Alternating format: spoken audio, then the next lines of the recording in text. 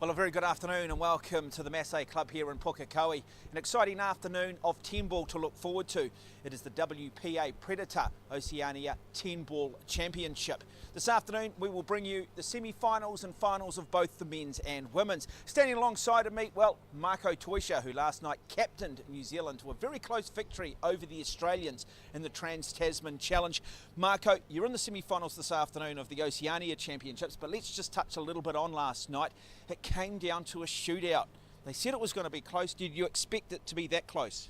Yeah, I mean, we were probably not in the favour, I would say. I mean, the Aussies have a really good team, so I think we're quite lucky to get to the shootout.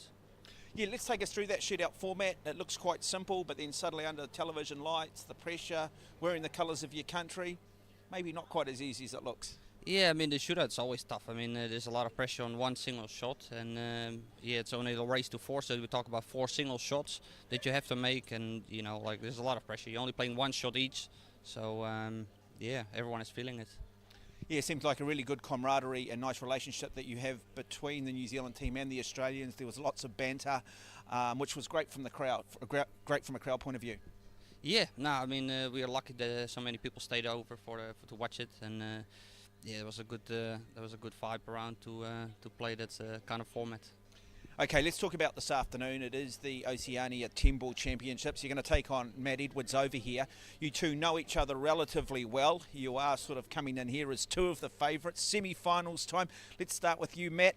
You've played Marco a little bit. You appear like you're good friends. How does it all change when it's time to go? I mean, we both just want to win and going to play our games. He's a competitor, I'm a competitor. He's always going to be a tough match, so I'm just going to try to play as well as I can and see what happens. Yeah, are you a different style of player than, say, what Marco is? I think we both can sort of adapt or vary our styles a wee bit. Sometimes I can play a little bit loose, so I probably need to tighten up a little bit against a player like Marco, probably play a little bit more percentage, a few more safeties maybe.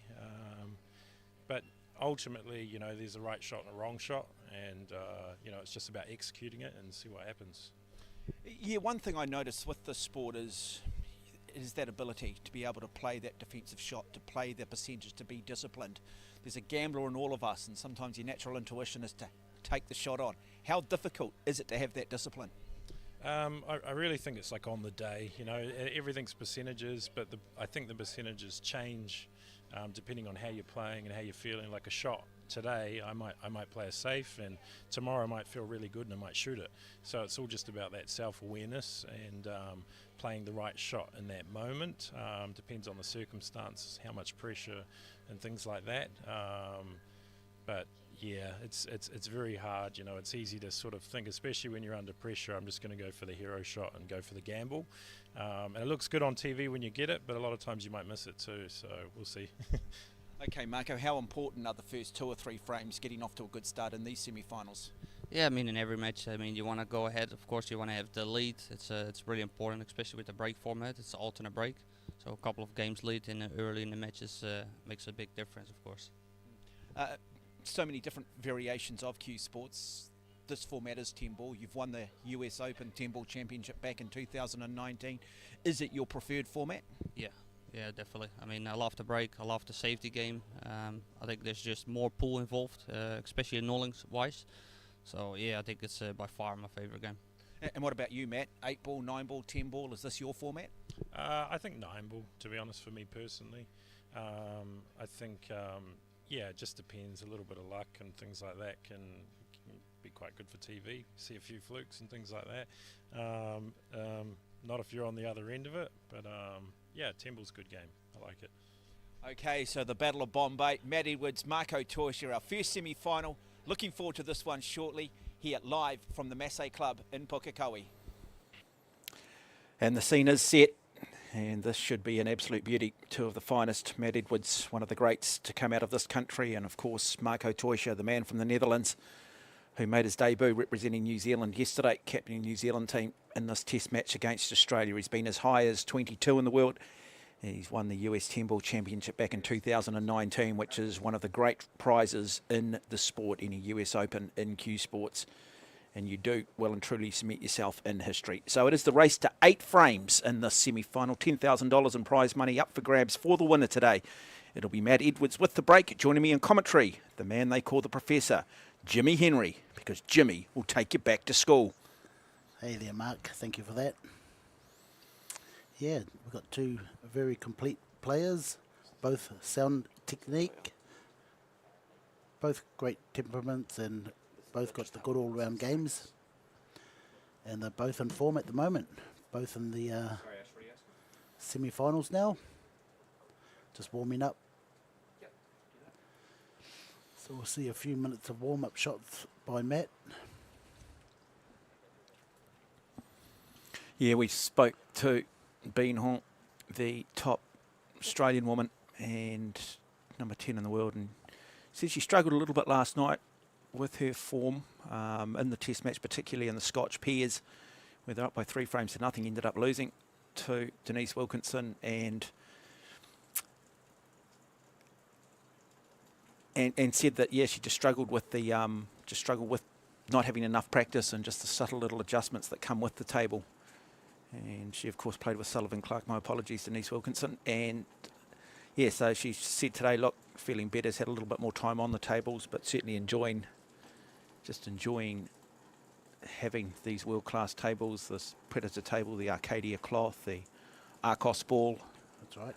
I'm very impressed by the facilities over here, and it really is a world-class facility. We do encourage people that if you are wanting to get into Q Sports, take it to the next level, do check out the Masse clubs. Of course, these days aligned with NZP8, so there are a number of pool halls around. And there's good coaching these days, and it's a sport that caters for all different body types. There is a psychology that goes with it. And like all sports, some basic fundamentals that if you can grasp and garner, then you can just build layers upon layers. And so just having a look here at the class of Edwards. I heard in that interview before the start of this that at times he said he just at times needs to tighten up a little bit, that he can just be at times, not reckless, but he's not afraid to have a go sometimes. And he says, yeah, it makes great TV, but it's not so good if you miss. And we've spoken a lot about that, Jimmy. I think there's a gambler in all of us, isn't there, at times? And the natural intuition sometimes is to take the shot on. But the good players have that discipline to be able to go, you know what, I will play the defensive game. I will have my moment a little bit later. Yeah, these two players play percentages, so yeah, they don't usually take the wrong shot, but yeah, it's going to be a good match. Head to head. Geez, I think last couple of matches, Matt's been on top. Yeah, no, it should be a good one. I mean, I just think, talking to both players, I think Marco's pretty confident with the way he's been playing in this tournament. I think he feels like he has taken his game to maybe a level that he hasn't been at for some time due to work commitments, and now we'll have the lag. We'll see who breaks. So, simple situation. If you haven't seen it, whoever brings the ball closest to the end of the table that they're teeing off from will determine what they want to do, and it will be fairly even. I'd say probably Matt yeah. Bottom of the picture. Oh, no, the red glove. Who has the red glove? Matt. So Toysha will sit down. Really important here. No, Toysha has a red glove.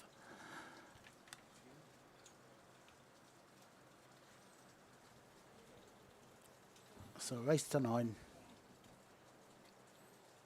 First to win 9 frames. Last ball standing is the 10. Okay. No combinations. So you can't play the lowest ball onto the 10. It's respotted. If the 10 ball goes into an unnominated pocket, it's respotted, and the incoming player has a choice of either playing it or giving it back to the opponent. Yeah, so no flukes. Definitely.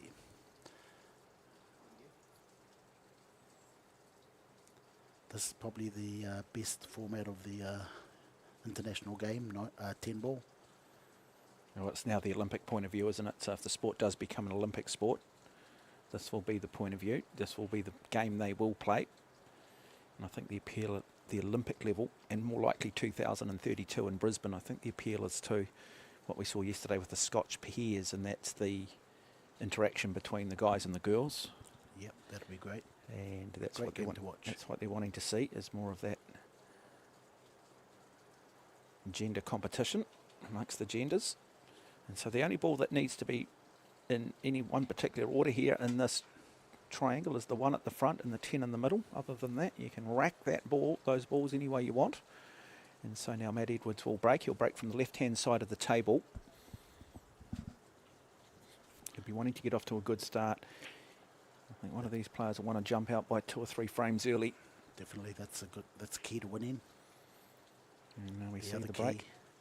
The other key is the safety game. You must have a strong safety game. But it is a dry break, really tough shot on the 1 though, so maybe we will see a safety shot here from Toysha. Automatically snookered, he push out of course. Oh, I think he might take this on. Reckon he can, what's the strategy here, Jimmy? What's he going to want to do with that 1 ball? Well, I think he can try and kick it in. What's the Come risk to if the he rail. doesn't? What's the risk if he There's doesn't?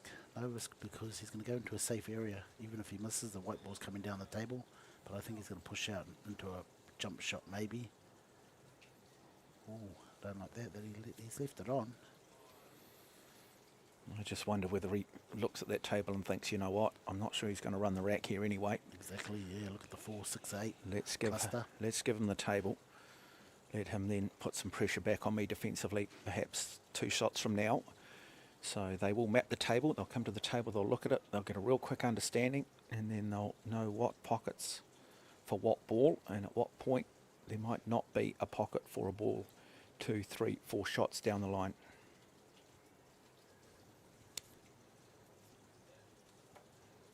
He's handed it back.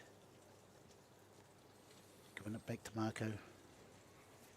1 in the corner, he'll have to try and kick it in. Unless you can see a safety.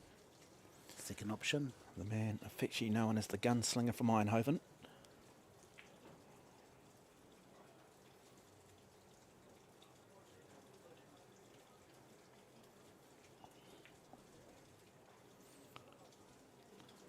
Not bad from Toysha. Well, not really, because I don't like his next shot, Mark. Matt's going to sit that white ball on the red ball, push the 1 ball maybe towards that 4 ball. He could open up that cluster.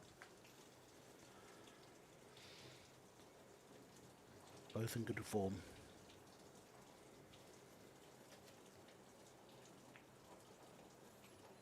Not hard enough. Costly. Very costly, that shot. Should have at least got a snooker out of that. And that's where I say, you know, you have to have that good safety game and make sure you do snooker him if you're trying to.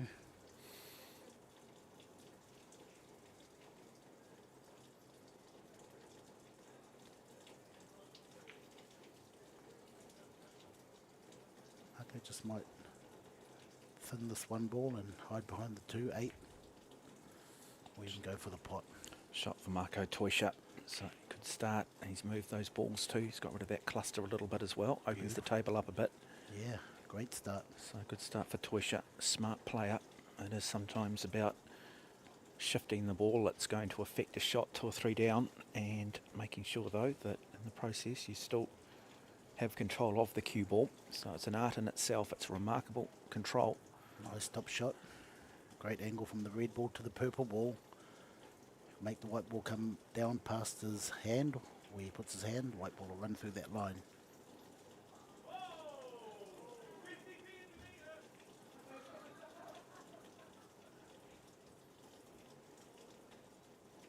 Draw the ball back towards his hand.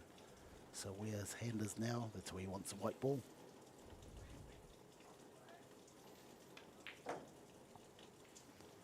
And he gets perfect position. Wow, that is just a masterclass, isn't it? Using the angles, just getting that weight right. Then go either 2 rails backwards or even forward, straight 1 rail, but 2 rails is better. So when Jimmy's referring to 2 rails, he's talking about the cue ball coming off 2 edges of the table. Or Oh, wow. put First himself mistake. in a bit of trouble here. Might have to bring out the jump cue, Jimmy. Definitely. Another strength of Marco's is a good jumper. But he won't be happy that he's had to rely now on the jump cue, because he doesn't get control necessarily of the cue ball here. Even if he does get it, it's come off the table, and he's handed this frame, you'd imagine, over to Matt Edwards.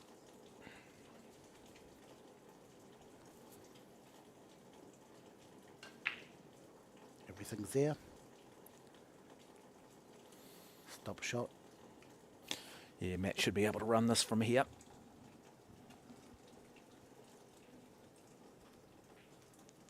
He just beat one of the Australians, Kurt Dunham, to make it through to the semi-final. That's one. Road map. Okay, he'll probably put this 10 ball. That's how far he'll be thinking ahead, into the same pocket as the 7 ball. But it depends. 2. They shouldn't really have any difficulty here though, Matt Edwards. It's just a case of nerves or just the yips. It's easy when you're playing maybe in some of those earlier rounds, but semi-final time, television table. Okay, he'll get straight on this 9 ball. Beautiful angle to draw back to wherever he likes. He could run 2 rails, get his arm going if he wishes. Play the TV shots now. Settle in quickly. Just draw it back and put it in the middle where his right hand middle. Good start from Matt. Really good start, yeah. A couple of unforced errors from both players, and unfortunately for Marko Toisha, it came at the wrong time. Wasn't early enough in the frame, and really no great difficulty here. So Matt Edwards will take the first frame in the race to 9. And it's a good start. Yeah, the key to beating Marko was stay ahead, put the pressure on him, and hopefully he makes a mistake, or a few mistakes.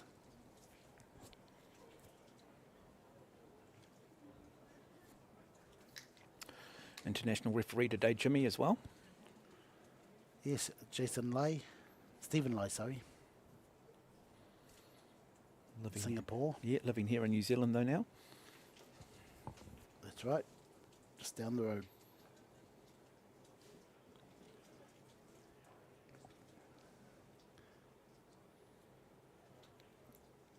This event is held at Pukekohe, Masse. Yeah, one of 5 Masse clubs in the Upper North Island.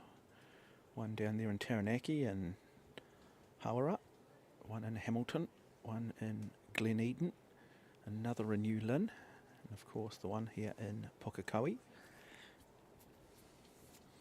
And of course world-class tables too, and it's been very much the goal of the club to say, right, for those athletes that are going to play regularly overseas, let's make sure that they're playing on the same tables so that it's not too foreign when they do go away. Thus the Predator tables, thus the Arcadia cloth, the Arcos 2 ball. The Aero Rack. The Aero Rack, everything's with an A, isn't it? Yeah, and the arena lights. Absolutely.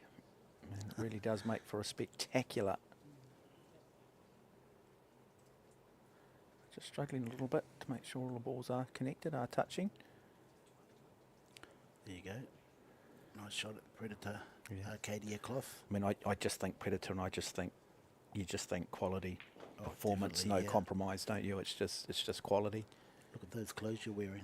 Oh no, I've got to say, even the shirt that I'm wearing is of the highest quality, and as a broadcaster I'm often given different shirts for different events, and I've got to say this is probably Very nice. the nicest. Mind you, to be fair, Jimmy, I do make it look good, to be fair, mate. You do, Am I allowed Mark, to you talk do. myself up? I probably am not allowed to course. these days. Been married for a long time, Jimmy, so... Okay, this is another strength of Marko's game, the break. Yeah, he'll want to run this rack, I think. He'll just want to get up here, get a good break. Watch the cue ball and see if he brings it back into the middle of the table. He has a master at it. He won't want a dry break, necessarily.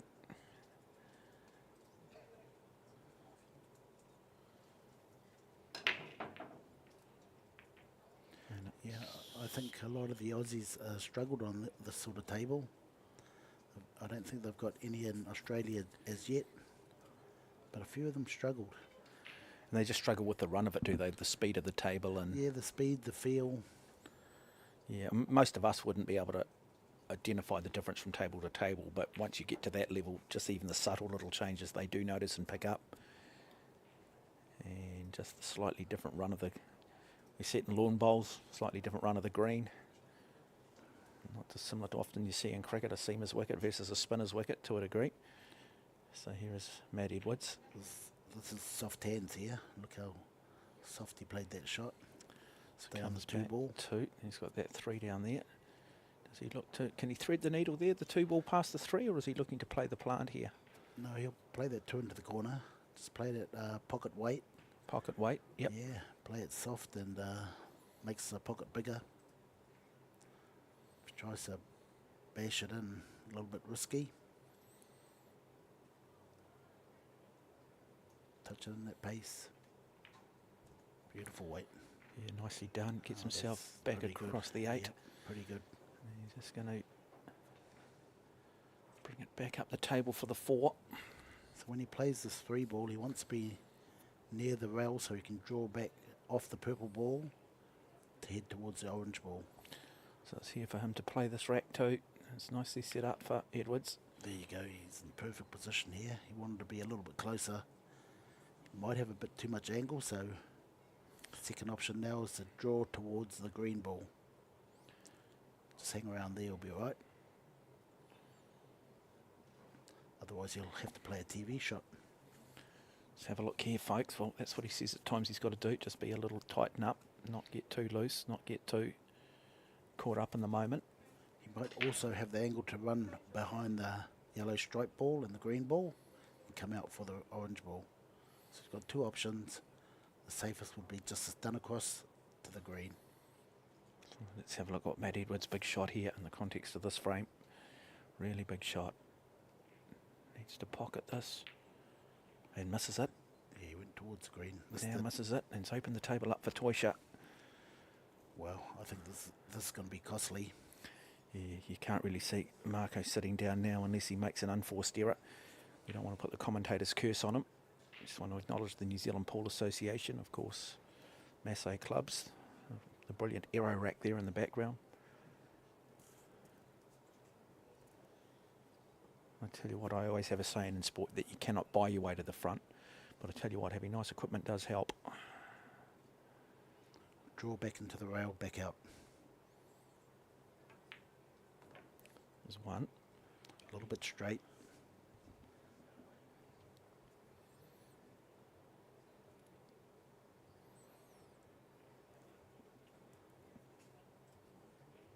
Tough shot here.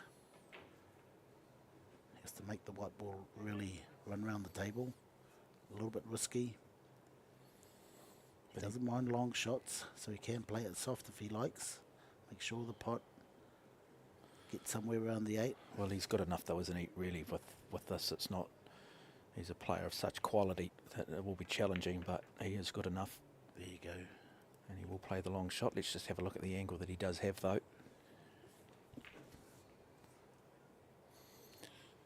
Beautiful shot. Nice line. Draw back to the middle of the table. Have a good angle on the brown ball to get to the black ball.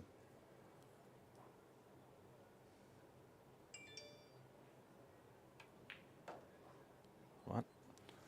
Perfect line.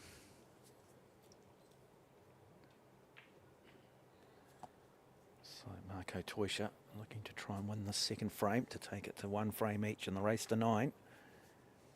So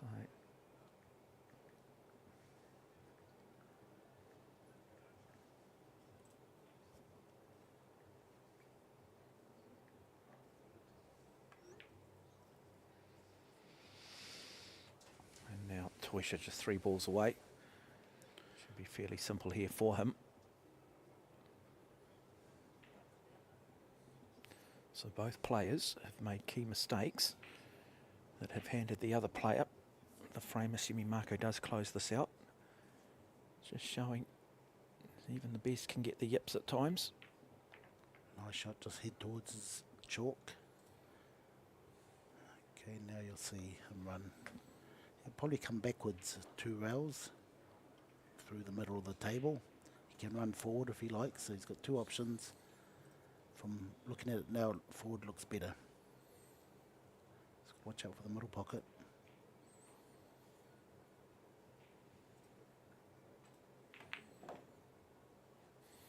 And so, Perfect. one shot left for Marco Toisha to wrap up the second frame.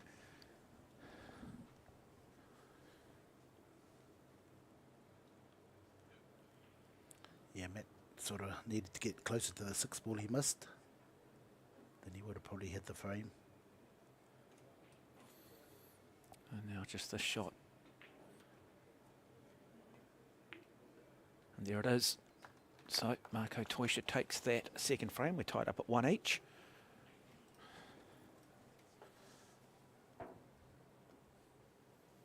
So after this, Mark, what have we got? Have we got the ladies' semis between Camelia Cook and Denise Wilkinson? We do. We'll bring you that women's final, and we'll also bring you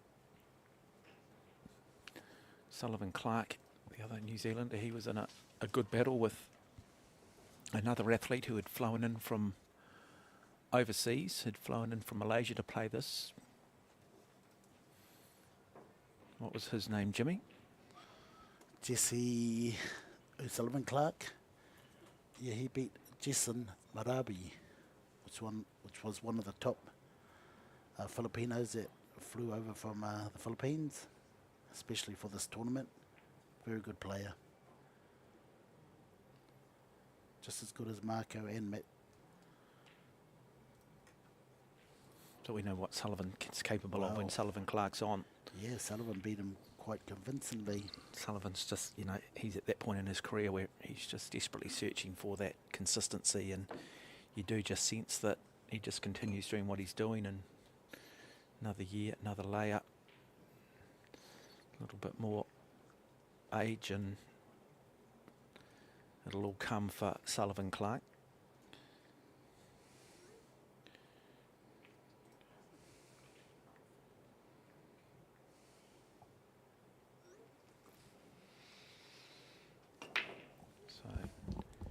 Edwards, one down, and now nice little cluster there. 2 is open, 3, so 4 is going to be the difficult shot here by the looks of it, Jimmy. Definitely. Going to maybe want to have to try and move that. Okay, so 2 in the middle. Let the white ball go up and down the table.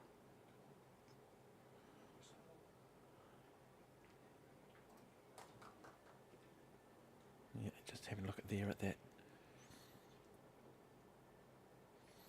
Those wonderful predator balls. Okay, here we go.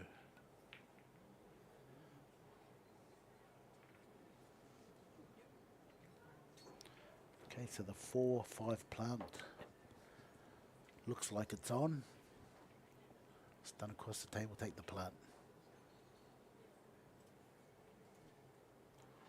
So he'll play this shot and go straight in behind the purple ball for the plant on the orange. Just keep it simple.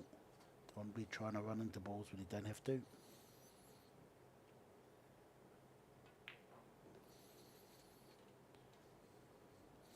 Pretty good. Yeah, played that nicely, didn't he? Okay, so a little bit of luck is needed here, or is involved. So when he plays this plant, he doesn't really know what's going to happen with that 4 ball. No, bit of critical mass around that side of the table as well with the 9 ball and the green 6. So he's going to run into it, I think. Nice shot, and a great shot. A little bit tricky still, because he's going to pot this purple ball and slide off the black ball. And again, doesn't know where that white ball will end up. So following this, the object ball will be the green 6 in the middle of the table. Probably wants to play this with good pace to get up above the 6 ball. Needs to make the shot first, though. There you go, beautiful, perfect.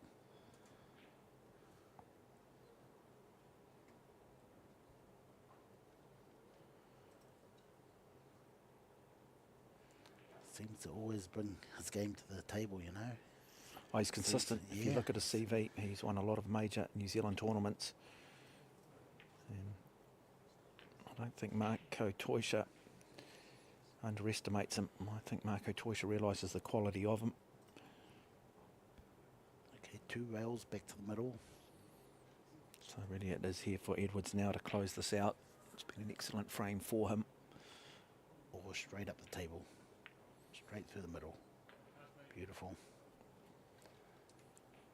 Perfect line to go in and then out for the middle pocket. Nah, that don't look good. I don't like that shot. So come back into the middle of the table with this shot. So go low on the cue ball. Let's have a look here. It does just screw it, bring it back up. Great touch. Forward and back up in line on the 10 ball. There you go, and he's playing high on the white ball to make it go forward and back into line on the 10 ball. There you go, perfect. Yeah, nicely played. He's in control. Both players at the top of their game, so we could see this go the full 17 frames. Yeah, Matt got to the semi-final by beating Michael Kakiola. The great Australian. Yeah. And he also beat another Australian too, Anthony Jin, I think it is. Yeah.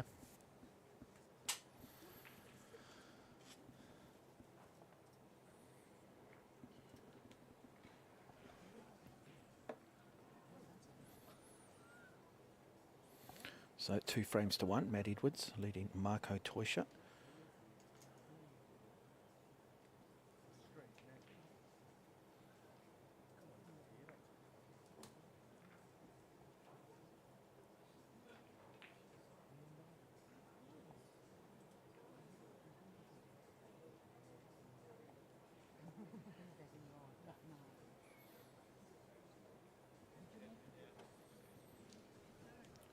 Quite a few people out there watching too.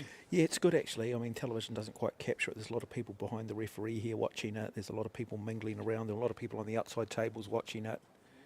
I mean, Jimmy, you're always a bit of a draw card too. A lot of people like to just come out and see the professor. A lot of people just want to have reunions and go back to school, Jimmy. And so Marco with the break here. Let's keep an eye on this. Watch that cue ball. Well, 2's gone. That's good for Marco. And oh wow, 4's just sitting there nicely, isn't it? Nice outlay. 1's quite easy. Get to the middle of the table for the red ball, purple ball, orange ball, near pockets. So really should be able to run this table, run this rack. Toisha. However, we have said that numerous of times, even with the players that come with the biggest reputations, and for some reason, they have come undone through unforced errors. Toisha comes back into the middle of the table as mentioned. Yeah, a little bit short, but he's okay. He'll just pop this in. The key is just to put the ball. Okay, the 4's over the pocket, so it doesn't need to do anything.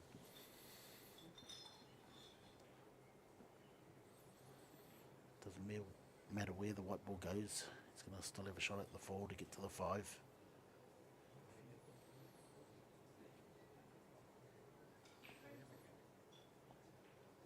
Play it with confidence, 2 rails.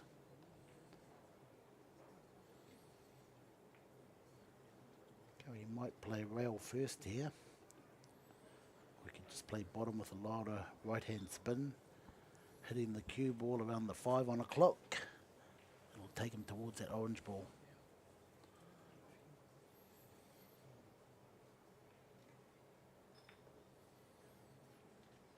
Perfect. Okay, here's the key shot here. Draw back to where the white ball is now. Tough shot. He knows he wants to be there. He has a look.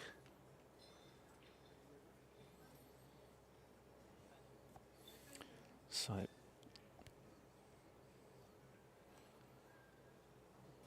would have found himself in some pretty difficult positions over the years. Some challenging moments that he would have got out of. There'll be some moments where perhaps he hasn't, but he would have mapped it, taken it on board, gained that experience. Now let's see what he can do. Brings it back. Wow. Got enough. Nice shot there from Toisha. Beautiful. Okay, he wants to put that brown ball in the middle pocket, get an angle. So he can run towards the black ball. Got a good angle here. Probably run, or do a stop shot will be better. But I'd run through and then back out, get the line. Now he's going to hold the white ball. Screw into the rail if he wishes. To make this shot though. Oh boy, they're just pinpoint accurate though on the shot. What sort of angle has he got? I think he's got a nice angle here. Just run towards the 8 ball. Natural angle. Yep.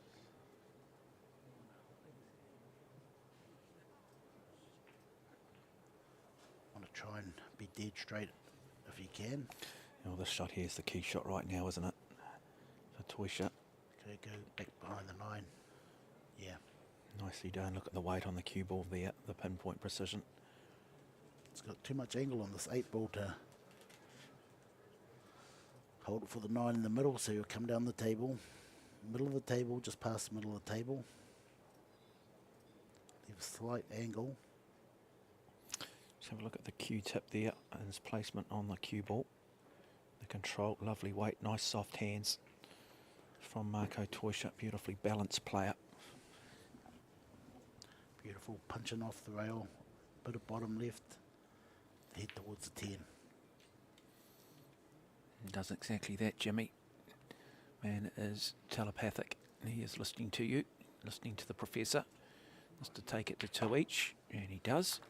And so really good last couple of frames from both players. Matt Edwards, Marko Toysha, showing their quality. Neither giving an inch at the moment. You do just feel that who can maybe get up by 2 frames. Yeah, both in good form. Might be the difference. Who is going to make that error? Who's going to have arguably the better defensive game at key times?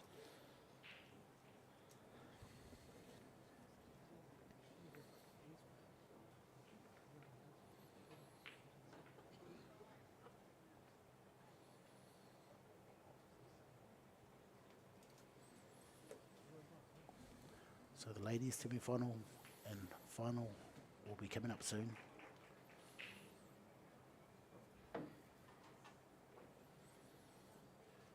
At the moment on table 2, we have Ben Hong versus Alexandria Jones.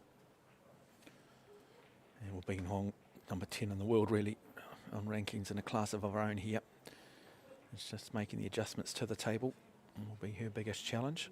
And the fact that she does come in with a favourite tag, and sometimes with that, the weight of expectation, and that might just, it's going to be a dry break. Just have a look at the setup here. Okay, so does Marko push out, or does Marko look for a defensive shot here, Jimmy? He's quite good at the old kick shots. Yeah, just high risk, high reward though, isn't it? And does he look to play the percentages early on? He'll probably push out, I'd say. He's going to push out. So he has the option then of playing a shot, and then Matt can come to the table and decide whether he wants to play it or throw it back to Marko. And I think he's going to... I wonder if Edwards takes this.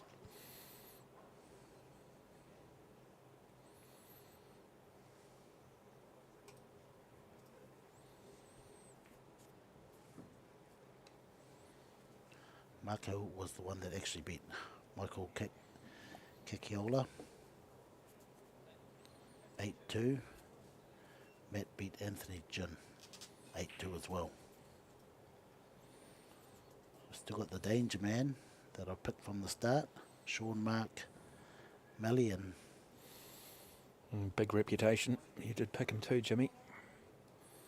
So here, But key moment. yeah, in saying that, Sullivan Clark beat his other countryman 8-3. Oh, so great shot from Toysha. Box office, almost pulled it off too. Wow, that was courage. That was courageous. And he's got second prize, I think. Yes. Boy, that was good. Yeah, so Sullivan beat his countryman 8-3. So he's another player that both of them are in good form.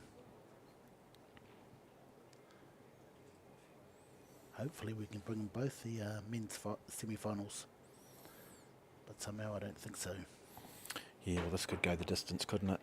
This could go all afternoon the way it's been going. Yeah, nice shot there again from Edwards. Wow, they're both playing brilliantly defensively. Both players in form at the moment, both hitting it like a beach ball. And now Toisha will survey Govan. And he will look to put Edwards back in a world of hurt, as Edwards has just done to him. So look at that beautiful Q-tip. Predator Q that he does use, carbon fibre. Came in around about 5 years ago and has changed the game. The stiffness that comes with the Qs.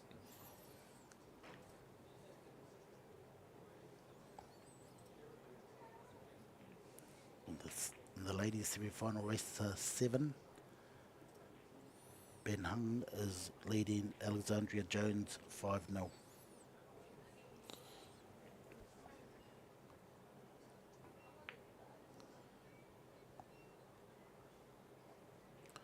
Nice defensive shot by Matt. Yeah, you do feel at the moment this game is going to open up, but it's maybe a few shots away just yet. Both just seeing who's going to blink first, who's going to make that little mistake, who's not going to quite get the weight right, and is going to open the door here. So Toisha is going to have to come off this rail. Let's have a wee look. Oh, wow. Well, that is a great shot, isn't it? That is a very, very good shot. I'm not sure there is a line, is there, between the 4 and the 9 ball? Can he squeeze through that gap, Jimmy? No, definitely not. No, there Too we risky. go. Great angle, that one. Great television shot. Right. So he'll play between the orange ball and the 10 ball, which is striped blue ball. Go 2 rails and try and kick it. This might just open it up. This might just open it up for Toisha here. So Matt Edwards, big shot for him. Let's see how much finesse he has, what sort of touch he's got. Do not be surprised if he pulls off another little shot. And so still it is game on. Okay, I don't like Matt's next shot. Marco's going to sit him right behind that red ball. Try and sit him right on top, or he can go back up towards the black ball. The percentage shot is... he heads towards black ball. Yeah, another nice shot. I think he's got a line through there though, hasn't he? Yes. On the yellow.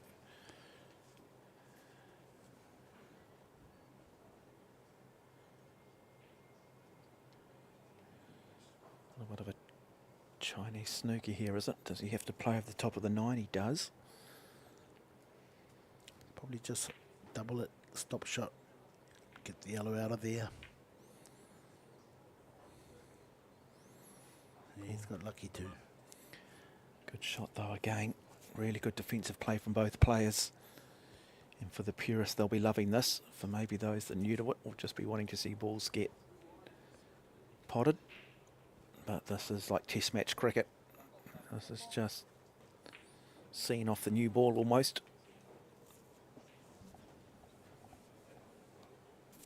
So Toisha going to go up the table.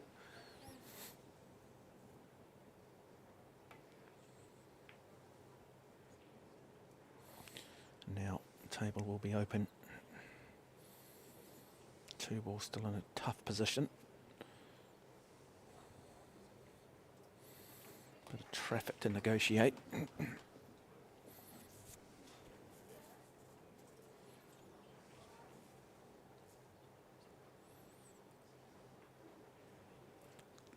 Chance here for Matt. One between the red and purple ball. Yeah, nicely done. Beautiful shot. It's got a little bit of an angle here to go away from the 3 ball. So you probably play this with soft hands, touch it in. Both players are at that point in their career where really the decision making is just automatic, isn't it? It's not even a 2 or 3 options in the head. It's just immediate what they need to do.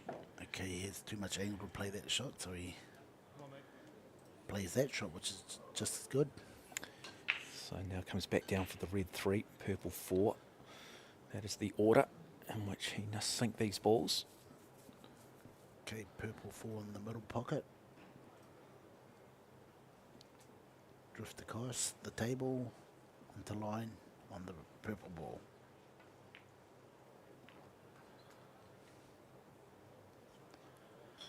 Okay, so you draw the white ball back to where it is now. Maybe a little bit further would be better. So you can draw the orange ball back towards the green ball. A little bit straight, but still okay.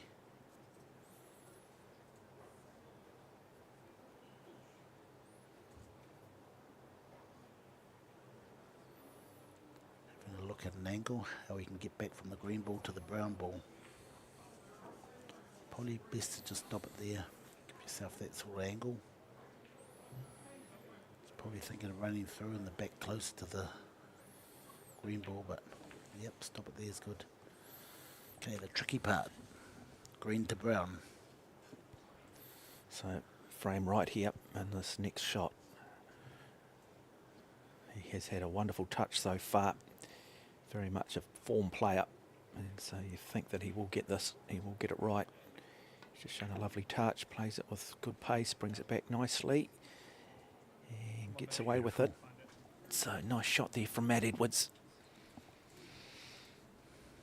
Okay, that was one part of the puzzle. Now this is the second part of the puzzle. Get to that black ball. You can go down and up. I think you'll make that white ball go down and up and play it in the right hand top corner there as we look at it. Enough weight on it. I think he has. I think he's got a little path through there. 9 ball in the same pocket. So he doesn't need to negotiate that 10 ball. He does have a good line through. Boy, it's small percentages, isn't it? Play it too heavy and you're on the wrong side, underdo it, and you snooky yourself.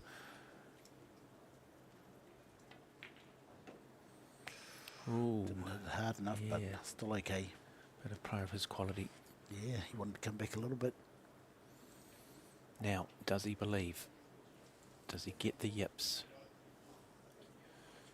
Is he asking for the extension here? Time-wise. Okay, the key to winning this frame is just pot the ball. He's got to believe here. He's just got to clear the head. Believe he can play the shot. Don't underestimate the pressure that he will feel he's under. So this 10 ball will probably go into the middle pocket. Oh no, not that way, but double snooker. So yeah, nice shot. Boy, big call, isn't it? Big call this late in, not to take that shot on and to play defensively. And this is what he talked about that he needs to do. He just needs to be tight, and I think he's decided that this is the way he wants to play. And Marco has a wee smile and says, well played, boy. It's a really, really good shot. Now, are we going to see a TV shot here from Toysha? Does he take this on? I don't think he'll miss it. That's it square in the face. A little bit of luck involved, but no. No luck, and he's going to give the frame up here. So really well played from Matt Edwards. Put the pressure on Toysha. Forced Marco to play the low percentage shot. And now it's just a simple case of sinking these 2 balls and taking a 3-2 lead in the race to 9. And so he goes up the break.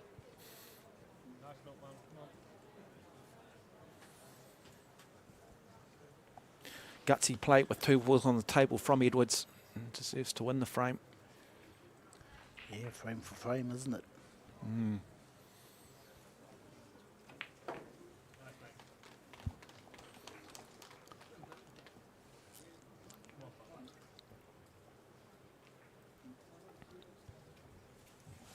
Both players not making many mistakes. No, it's been a very good game, hasn't it? I mean, that was a slow frame, but it was just so tactical defensively. Just the break didn't really allow for anything other than a tactical battle early on. And we could quite easily get a break here where a player just comes up and runs a rack very quickly.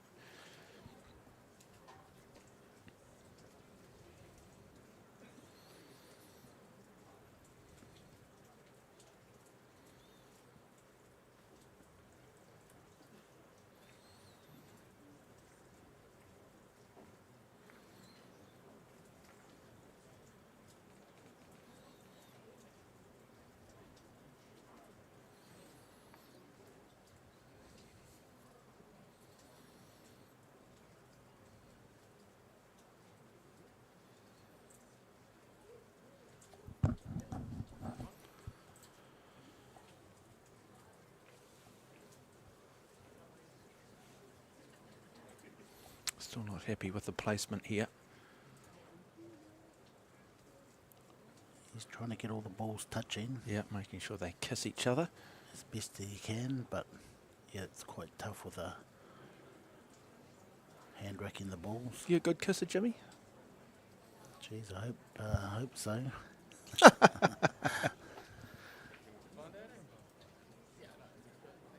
And there we go. So we'll take off the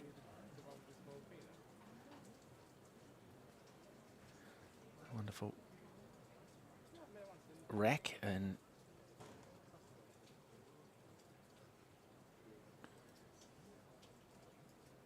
there will be Toysha who will come to the table. Now, what can he do? If he puts the ball, you know, he's looking pretty good. Gunslinger from Eindhoven, and that's his football team too. The man who grew up in the Netherlands, who came down here due to a relationship and picked up a job here with the Masse club, and really hasn't looked back, and has enjoyed the security that it has offered him and his ability to impart his knowledge on New Zealand and New Zealanders.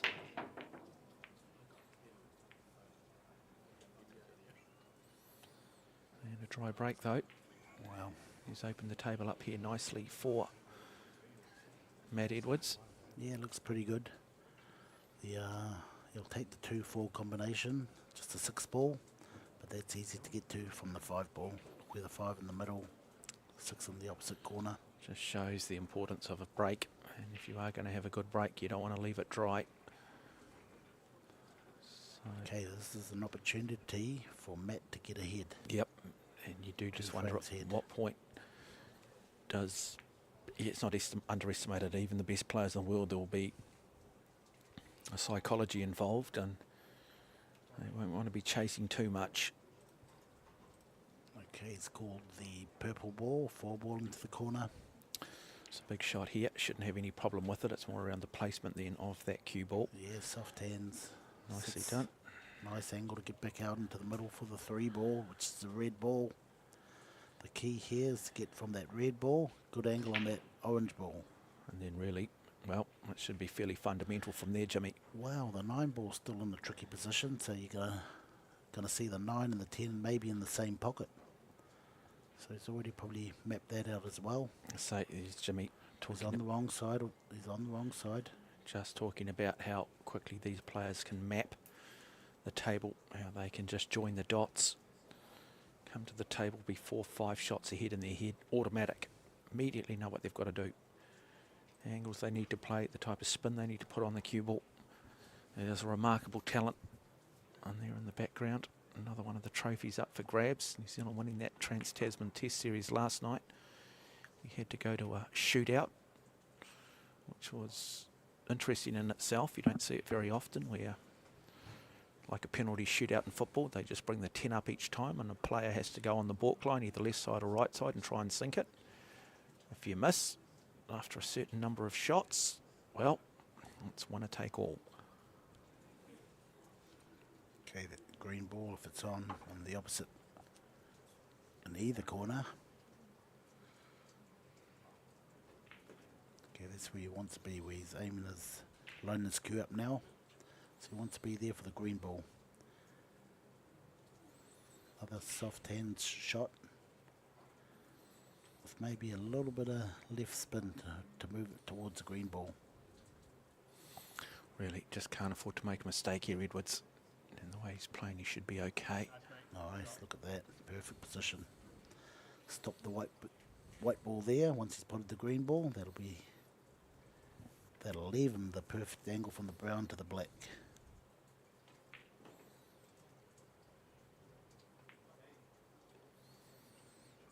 Okay, draw back into position on the 8 ball, head towards the middle pocket, near the 8 ball. Wants to be in that area. Be better to overdraw than underdraw, so he wants to sit near the rail if he can. There you go. Perfect. Beautiful line. So playing really, really good. Yeah, so Pool at the moment is Matt Edwards. Yeah, see the angle he's got there now on the 9 ball. He wants that same sort of angle to run 2 rails to put the 10 ball in the same pocket.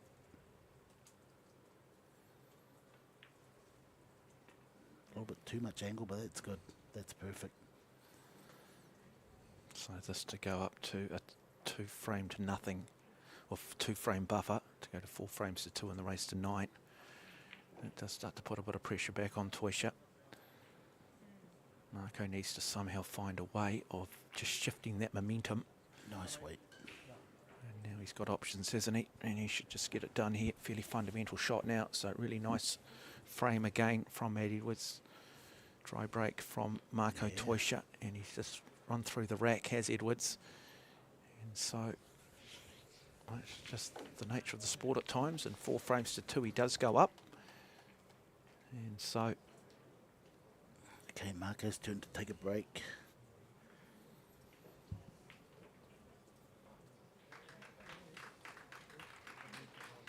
Yeah, I think that's a clap for the ladies' semi-final.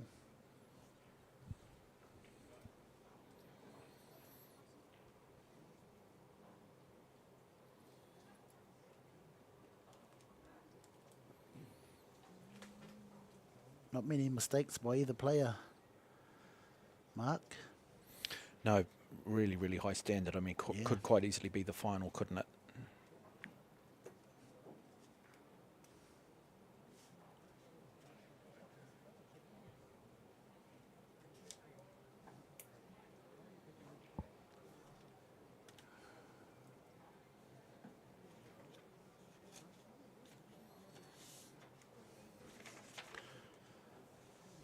Looking at the whole tournament there, Mark, yeah, the Australians really never showed.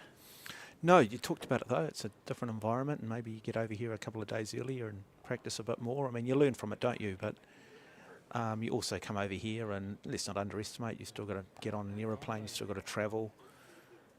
Pukekohe is, you know, Years ago, 40 minutes out of Auckland City, probably about 30 minutes from the airport, isn't it? And you know, and there are just those little things that can affect a player. But also I think it's a reflection too of studying the emerging talent that we've got here in New Zealand, and large number of Filipino players now, a lot of young talent coming around, a lot of Māori and Pacific Island boys. Yeah. Okay, Well, so we have been told that there is just a 2 to 5 minute break at the moment. So we will just bear with us here, folks.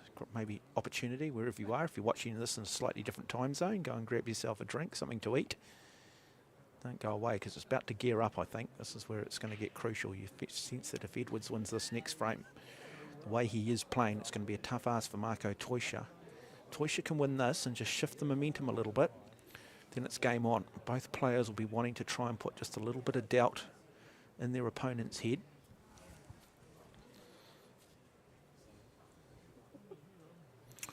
Beautiful looking table. What are the dimensions of the table, Jimmy? 9 foot by 4 foot. 9 foot by 4 foot, so we still use the American system. Steel frame. Yep. Solid single granite base. Arcadia. In the background, Cloth. you can hear Simon Singleton. Brandon, have you got any lines?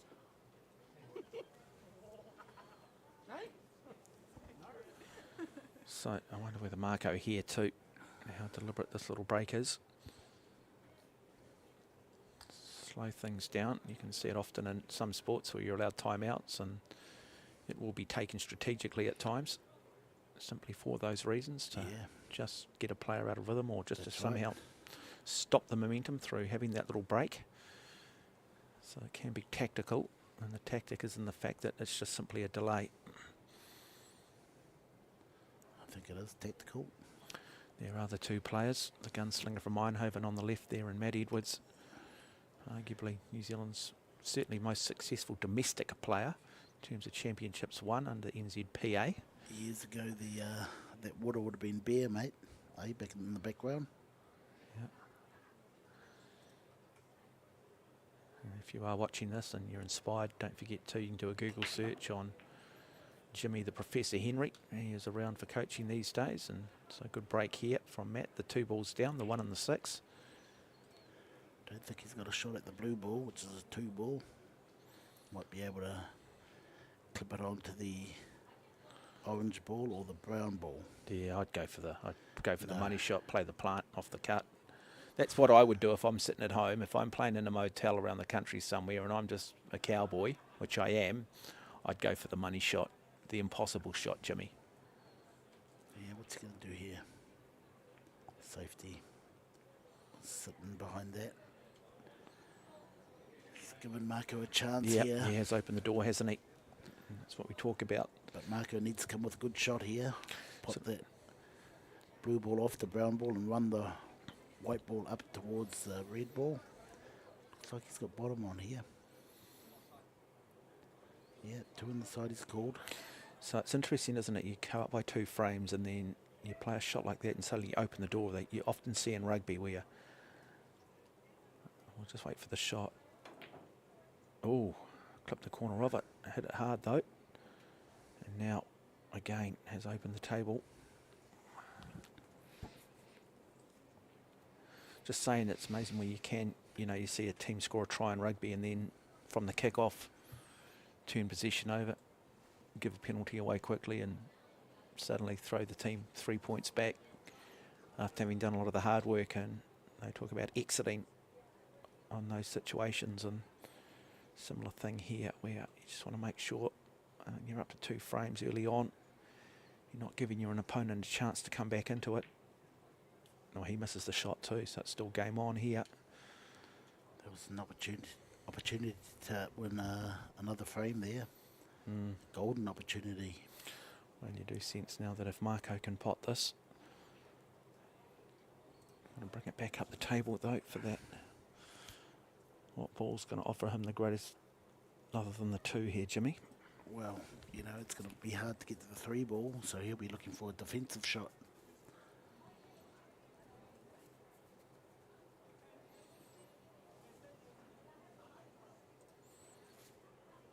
Okay, let's see if he jacks the cue up and looks for the draw back to the red ball.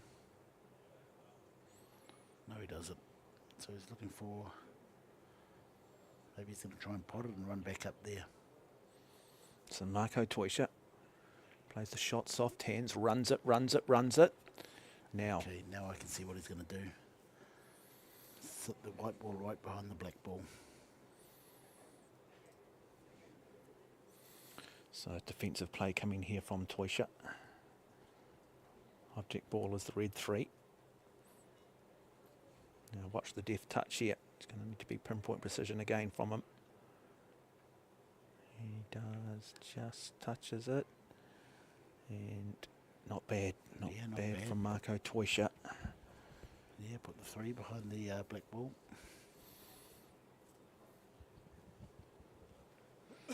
Matt can see the edge.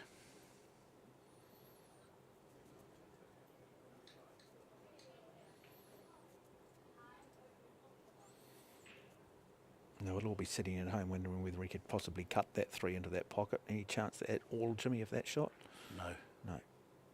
And I'm only asking because, again, most people are not familiar with the sport, would look to try and probably take it on or wonder if it was possible. Marco will just nudge, thin the edge of this 3 ball, run 2 rails, hide behind the brown, the black, or the orange.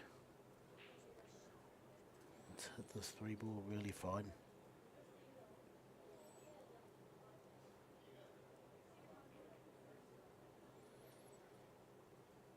Don't think he's done hard enough. Not bad. Yeah, still a difficult Pretty shot, good. isn't it? Yeah. It's going to require Edwards to be at his best here. So another intriguing frame, very much a game of cat and mouse at the moment.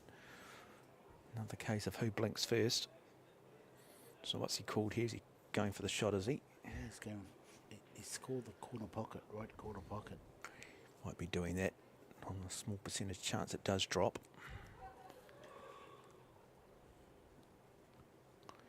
So big shot here in the context of this match coming up now for Matt Edwards. The fact that he steps away from the table is now gone. changed pockets. Yeah, he has. So he's going to go in behind the 3 ball, probably try and kick it, but calling in it just in case it does go in that pocket. Yeah, big shot here for big shot in the context of this. He's Missed it completely, altogether. and you could just feel he was in two minds. Now, we talked about the little break Toysha took. We talk about the little break in momentum here. Is this the shift that the man from Eindhoven's been looking for? For Matt Edwards, he's going to need to put that out of his head very, very quickly.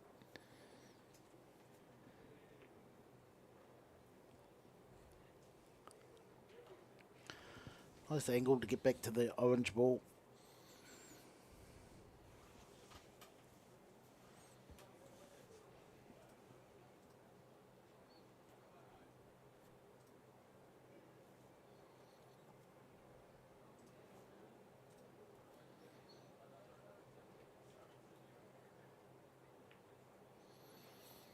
Runs that nicely. Okay, he needs to just draw the white ball back in line with the 7 in the middle.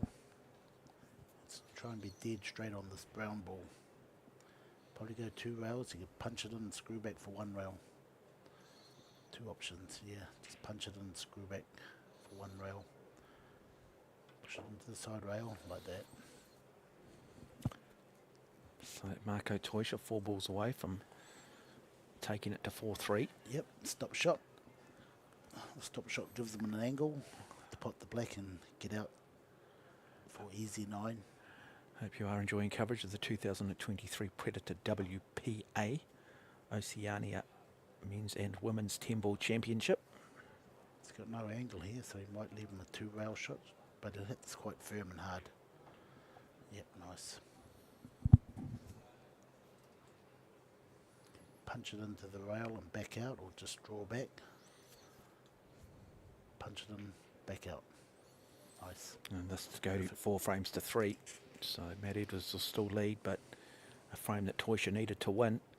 Play this with confidence. Bottom right, 2 rails. And there we go. So we'll go to the 8th frame, and it is Matt Edwards with the smallest of leads. Both players in that frame guilty of some unforced errors. Both at times open the door for each other. And so both will need to be just making that little mental shift. So another intriguing semi-final. Winner of this will go into that final. $10,000 up for first place. That's American. That's American dollars, so it's not a bad little payday for these boys. It'd be one of the better paydays in New Zealand sport, across any sport. The ladies is worth 3,500. Don't mention that, Jimmy. There'll be an uprising, but again, it is based on. Well, no, but in fairness, it is based on depth, isn't it? It is based on the size of the fields, yes, and it definitely. does have to make commercial sense as well. So we understand what it is, but So at the moment, it's all proportionate to the number of entries and players. yeah, at the moment they're looking at 2.5 grand American dollars. Good payday, all right. 4 days of work, something you love doing, but you get paid for it as well. You earn that in about a day, don't you, Jimmy, as the professor? Such is the demand for your talents, mate. That's what they all say. I saw your car out there in the car park, mate. That bomb, I have to push it here. No gas. Okay, 2 rails.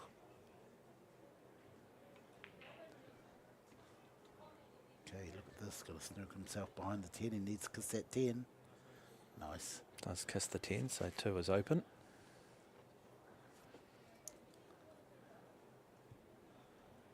Okay, he's got a nice angle here to work with. Punch it between the black ball and the 9 ball. Come through that gap, or could go 2 rails forward. It looks like he's punching it.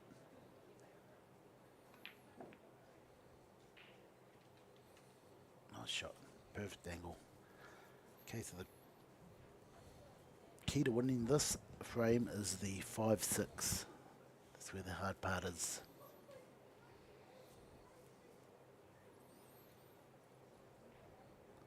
exciting, this layout. It is. Yeah, it's Just- got a bit of work. Just mapping this myself, looking through it. So far, so good, though. Wow, I don't like the shot here. A little bit straight. Going to play the jigger. Bring out the old moose. The caribou. What's a caribou, Jimmy? A deer. Yeah, what sort of deer?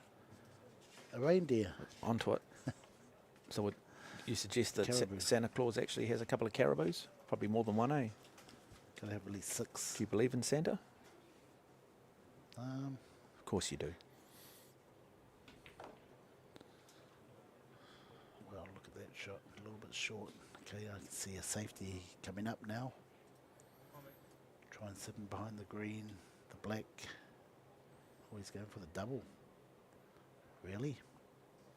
Well, this is where we talk about having that ability to play the percentages, to tighten up, or to go for the television shot. And you feel he's going to play the TV shot, do you, Jimmy? No, he's going to sit that white ball behind that little cluster of balls down the bottom here. The green, the black, and the yellow striped ball. Hide behind that. Hide behind the bush.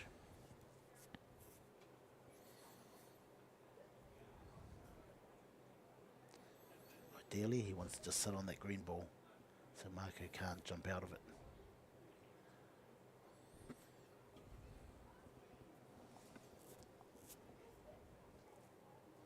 See a gap between the black and the 10 stripe ball. There is There is a gap there, though, isn't there? big gap. So what? Not quite enough weight on the shot.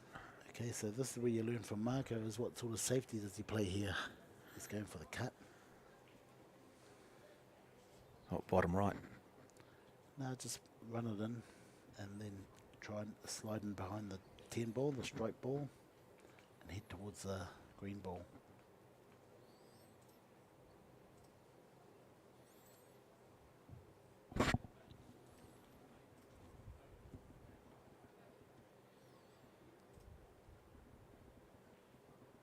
Or just get down the bottom of the table is okay. Pot it in the middle. Oh, nice shot from Toysha. Now let's just The have a white look at ball, where the there's cue the ball white is. ball, Where is the there's cue the ball? white ball.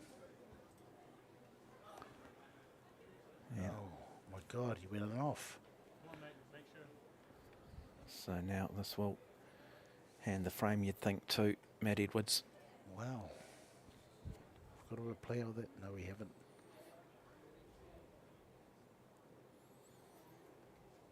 So he must have went it off down here by in the right hand corner where the white ball's heading towards it now. So they talk about key moments in sport, and that was another key moment. It's not the potting of the ball, it's the control of the cue ball, which is Yeah, he's got more angle than he arguably key. he's got more angle than he wanted. And the next semi-final of the ladies is Camelia and Denise on table 4.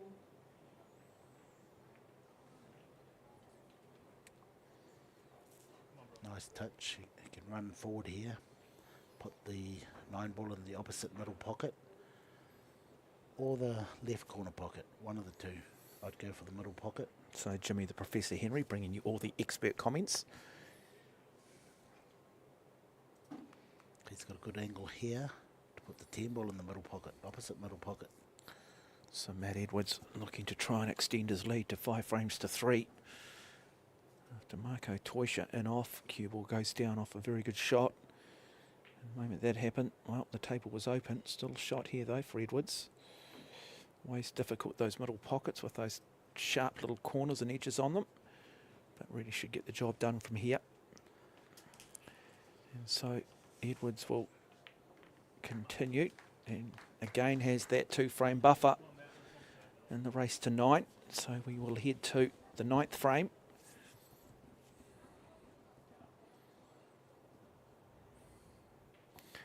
You just feel at the moment that Toysha just needs maybe just a little bit more luck.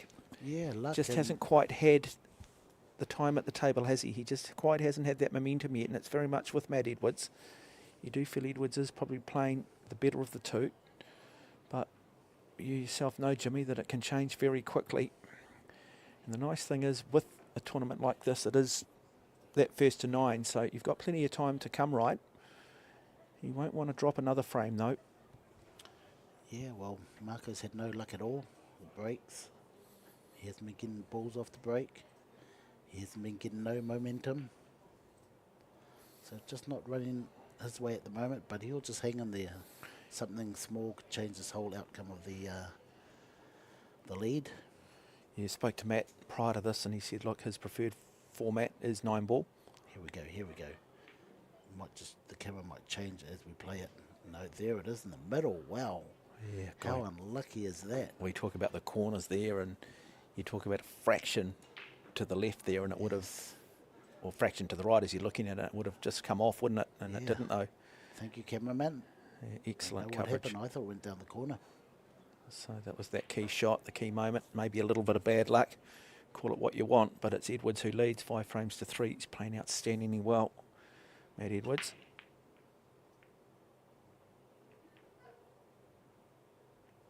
Oh, look at that, you know, like I say, how unlucky is Marco. Now he has to push out.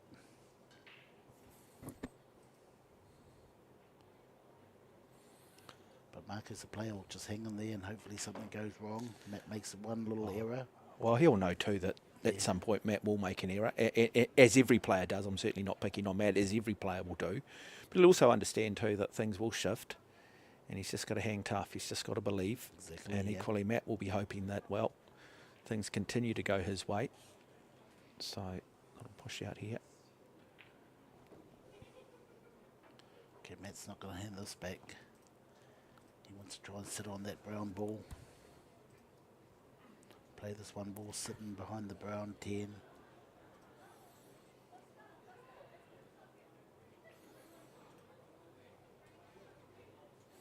Make this one ball head towards that purple ball around that area.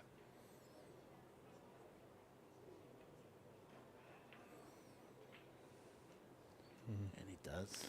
You got a line though, hasn't he, Toysha? Here. Well, this is a chance for Marco. Golden opportunity. You can see that angle there. You can see the line that he has on that one ball.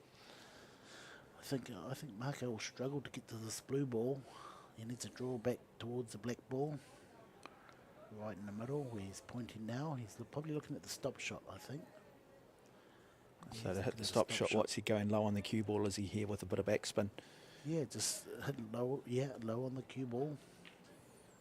A tip below centre, hit it with a bit of power. Just hold the white ball. Now let's have a look at what the gunslinger can do. He'll do the stop shot, I'm sure he will. Watch the white ball, just stop. Got to make sure he gets the yellow in first. He punches in and doesn't get no luck. So wow. Now he's got to negotiate the red 3. There you go. Does he look for the TV shot? Does he bring out the jump cue, Jimmy? I think so. Does he says it all. Look for the jump shot? Does he look for the box office? Oh no, he's going 2 rails backwards. Oh, he's going in behind and kicking it up the table. Oh, that's a good shot. It's a great shot from Marco Toysha. That is a really good defensive shot under difficult circumstances. That 8 ball is in the way. He's left Matt a gap. It's on. I have a lot of people asking me, Jimmy, what a Masse is. Maybe you could explain what a Masse is. We can sort of see the insignia in the background. It looks like a curve. Yes, it's a curve. So if Matt was to play this 2 ball and swerve around it, he could actually hit down on the white ball and make the white ball swerve. And that would be called a Masse. Yeah, that's what Masse is, when it swerves around the ball. Now, another defensive shot here from Edwards. And look, everything going his way at the moment. That's another really good defensive shot. Might be able to see the edge, but maybe we can go above the table and have a look. No, I think he needs to get out his jump cue or kick shot.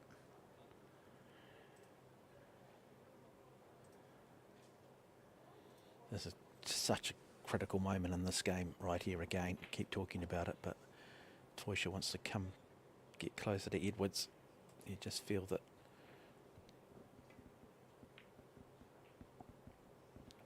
call that pocket too. No luck his way. He's just got to hang in there. Can't start showing emotions now.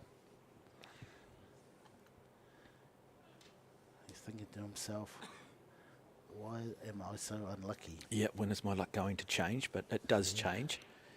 You'll often hear sports coaches in football or rugby, they'll dominate a half and they go, look, we know at some point the team, because they are too good, is going to come back. They are going to have their moments. They are going to have some possession. No different here. So Matt Edwards.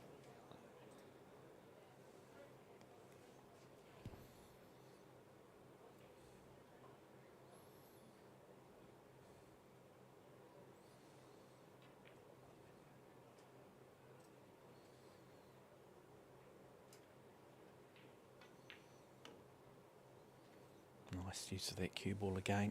What a great shot. Beautiful shot. Key here is to get to that brown ball. I don't know if it's on in the corner. Might have to get in behind the brown ball for the middle pocket. Well, it's going to be a big ask if Edwards does win this frame and leads 6-3 in the race to 9. Means that Toysha has to win 6 of the remaining frames and Edwards only 3. Nice punch shot by Matt. Gets past the 9 ball. He's got the good angle here. Stop shot. Get a line on the green ball. Screw down for the brown ball in the middle. He's having a look now if it's on in the corner. If it is, it'll be much easier. If it isn't, he's in trouble. Looks like it is on. Stop shot. Uh-oh, he's got no angle here. Might have a little bit of angle to punch it out towards the middle of the table. So another key moment here, another big moment. He has too. He's got a good angle here. So you're hearing Jimmy. So 6-7, key shot. That's right here. Time ticking down too. Let's have a look if it's on now. I think it is. So he will be under the shot clock pressure as well, which is in the hands of the referee. And the referee will be at the next shot too. Having a look if it's going to be a foul or not. Can't quite see it, can he? He's now got to clear the head, Edwards. He's struggling, can't quite see it. No, he's got the right angle. He's got a nice angle there to get out there. Precious shot here for Edwards. Nice touch. Right in the middle, please. Oh, he screwed into it. Oh, look at that. Not even you, Jimmy, picked well that. Did that. Yeah, wow. Man, I tell you what, he's just got one up on the professor, folks. Quality player, Matt Edwards. You might need to go back to school yourself, Jimmy. Oh, I never picked that shot. Mustn't have been on while he's played it. And now you really feel from here that he should get the job done. Oh, no, not yet. Up and down the table. Watch when the white ball hits the top rail, it'll come straight down in line on the 9. So he adds a little bit of top spin to this. He's got to make this shot first, though. A little bit of left spin. Straight down the table. Look at that, perfect. Nice weight from Edwards. Looks a little bit straight. Now he might need to play a TV shot. Does he mind those long balls? Let's have a look at it now. He doesn't mind it. So we'll just do the stop shot. A player in form would run 2 rails forward, but he's just stopping the ball right there. There is good enough. Oh, what? Holy moly.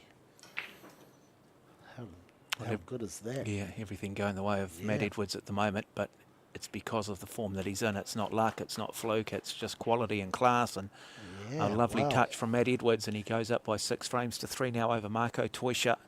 And now pressure starts to build on Toysha. It doesn't matter how composed you might look. It's about what's happening internally. And so Toysha needs to come out, needs to find some momentum, needs to find a little bit of luck. And it needs to start with some good breaks. Yeah, well, that's just confidence there, Mark. You know, to screw that ball back and hope for a bit of luck. He kissed into it. A lot of bad things could have happened. The thing would, you know, he had a stop shot there. He could have taken a long shot, but he didn't like that long shot. So he screwed back and got a little bit lucky. Great shot. Look at this, folks. So he could have played the stop shot, played the long 10, as Marco probably would have. He's got good form, hasn't he? He's a That good. he just, yeah. He's a nicely balanced player. Wow. No real body movement at all. Very composed, confident. You know, he has done the homework too. He's done his homework. You can just tell by the way he's hitting the ball. A lot of confidence. There you go again, folks. The other line. How perfect can you get?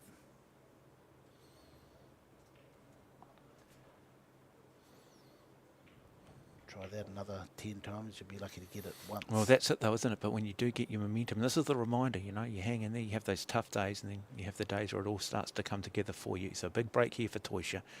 Will not want a dry break again. He'll want to take control of this frame. You'll need a big one. Let's keep an eye on it, folks. And again, looking like it is going to be a dry break and a good spread across the table as well. A dry break and no shot at the one. So picks up second prize off the break. So chance here for Edwards. Does he push out? Does he look to play it, Jimmy? Yeah, I'd love to do a push out. He might be able to hit the one, double it out of there and sit behind the orange ball. Looks like he's going to chalk up and... Yeah, he is going to play that shot. Just bank it out of there, as they say. Let's talk about the chalk they use, Jimmy. I mean, we all just play with the standard chalk, but of course, like anything, there are levels of chalk. Yeah, well, there's a lot of chalk you can buy. Chalk that's worth $40. Tome.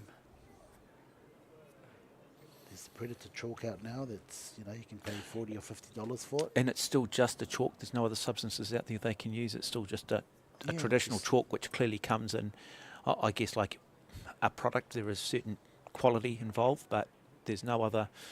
We haven't seen sort of oil-based products or anything like that come into the market. Yeah, that's right. Just a certain texture of the chalk. Some is a little bit thinner. And So it's like a makeup. yes, exactly. Yeah. You know a bit about makeup, Jimmy? Yeah, I use it every day. Yeah, no, I was going to say, got a Every nice, night. you've got a really nice complexion actually, Jimmy. Now,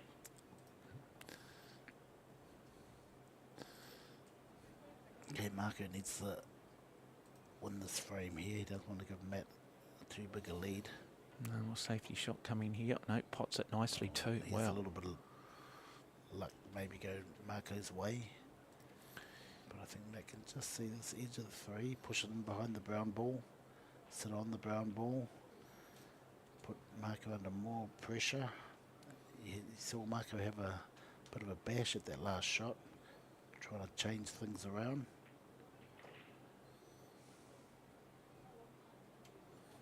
It's a good shot.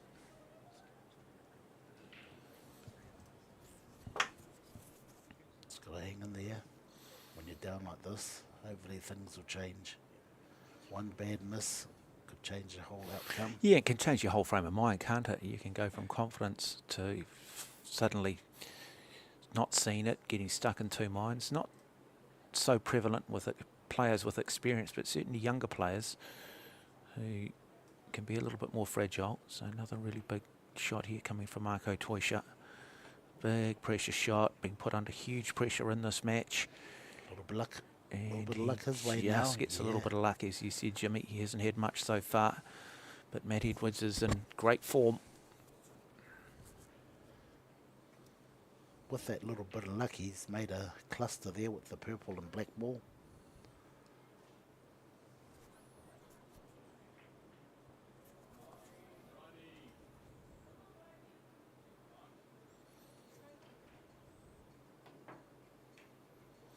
He misses it Okay, completely. there's an opportunity.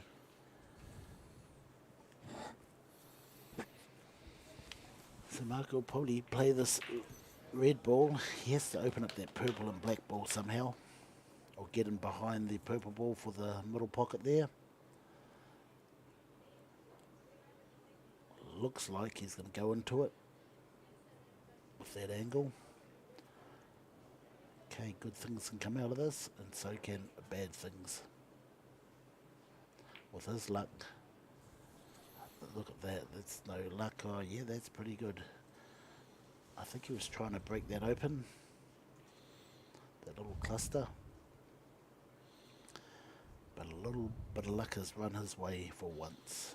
And so nominated that middle pocket. Yeah, he's going to play a 2-rail shot here behind the green. The yellow stripe ball back towards the orange ball.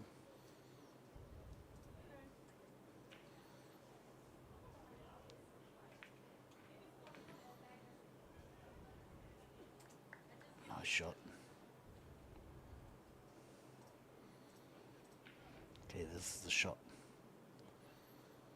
that will cost him the match, or win him the match maybe. So you've heard it from the Professor Jimmy Henry. The key ball is right here. Oh, misses it. You talked about it. Does he get any luck though? Does he get any luck? No luck at all. And so now Matt Edwards will come to the table. And I knew that was going to be the shot to either make or break him. So good line here now on the 5 ball for Edwards. Marco did get perfect position on the green ball, and that's what he wanted. That's why he played it like that, but I knew that was the key ball right there. To get him back into the match. Okay, this is Matt's chance here. To drive the last few nails into that coffin. Yeah, green 6, brown 7, yeah, 4 frames will be a big mountain to come back from. But Toisha is capable. Of doing it. Just needs to have that one good frame and Yeah.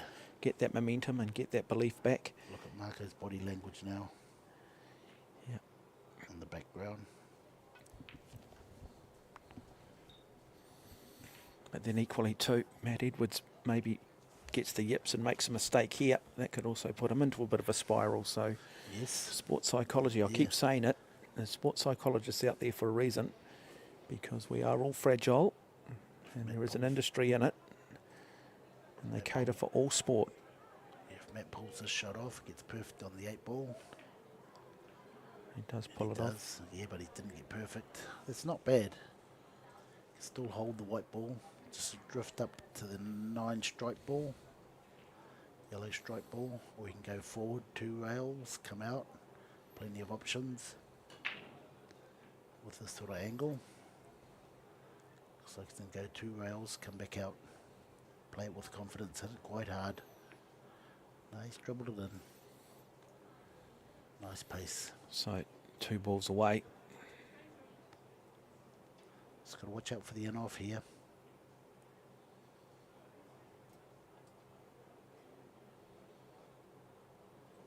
Also got to watch out for the if his clothing touches the 10 ball, will be a foul.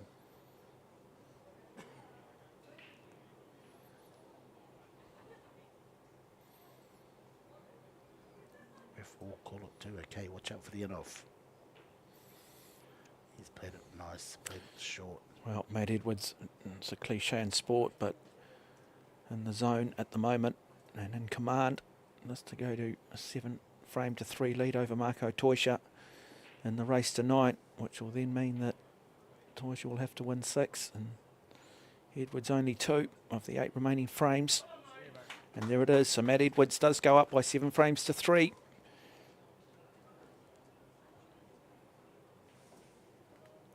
Another break for Marco.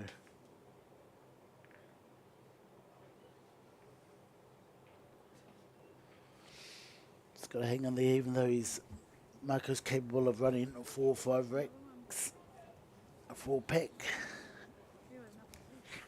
Never say die when Marco's at the table.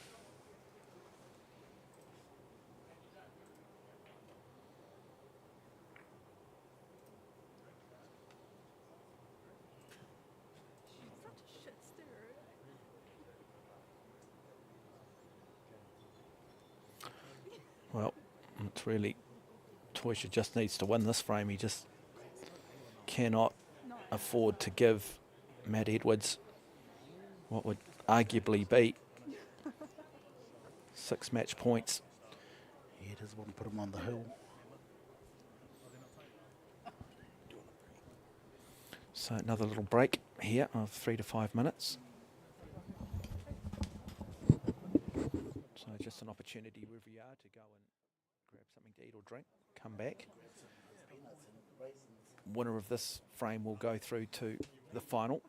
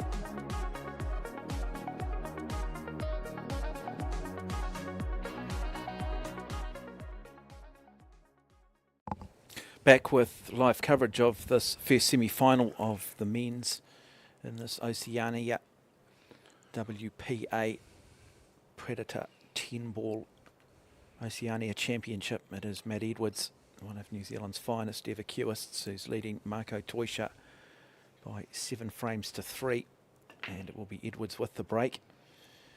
And the 8-ball will drop, and so Edwards, you'd suggest if he can, difficult shot on the one here, Jimmy. Yeah, he'll just bank this back down the table, use the 9-ball just to hold, and hide behind the 5-ball. So 5-ball is the orange ball on the table. And so watch the defensive play here. Nicely Keeping played. it simple, yeah. Nicely played, so good defensive shot. And now Toish is going to need to be at his best to come back. Yeah, it's quite easy to get out of this snooker here. Marco will look for the kick, send the 1-ball down the table, try and hold the white ball.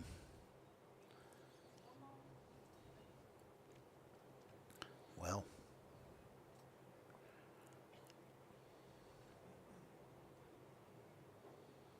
okay, this could be the shot that changes the momentum. If he puts this So and then runs out. okay, folks, so television shot, box office shot, gutsy shot, taking a gamble. Toisha in a bit of trouble, needs to play it. Didn't quite get enough on it, but might have done enough to pick up second prize here. No, Matt's got the exact same shot again. So he's had Marco Toisha have a dress rehearsal. What does he look to do here? Yeah, just bank the one down the table again. Should have done it in the first place. Left distance and harder for Marco to hit it.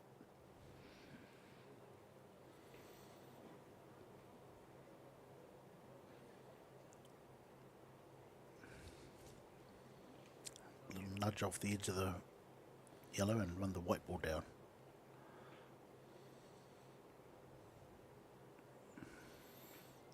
Does have a line on that 1-ball, doesn't he? Yeah, easy to go in behind and kick it down the table again. So Try and sit in behind the green ball.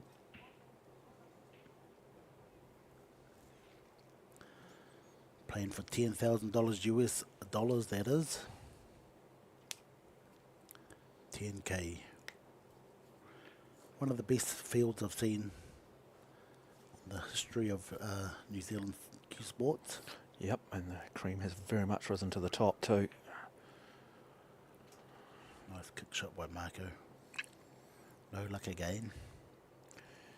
No, you feel Matt Edwards if he can make this shot. There's the table open. So Matt's got two options here. Go for it or put the pressure on Marco and try and snooker him again. Yeah, I think the way he's Okay. playing at the moment, I think go for it. Oh yeah, big shot. Be positive, he's got a 4-frame buffer. And he needs to screw this white ball into the bottom rail. Looks like he's playing forward. So high on the Spotting the cue ball. ball suggests Yeah. that he is playing forward. Yeah, just And spot he's the playing ball. forward, Pot the pockets ball that, and take his medicine. Look at this. and there you go. How good is that? Just beautiful weight again. A little bit of luck, clicking the 3 on the way through. And there again for Matt Edwards. It is. So looking to just run this rack now and then go. The And key, 6 to the 7. and he'll be on top of the hill. Stop a shot.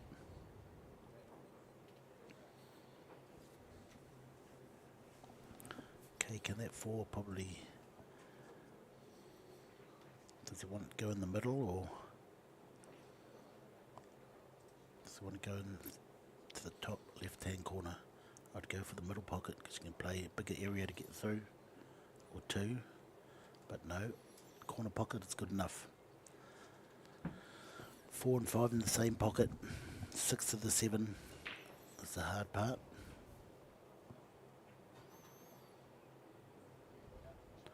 Nice stop shot to drift over to get in line on the orange ball.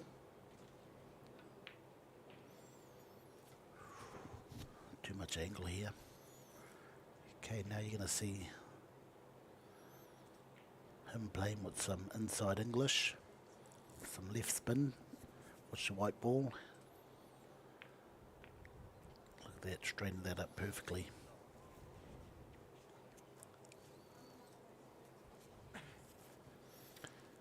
Nice angle. You can either draw back or follow through. Well, Matt Edwards, he is on the hill shortly. Draw back past the middle of the table. Nice angle. He wanted to be a little bit lower on that 7 ball, but that's good enough. That's pretty good. Well, shot right here. You suggest if he makes this shot, then, boy, it's going to be a big ask for Marco Toisha to come back in this semi-final. Big ask. So, key moment right here. 3 rails. Runs it down. 2. Big goes out for him. For Matt Edwards. Not an easy shot to get back to the 10. He's going to use a lot of top left spin. Hit it quite hard. Way he's playing though, isn't he? You just feel that nothing's go. beyond him at the moment. You just feel that nothing is beyond him. So let's just have a look here. Watch the cue ball, folks. There you go, Look at the beautiful. screws on that. Wow, that's a good shot under considering. Has he got it? Yeah, that's pretty good. Like I said, it's a hard shot to get back down behind the 10 perfectly. But that's a great effort. So what he needs to do here is just cut this into that pocket. Can't This miss could it. be the mistake here. And he This could be- almost drops, but it did drop, and it does go down, and now it's 8-3 in the race to 9. So he's on the hill, Matt Edwards, and he has himself 6 frame points to play with. Okay, Marco's still got a chance to come back in this. Well, we've seen players win 4 frames, 5 frames comfortably. We saw New Zealand team last night against Australia in the Scotch pairs trail by 3 frames to nothing and then come back and win. And we saw Sullivan Clark go up by 3 frames to nothing over the Australian captain. And I think it was This could be the mistake the here. Australian who came back and won that 4-3. This could be- And after this game, I think we've got the ladies' finals. Yeah, which should be Ladies' finals and the men's finals. Yep, which should be another cracker. Women will race to 7, men to 9. This is the mouth of the south. Thought I had a big mouth. So one area where Marco hasn't been so effective today has been off the break. Number of dry breaks, which hasn't really helped him. So what can the gunslinger from Eindhoven do? And looking like we might just see 9 go 2 down, balls. so 2 balls go down. Now he's got the 1-8. Does he play the plant here, Jimmy? No, I think that one's on past the 2 ball.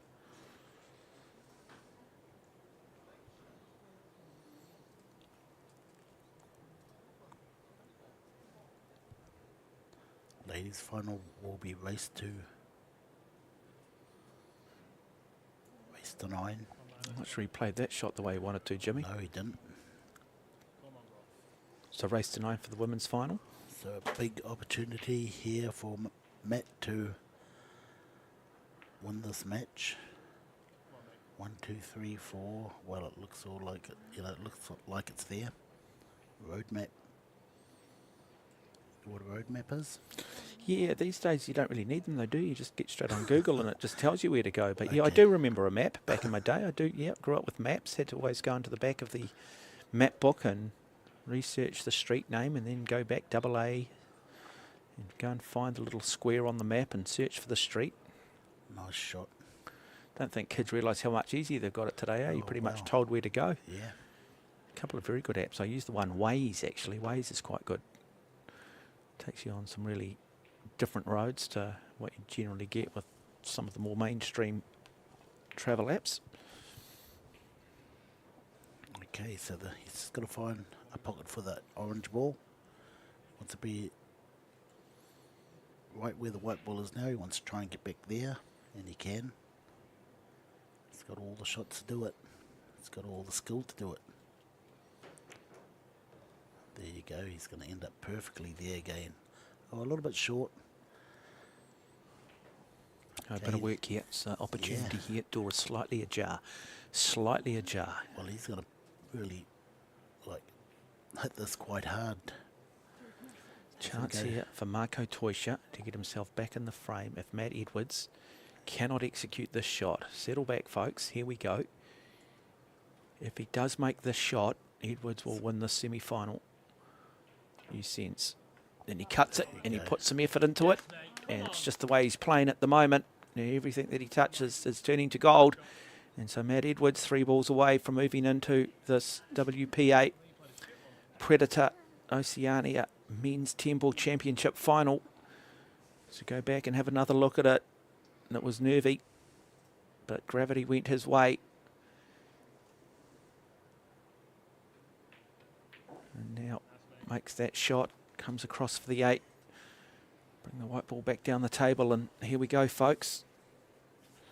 So Matt Edwards, 2 balls away from reaching a final and showing devastating form. To be fair to him, he has been superb. Really hasn't made too many mistakes at all. Yeah, straight down the table in line for the 10 off And the rail. he's just Perfect way. capitalised nicely on every single mistake that's been handed to him. And he's had,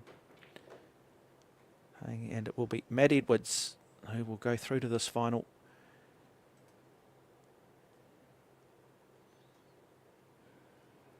And there it is. So Matt Edwards through to the final of the Predator 10-ball Oceania Championships. The WPA, and Marco Toisha. He so desperately wanted this title, but he is the reason why people in this country practice and prepare as much as they do. But nobody can deny the New Zealander Matt Edwards. 9-3, comfortable victor over the gunslinger from Eindhoven. Hope you are enjoying the coverage here from the Masse Club in Pukekohe, up through Asia, up through the Pacific Islands, and through a number of platforms overseas as we go back and take a look at the last couple of shots. But don't go away, folks, because we will bring you that women's final. We've got the men's final to come as well on this exciting afternoon of Q Sports here in Pukekohe. Thank you.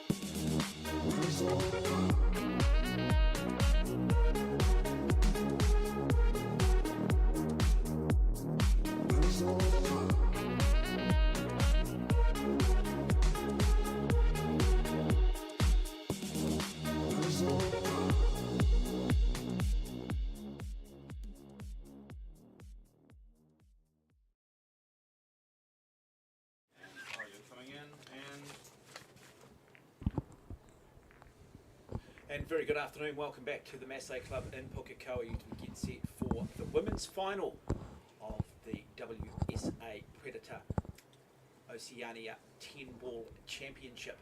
Looking forward to having your company alongside of me, the man they call the Professor Jimmy Henry. And it is very much going to be Australia versus New Zealand. It is going to be Denise Wilkins up against Bean Hong. Now, earlier today, we caught up with the Australian. After all, she is number 10 in the world.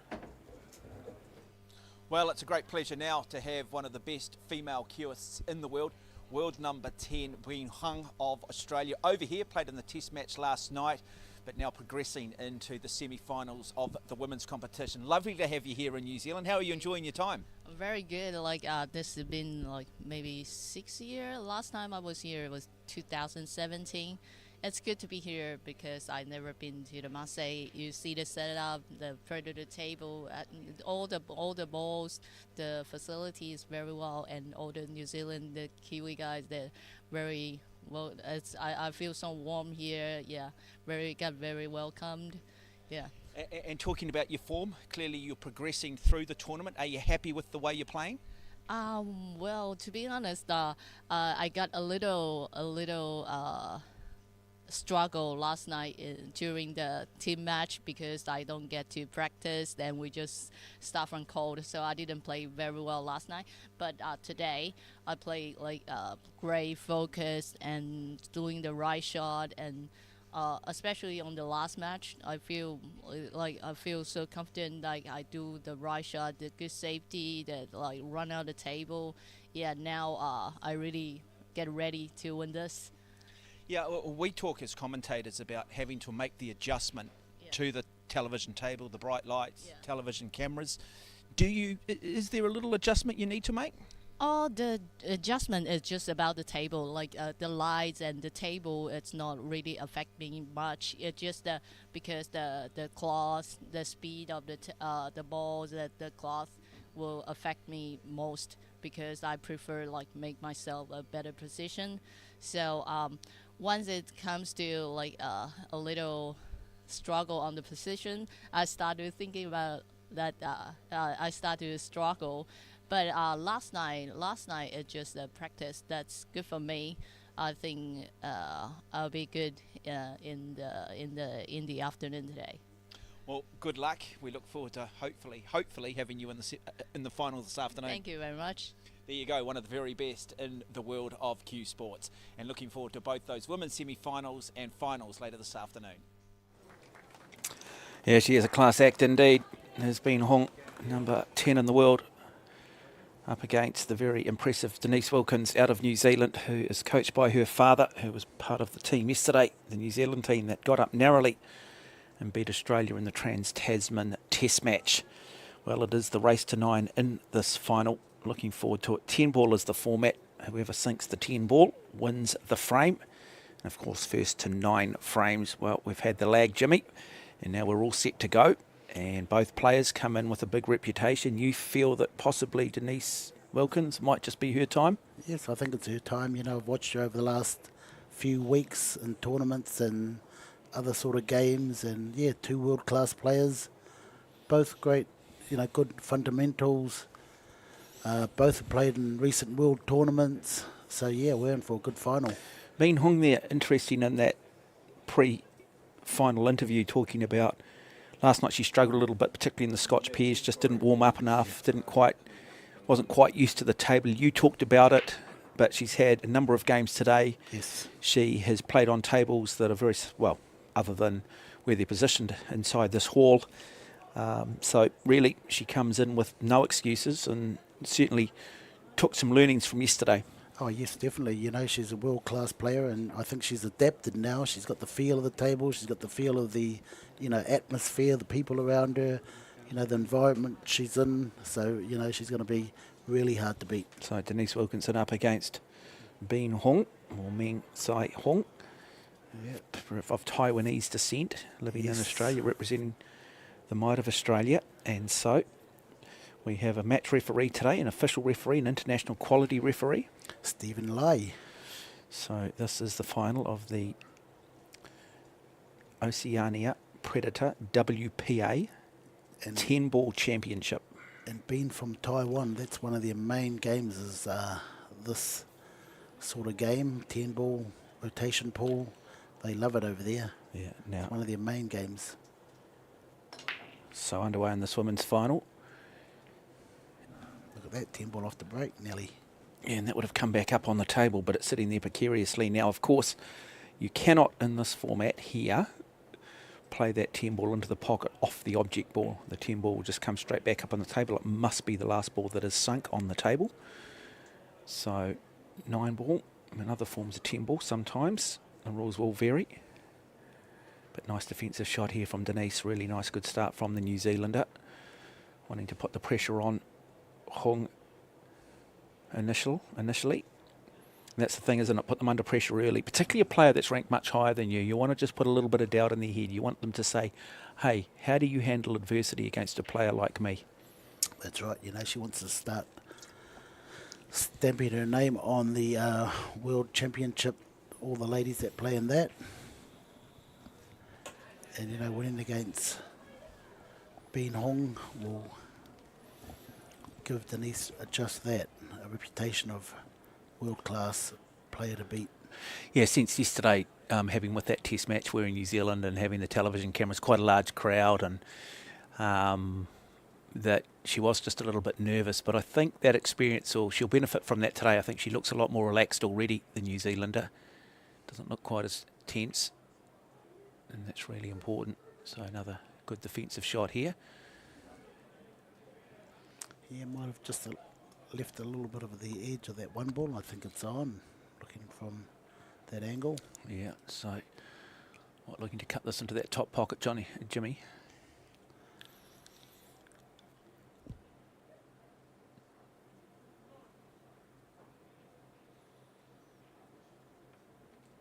Just look to run this up. And she does too, so it gets off to a good start. Back for the 2. Good position now. Just the 4 to the 5 is a little bit tricky. Now in 2018 she won the Australian men's 9 ball title. So she's as good. She's capable of beating the best. I think she beat Marco.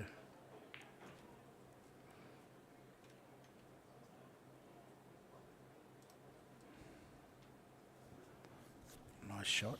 Okay, this will really show us how good she is with some right spin. Some inside English, one of the hardest shots to play.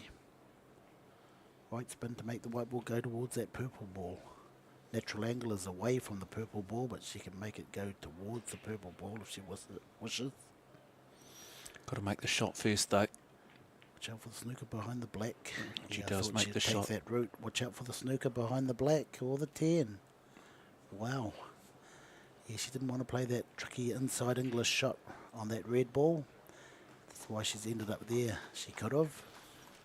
Well, intriguing first frame already. A little unforced error perhaps, or not quite, still getting a read on this table in regards to weight on the shot. Look at it from the other end. Yeah, she did some inside English to get to the purple ball.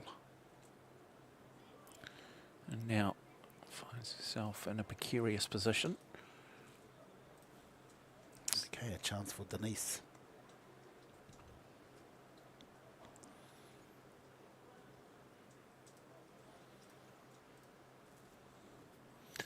Got to find a way of getting back up to play the orange next. So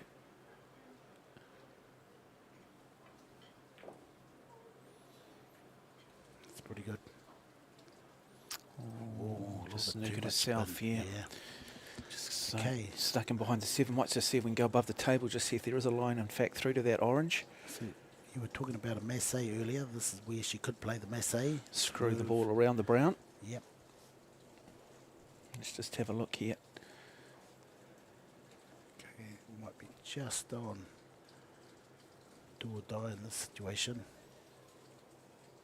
She leaves it open, it's going to be all over.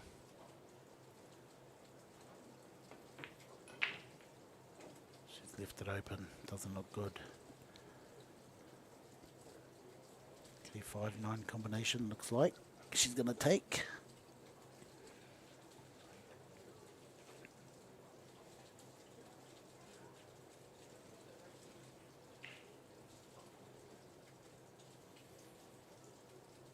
Playing the 5-9 combination. We don't know where that 5 ball's going. Gonna hit the edge of the 9 and we don't know where after that. She plays it hard, a little bit of luck needs to be involved here. Not too bad. Yeah, great players create luck though, don't they? You know, it's the old saying, the harder I work, the luckier I got.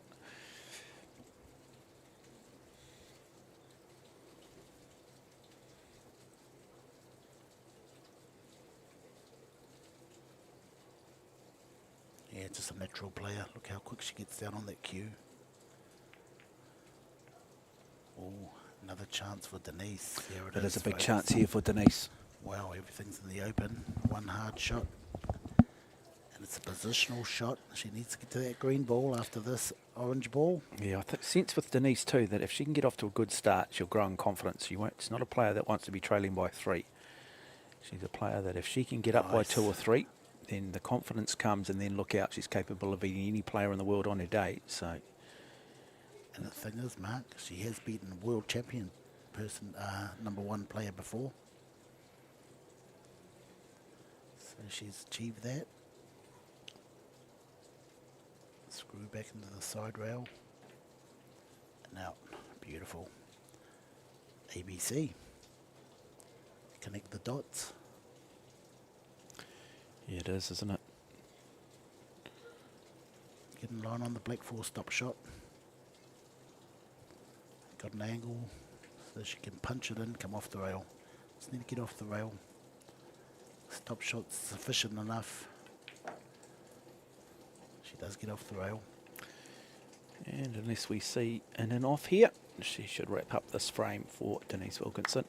And does it nicely too. So both players open the door for the other, but it was Wilkinson who takes the first frame in the race to 9. It's a good start for the New Zealander over the Australian.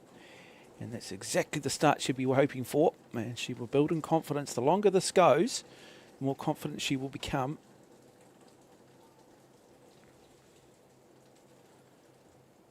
There you go, a nice easy 10 to finish the first frame.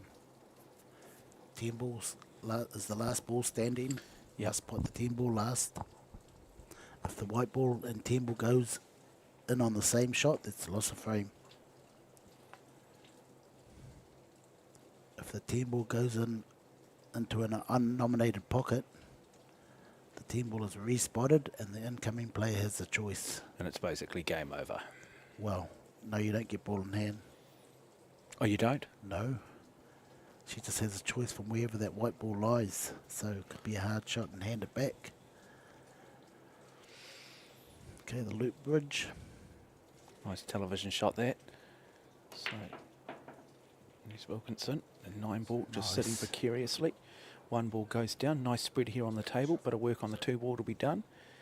And then that 3 ball, Jimmy, what's she got to do there? Does she look to pay the plant with a 9, or does she look for a pocket that once she, assuming she Well, if that 2 balls in, pockets it? yeah, if it's on, then yeah, the 3 ball's on. I don't know whether she can get past that 10 ball to pot in the left top corner there as we look at it. You're going to have to stop. It's going to go high on the cue ball too. So Yeah, so it's a safety shot coming in. she's going to run this one. Oh, it's not going to touch a rail. Wow. So it gives the foul away. And the balls look pretty good for Bean. Okay, this is a chance for Bean to show us what she's got. 2 ball in the corner, screw right down towards the 9 ball, 10 ball to that area. I just like the way she plays so quickly too. It's great to watch. Just does not muck around. There's the angle to get you towards the 9 and 10. Strike balls. Oh, she didn't want that. Yeah, she's got that jam now, hasn't she? She's going to have to. That little nudge made it a harder shot. She can still play it up the corner here. Yeah, you're going to need to run it down that rail, isn't she? Then maybe play the 4-9 plant. Watch out for the in-off. Oh no, she's getting safety. I don't like that. Another chance for Denise So, to cut the 3 in the corner there. so Denise Wilkinson, another opportunity. Door has been opened. Can she walk through? Just let the white ball go, concentrate on the pot, let the white ball go, and take your own medicine. Wherever that white ball ends up. Oh. That was a golden opportunity. Yeah, just needed to slow down a little bit, didn't she? Yeah, she just needed to concentrate on the pot instead of what the white ball's going to do.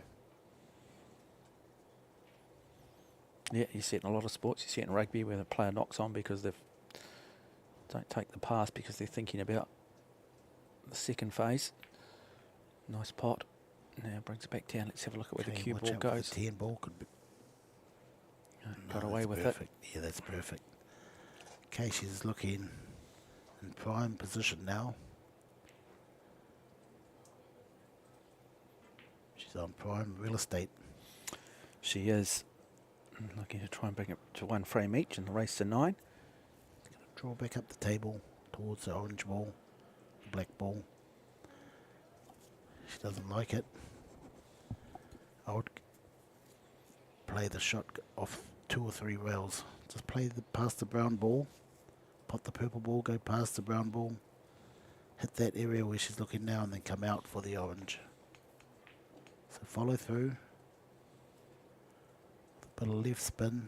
Now she's going bottom, straight up the table. Oh no, she's taking my shot. Past the brown ball, back out for the orange ball. That's why they call you the Professor, Jimmy. Past the brown ball, back out for the orange ball. There you go. 2 rails forward. Just watch out for the in-off. She can punch it backwards.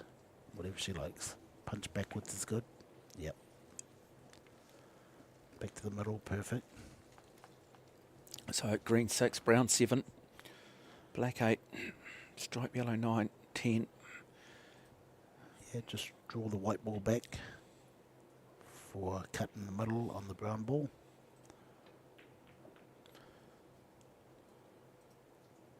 A little bit too far, but that's okay. Stop the white ball there.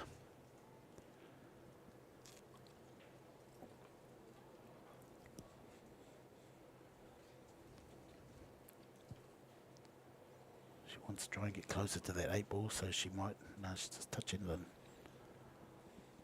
little bit tricky here. She might play forward 3 rails.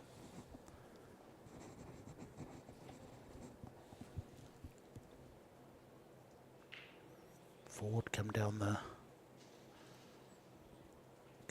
table.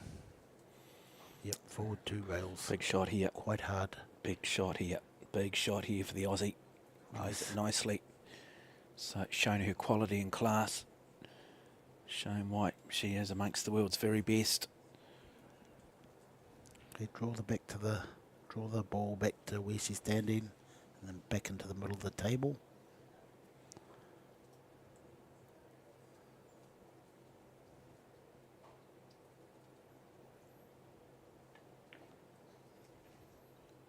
Oh, wow. Oh, put herself in a tough shot now. So, still very makeable, but not quite what she had hoped.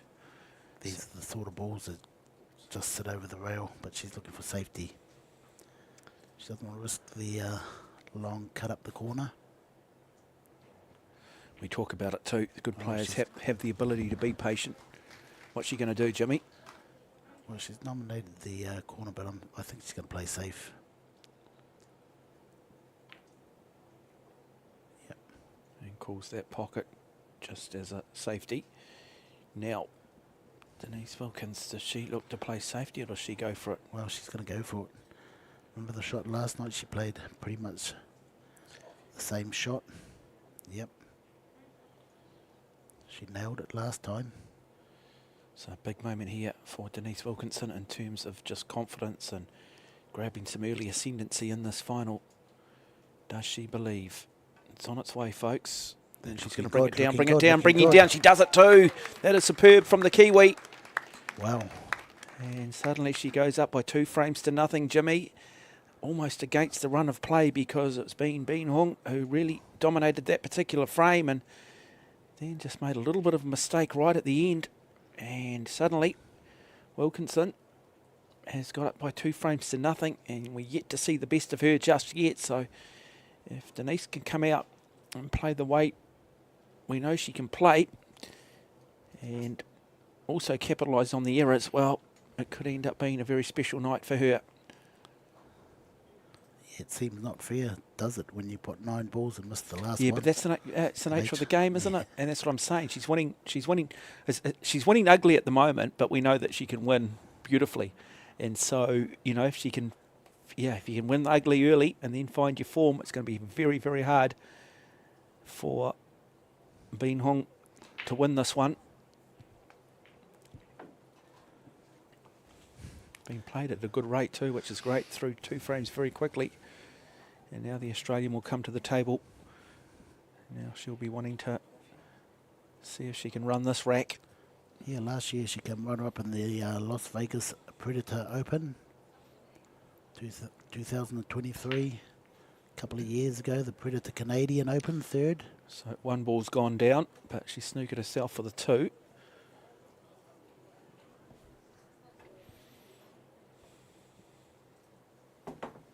So opportunity for Denise to push out, possibly. No, in fact, the ball has gone down, hasn't it? So she's still at the table. My apologies. Okay, she scored push out. Yep, so she's going to push out.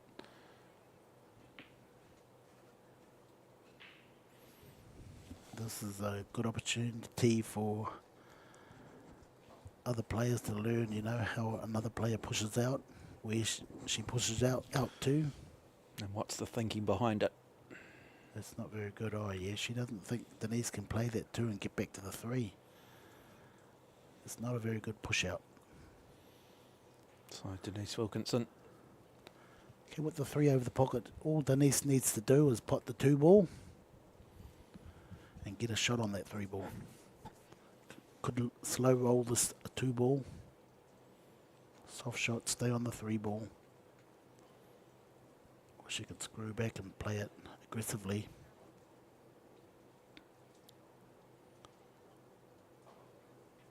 Slow roll.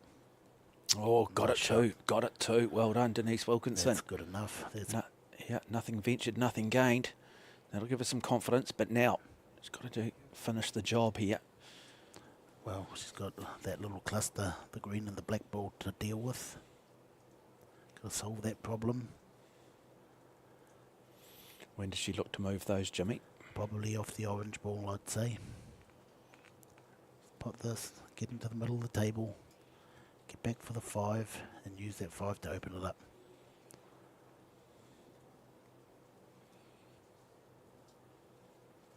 She needs to be near the 9 ball, in that area, to pot that 5 ball and come down and kick that 8 ball. She might be able to screw past the brown ball in behind the brown ball and back out for the orange ball. Oh, nicely done. Yeah, she stayed by the 9 ball. She's listening to you, Jimmy. She's listening to you. Okay, here comes the tricky part.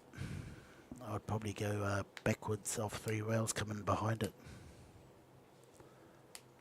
Or she can go forward and down towards the black ball. I'd come back around the back of the 6 ball, green ball.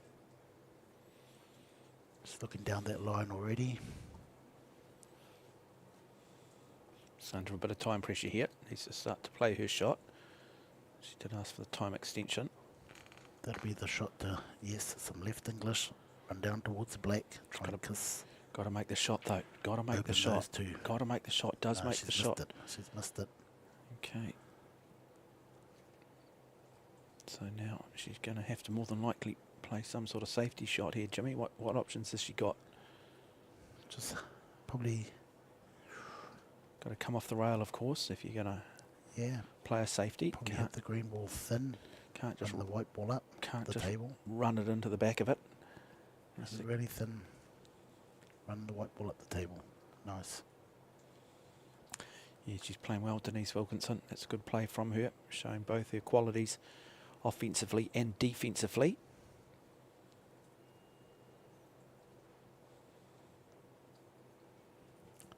Ben has nominated the 6 in the right hand corner here as we look at it.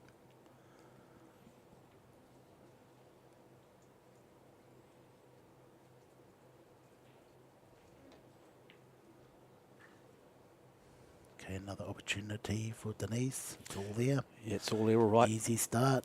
So good Well, start for we could Wilkinson say- now to come up and run this table, run this rack. Definitely out here. Another connect the dots. Stop shot. Stop shot.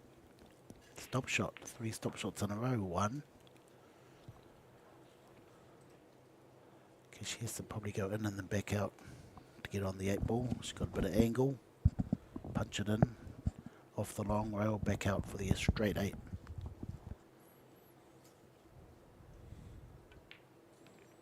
Nicely done so far. Yeah, just stop shot here. We'll give her a good angle to get from the 9 to the 10. So Denise Wilkinson looking to try and jump out to a 3-frame-to-nothing lead in the race tonight.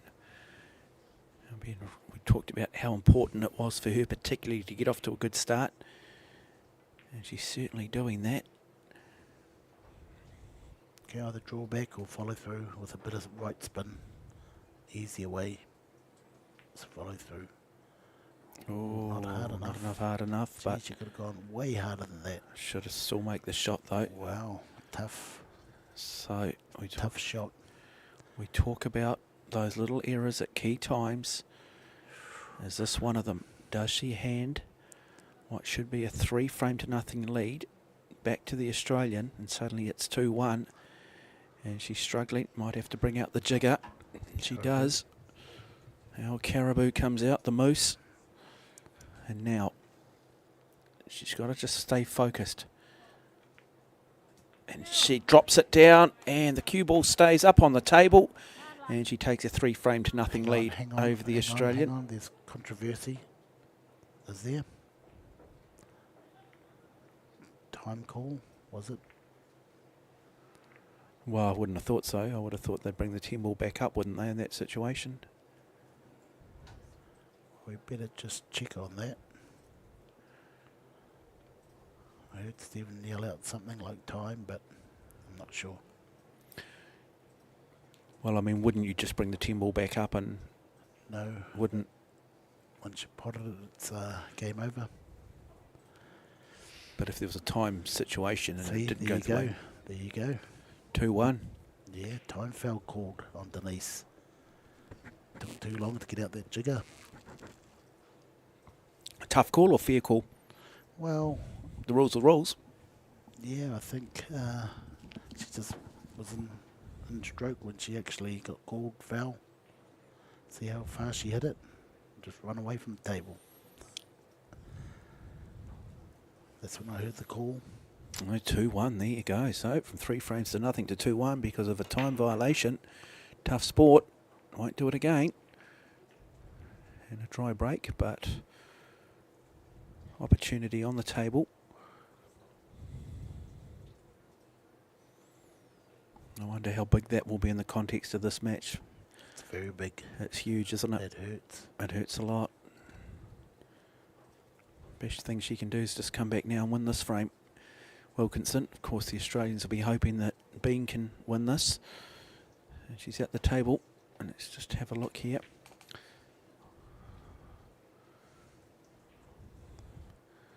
Well, open the door to a degree here for Wilkinson again. It's a hard shot to get out of.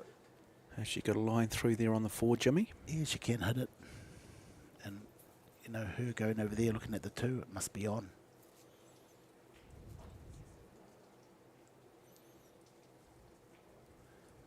Good open table. Once she gets to the 3, it's looking pretty good. Nice. Yeah, Beautiful came around shot. nicely too, didn't she? Around the back of that 10 and now finds herself on the forehand. Aero rack in the background. Special thanks to Predator for their support. With the Predator Arcos 2 ball. Predator Arcadia cloth.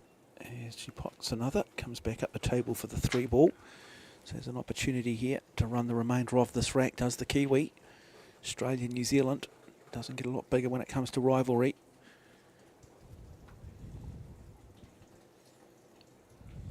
Our next final, the men's final.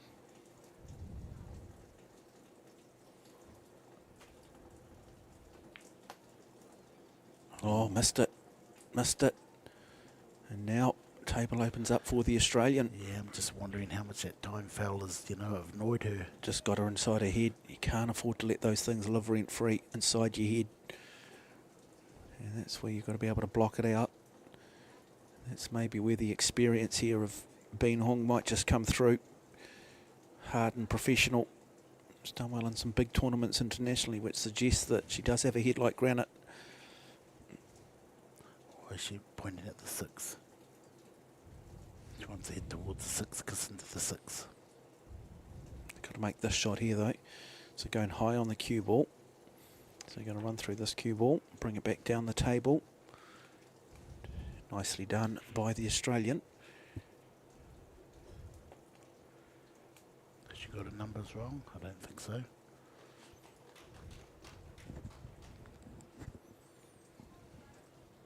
Perfect angle to get back to where the white ball is now. Get on that line.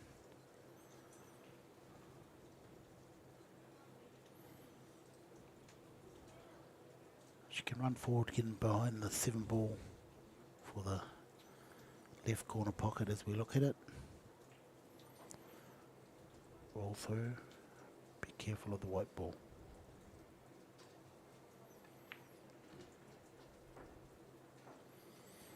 Well, putting on a bit of a masterclass at the moment is the Australian.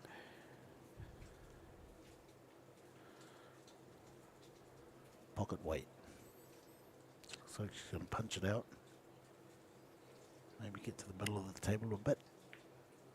No, pocket weight. Okay, a tough tester here. Yeah, I was just going to say, Jimmy, this is not quite as easy as it looks. Not that it looks easy. That's why she has to have a second look.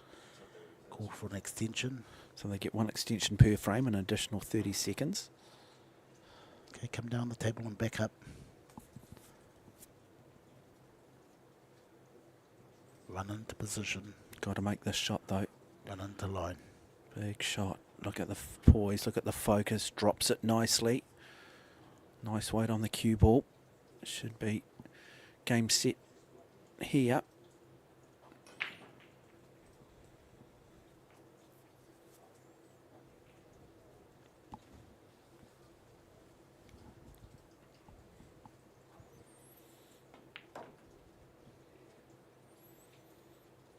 And this to take it to 2 frames each.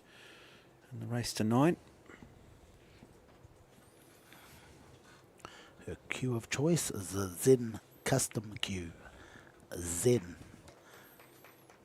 I haven't heard of the name.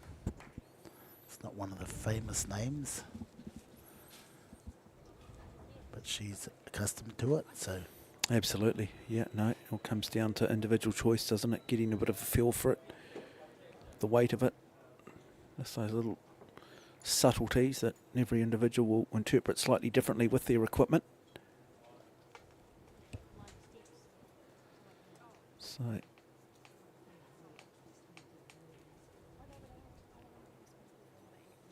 got the BK brake cue. Most expensive brake cue you can buy, or one of them. and what makes it so expensive? What separates a good brake cue from, say, a lower entry point? Well, they got more control with the white ball, with the Predator brake cues, BK rushes, sorry.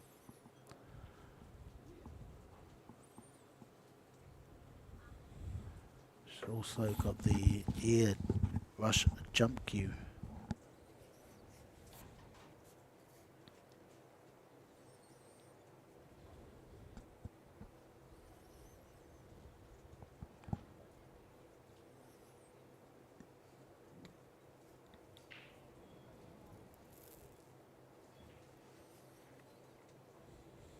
They're tied up at 2 frames each, race to 9. You are watching the Oceania Predator WPA Women's 10-ball final. Denise Wilkinson of New Zealand, Meng Sai Hong, or simply known as Bean Hong, of Australia, origins out of Taiwan. So just a little bit of a break in proceedings at the moment. But it's certainly been intriguing. Both players have had plenty of opportunity. Both players have been guilty of some basic fundamental errors. 5th frame set to go. Potentially we could end up playing 17 frames to determine who the winner is. And so a lot of concentration required. They've been going since 10 o'clock this morning too, through the last 16 quarterfinals, semi-finals. So both players will be, I guess, to a degree mentally fatigued.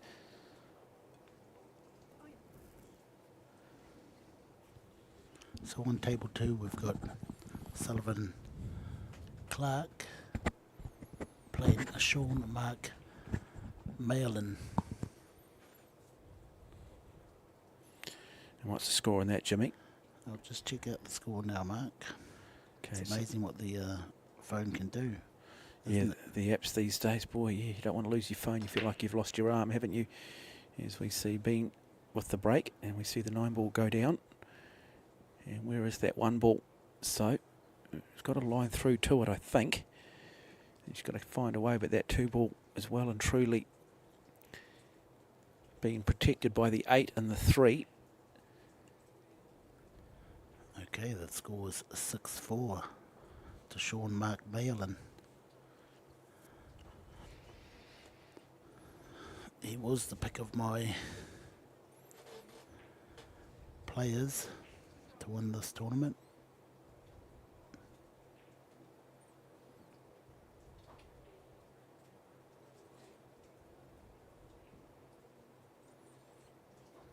So just decides to push out. And I think Denise will take that on, won't she? Oh, definitely, yeah. It's a nice cut. The angle will take it to the 2. She's thinking about going down the table.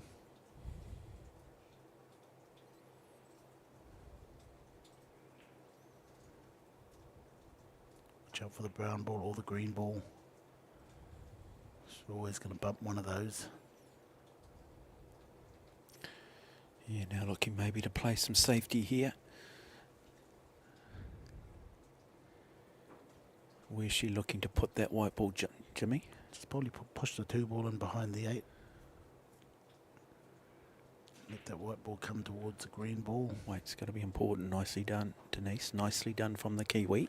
Yeah, not bad. Might have just left a little bit of an edge there, though, for the Australian.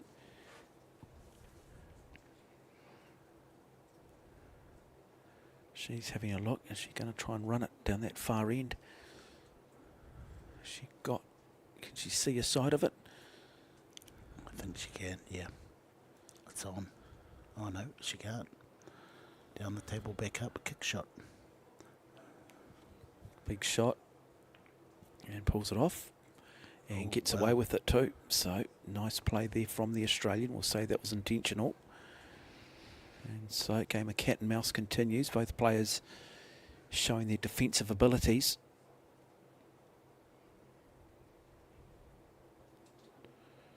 So, it's nominated a pocket. I think this is more out of a little bit of hit and hope. Let's have a look. This will be a TV shot if she can pull it off. Doesn't quite do it. But still, is there a pocket there for the 2 ball, Jimmy? Yes, there is. It's a middle pocket. Or does she look to run it down on this bottom right hand? In the middle pocket, it will go. She'll come down and put the 3 ball maybe in the same pocket or the corner right hand pocket. There's Yeah, one. Corner right hand pocket.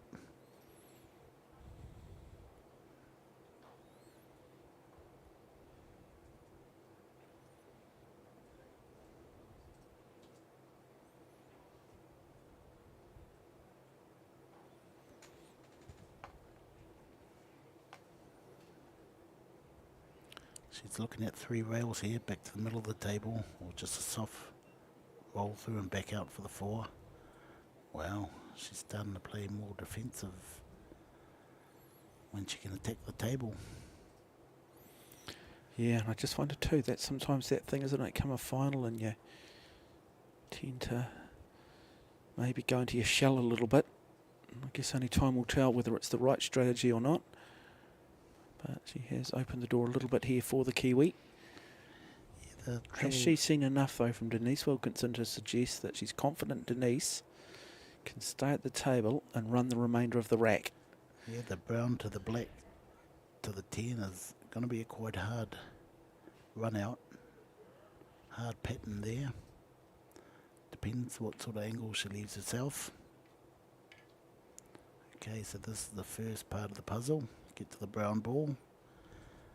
Right now I don't know what pocket she'll put that brown ball in, but the obvious one is, as we look at it, the left hand corner there. 2 rails. Come in behind the black. Give yourself an angle. Nice. Okay. Part 1 of the puzzle done. Second part. Let's get straight on this 8 ball.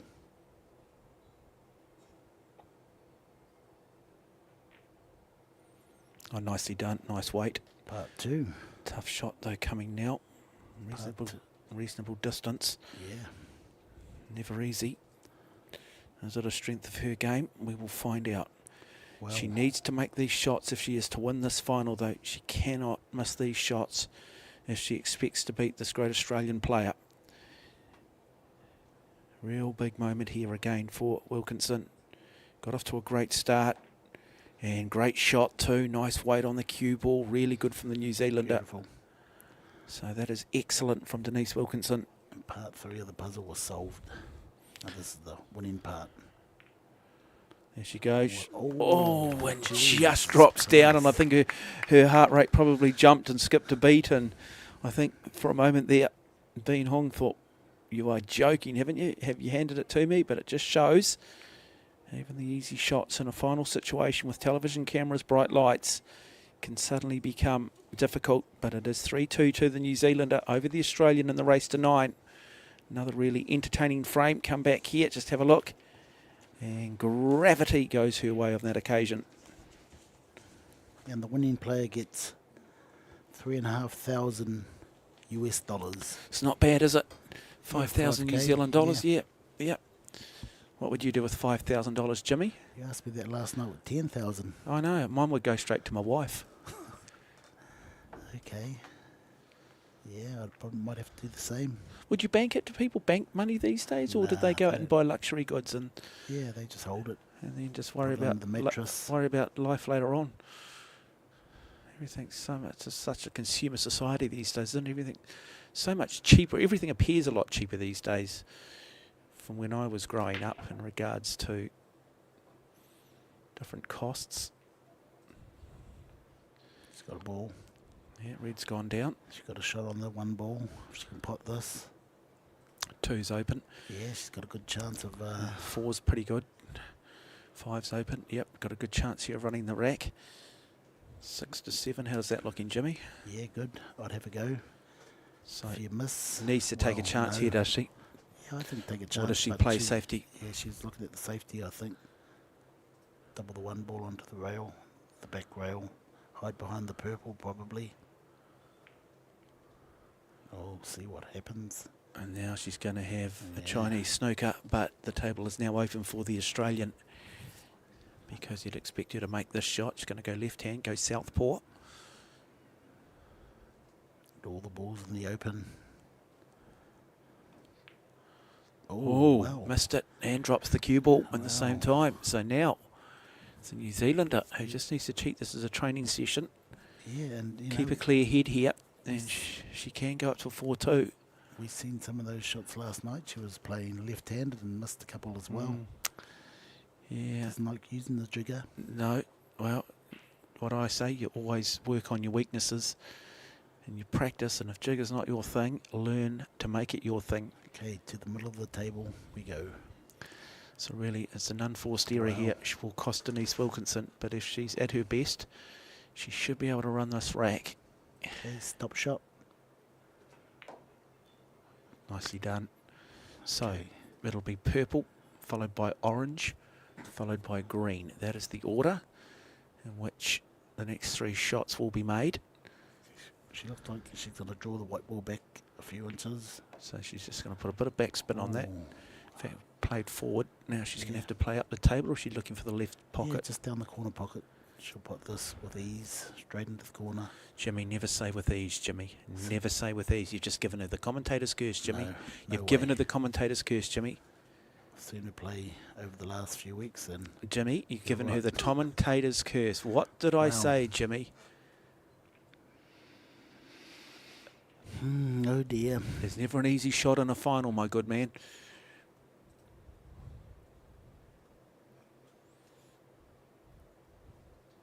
It's going to hurt. Yeah, it's going to hurt mentally. They're the shots she needs to be making if she is to beat this great Australian player. Because I'm not sure that Bean Hong is going to sit down now. She'll want to get on with it. She plays quickly too. She's a confidence player. She's a rhythm player. Going low on that cue ball. It's going to screw this back. Just hold the white ball right there. There we go. Yeah, tough shot off the rail. She doesn't like it. Best shot here would be just to pot it. Come straight down the table. One rail. Follow through. Head towards the middle. Pot Okay. it. So she's got to make this shot here, really. It's the hardest shot on the table at the moment. So here goes Bean Hong. Does make the shot. Too straight, Jimmy. No, she's got an angle on that. A tough angle. Now, this is where she's just got to slow down a little bit. Tends to be at times just a bit rushed. It's often in these slightly awkward technical positions where she just struggles a little bit. She's got to reach a little bit further. She runs that nicely though, really nicely played. Great use of the cue ball. 2 shots away from tying it up at 3 frames each. What I'm liking is these wonderful ladies are playing with really good tempo. The frames are finishing quickly. I haven't seen a lot of defensive play at the moment. It's been 1 or 2 shots and then the table has opened up.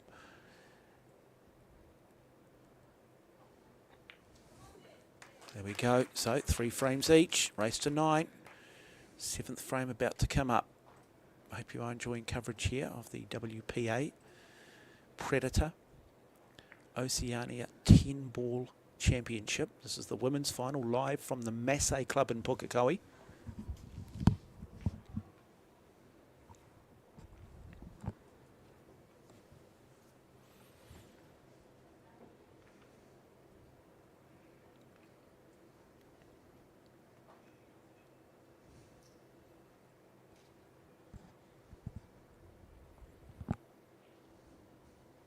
Nice run out by Bean.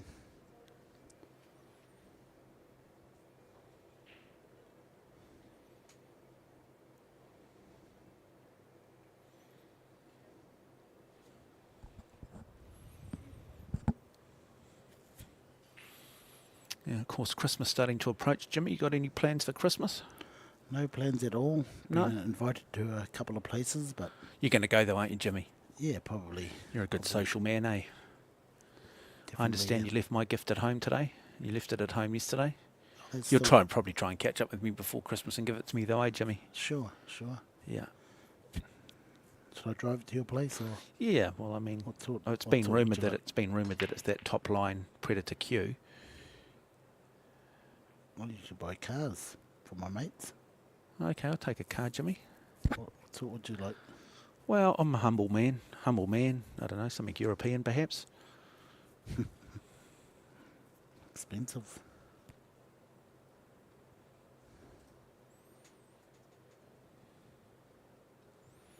So Denise Wilkinson, these first really 2 or 3 shots seem to be ultimately where these frames are won or lost. Men tend to be a little bit more defensive orientated, and so it's not a bad effort. The shot is there. It's a case of now what Bean Hong can do, and what does she do here, Jimmy? Is she looking She'll- to play defensively, or is she Yeah, looking definitely. Should just nudge off this one ball. Because you know what I'd play if I was at home, eh? And hide behind this little cluster of balls in the middle there. See, I would have gone for the impossible plant 1-2-7, Wow. and I wouldn't have pulled it off, but I would have gone for it because I'm a gambler.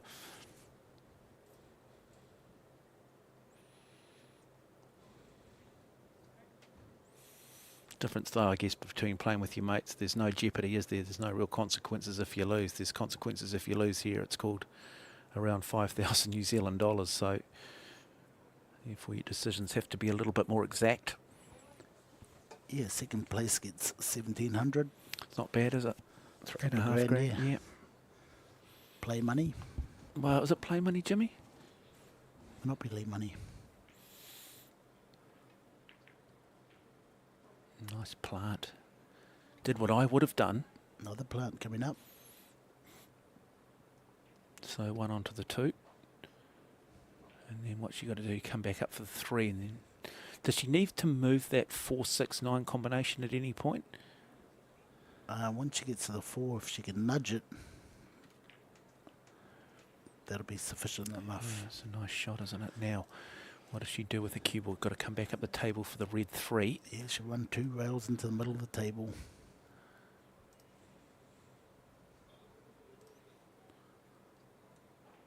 Or she could go backwards to the middle of the table. Great weight, nice position. What does she look just to bring the cue ball back to where she is? Yes, definitely. A little bit further past where it is now will be perfect. She'll land on Mayfair. No, she hasn't. Okay, now she'll move the 6. Okay. Okay, so good things and bad things can come after this shot. Only because she's running into the green ball. Yeah, big shot here now for the Australian. Does not want to miss this. Needs to make it count, and then needs to just move the 6 and the 9 in the process. Open this table right up. Of course, if she misses the 4 ball, moves the 6 and the 9, well, the table's opened up for Denise Wilkinson, so different scenarios play out. She'll be under time pressure too. We've already seen Denise Wilkinson get a time violation, and she ultimately lost the frame. It was the 3rd frame, and so To go 3-0 up. yep, to go 3-0 up, and so well, play safety. Percentage, yeah, percentages. She's a percentage player. Yeah, and we talk about it. The great players are happy to play the percentages. They are happy to put the gambling instinct to one side and be smart. Now, clearly, if they find themselves in an absolutely desperate situation, they might take a few more risks, but this final, precariously poised, it's been thoroughly enjoyable so far. Wilkinson. Yeah, Denise is actually just keeping her in the game by giving her those easy frames. Missing easy pots when she needs to pot them. 2 rails forward, try and sit near the middle, give her an angle on the 5 ball, the orange ball, to get back to the green ball. Now I can hear plenty of clapping in the background. We've still got a men's semi-final going on at the moment. Yeah, I think Sullivan got that frame. Sean Mark Malayan and Sullivan Clark. The winner will take on Matt Edwards, who earlier today beat the pre-tournament favourite Marco Toish and beat him comfortably in the finish by 9 frames to 3. A little bit too much spin. Oh, that worked out nice. Perfect amount. Okay, she wants to probably just get straight on this 8. The straighter the better. If there's too much angle.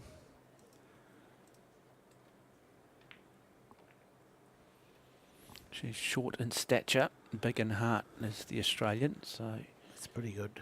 tends to hold the cue a long way down the shaft.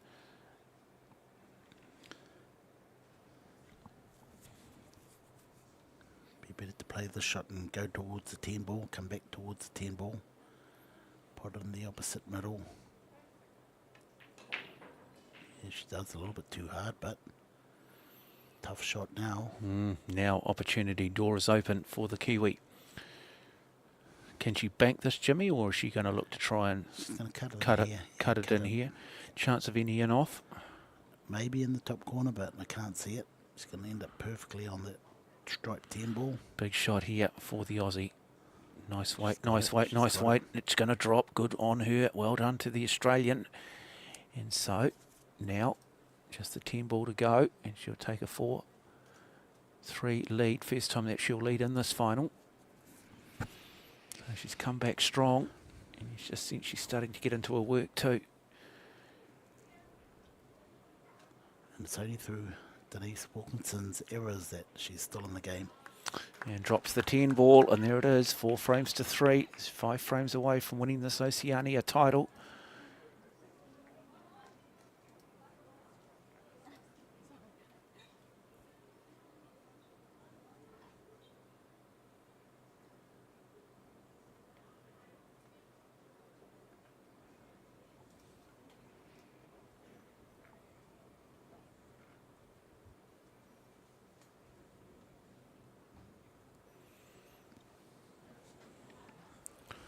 What are we talking dimensions? 9 by 5, did we say, Jimmy? Or 9 by 4 on the table? 9 foot by 4 foot. Yeah, 9 foot by 4 foot. Predator table. Steel frame. Single solid slate base. The Arcadia cloth. Predator Arcos 2 ball. We've got the Apex lighting. And Jimmy, I'm going to throw this one over to you. What is the name of the rack? The Aero Rack. Mate, everything's got an A. And you know what they call you, Jimmy? The Ace. Jimmy the Ace.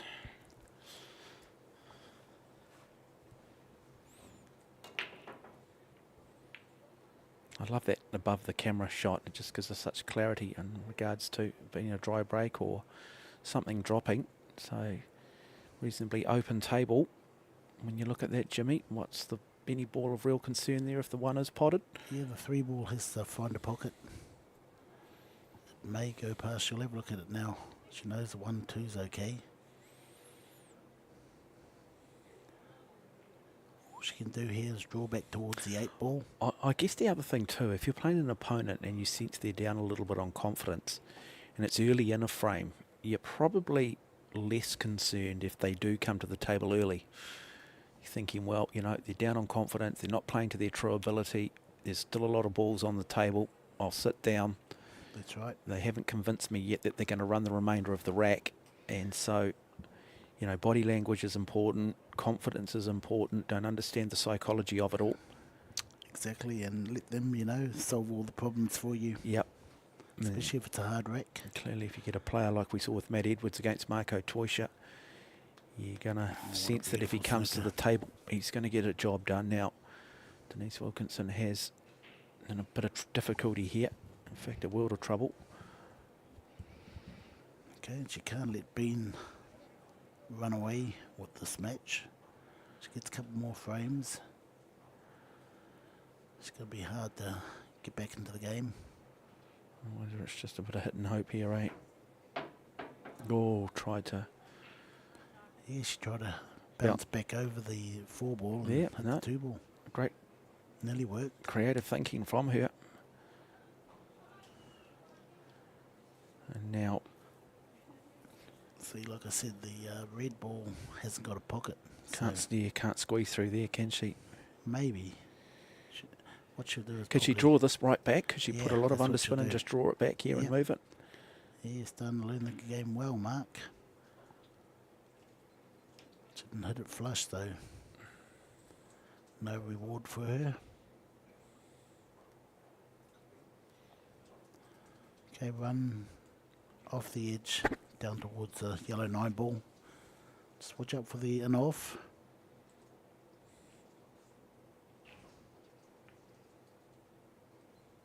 No chance. Nice defensive play here. She'll be able to see the outside edge of the ball, or Denise Wilkinson, it's what she does with it or what she decides to do with it. Can she return the favour and play safety as well? And what will the safety shot be, Jimmy? Bring it back to where it is. I don't think she can see it. Maybe the edge, yeah. Hide behind the brown ball. Bounce it out. Hide behind the brown ball. Does touch it. She does hide behind the brown. Nicely read. Well picked, the professor. So good shot there from Denise. Okay, we might see the jump cue come out.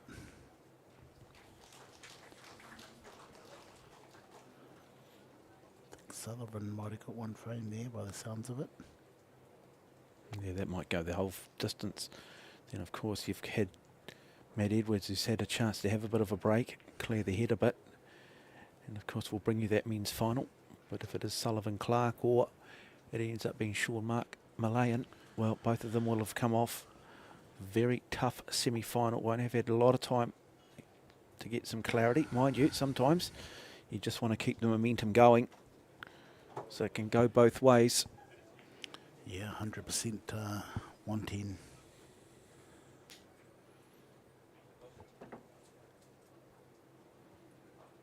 Matt to win.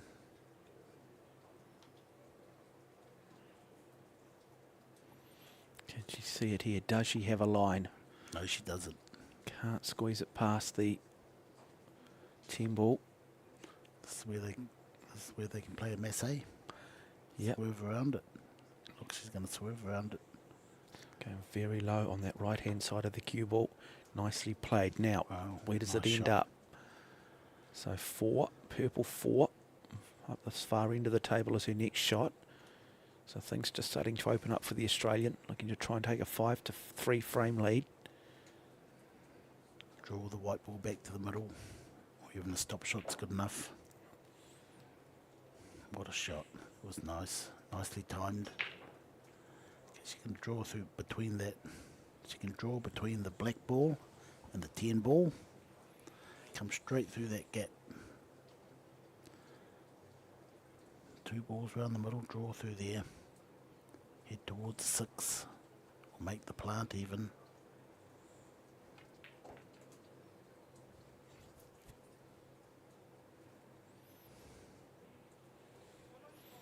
To play the plant, won't she? Definitely. So, Could be all over here as well. so green 6 onto the 7-7 drops. Plays the 6. 8's on a good angle. I mean, really, it's then 5 frames to 3. It sounds simple sitting here. Still some work to be done though, starting with this shot. Oh, missed it too. But what did she leave Denise? Yeah, she's left her a chance. What did I do, Jimmy? You jinxed her. Gave her the commentator's curse, didn't I, Jimmy? And who did I catch that off? Yourself. No, Jimmy.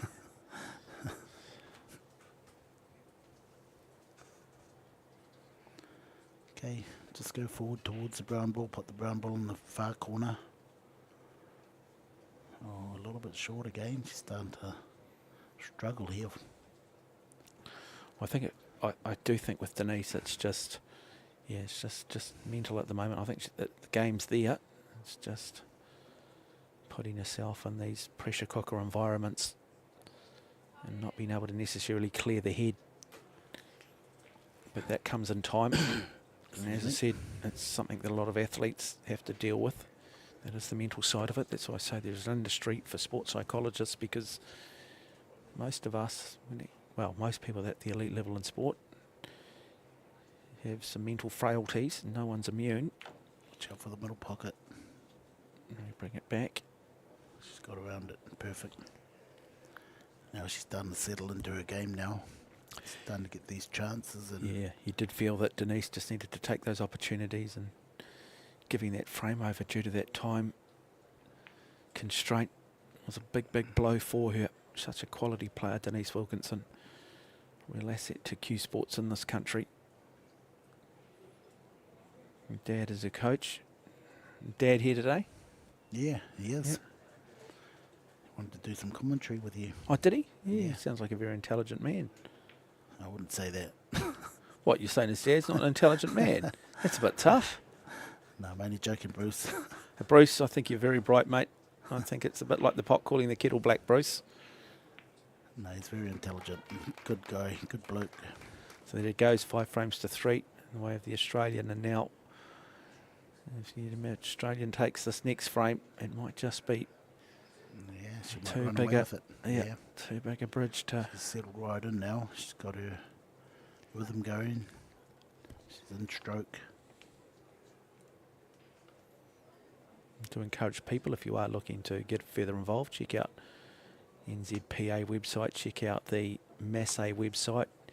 If you're looking to upgrade your equipment, do go with Predator, do go with the brands that support these tournaments, that allow NZPA and Masse to fund these tournaments.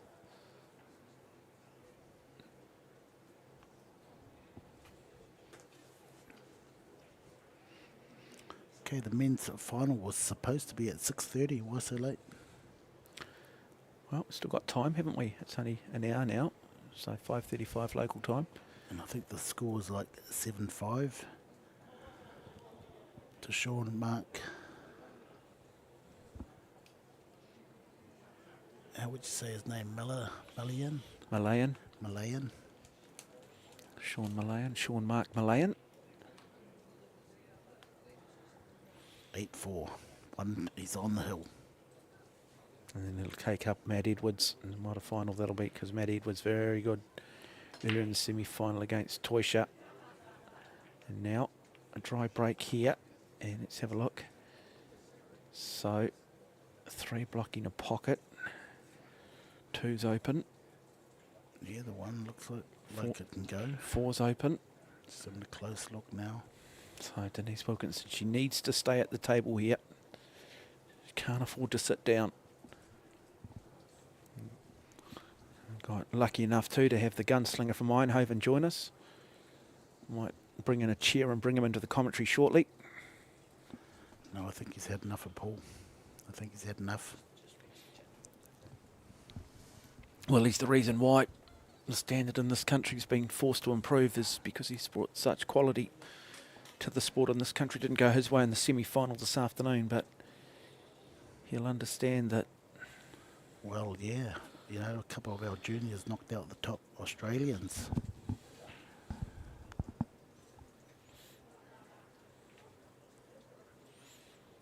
How did she call that? Play again? I don't think so. Oh, she did. No, Denise having a look. She can hand it back now.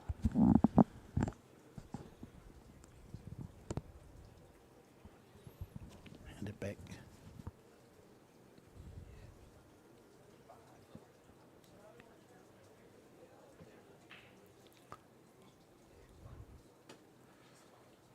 So big frame here, the 9th frame. 5-4 versus 6-3. It's a big difference, isn't it? Heading into the back half of this final. So Bin Hong looks to play safety, and very effective too. Nice shot from the Australian.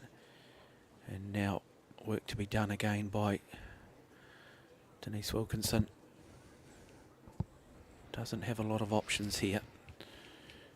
And the options that she does have doesn't necessarily give her a high level of control over the cue ball.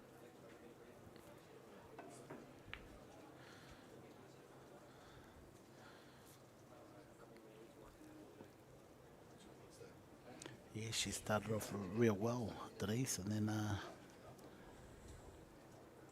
after that giveaway, the frame she gave away, starting to struggle to get in line.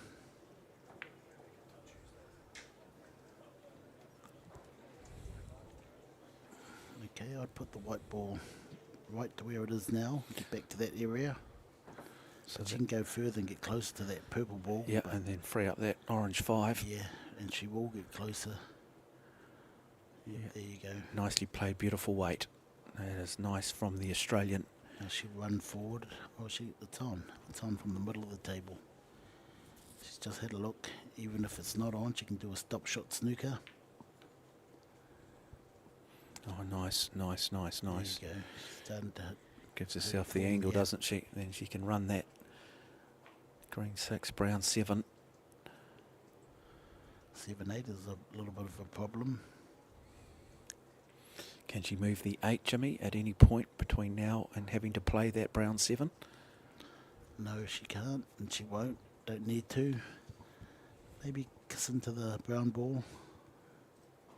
Get the brown ball out into the open a bit more. She's just taken the extension too, the extra 30 seconds on the shot here. Okay, I think she's thinking about the stop shot snooker. She plays the percentages quite well.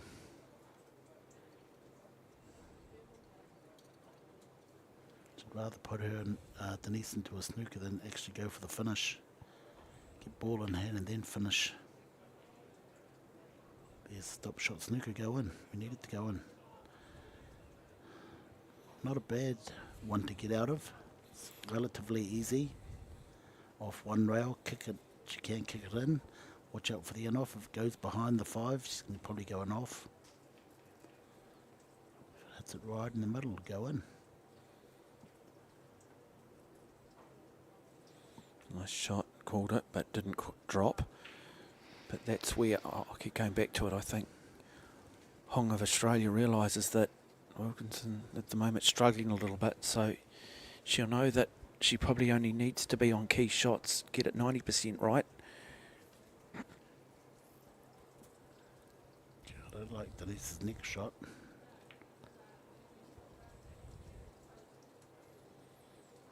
Got away with it again. We talk about momentum very much with the Australian.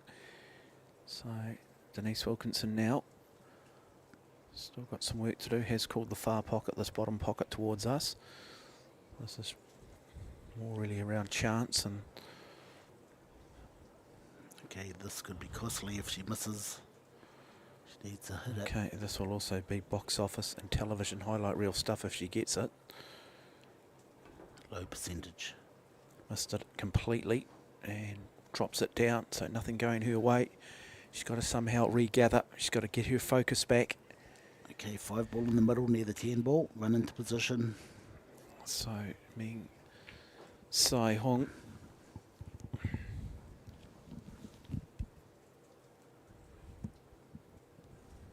There you go, run into position.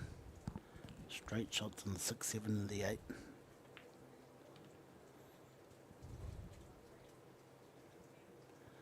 A little bit too much angle. I'd have to run through and around the back of the 10. Just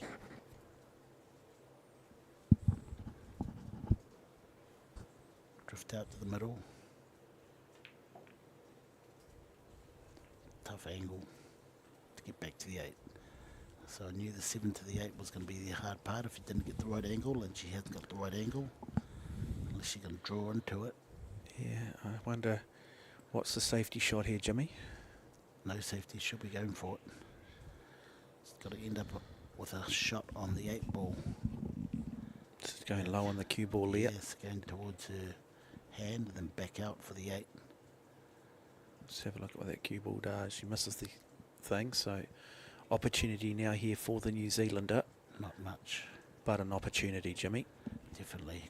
And that's all she needs at this point is the opportunity. Oh, I think that could have been Clarkey. Twin frame. We've just got a lot of noise going on some of the outside tables. We've got the New Zealander Sullivan Clark taking over our Sean Mark Malayan. And she runs that nicely. That's a really nice shot from Denise Wilkinson. Precious shot, needed to make it. Found a way, Jimmy. Yeah, great shot. And now, back in the game. Can she get this one? We said 5-4. Oh, misses the 8 though. Does all the hard work and then comes undone on probably more of a percentage type shot. And so now it's the Australian who will come and should really just see this through now to go out to a 6 frame to 3 lead. It's often the case, isn't it? You put so much energy and play the hard shot, only to come undone on a percentage shot. And now the Australians put herself in a bit of difficulty. So it's tit for tat at the moment. Put the commentator's curse on her, saying she should get this done from here. And that again is a bit of an unforced error from the Australian. Does she just look to play safety, or is she going for this, Jimmy? Is she going to try and create some separation? No, have a go. Have a go. She's now not going to. Some angle here for Wilkinson. Yeah, giving Denise another chance. So slow roll for the 10 in the middle. Neither of the women really want this one at the moment.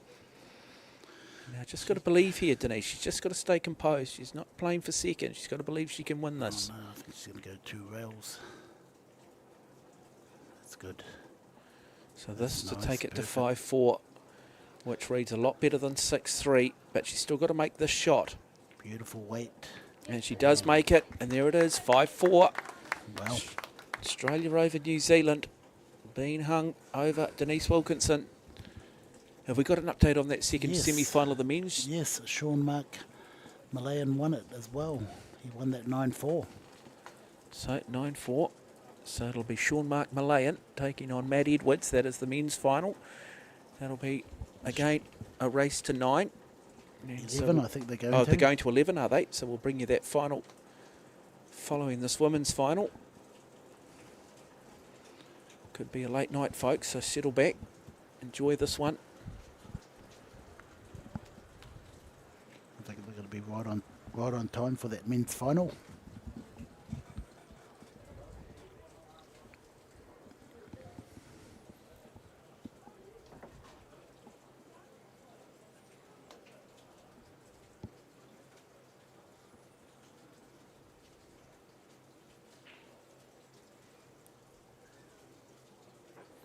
Yeah, so the BK Rush has a lot less deflection when you break like that.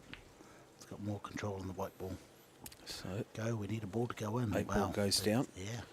And let's have a look. Nice spread Oh, on the mate. table here.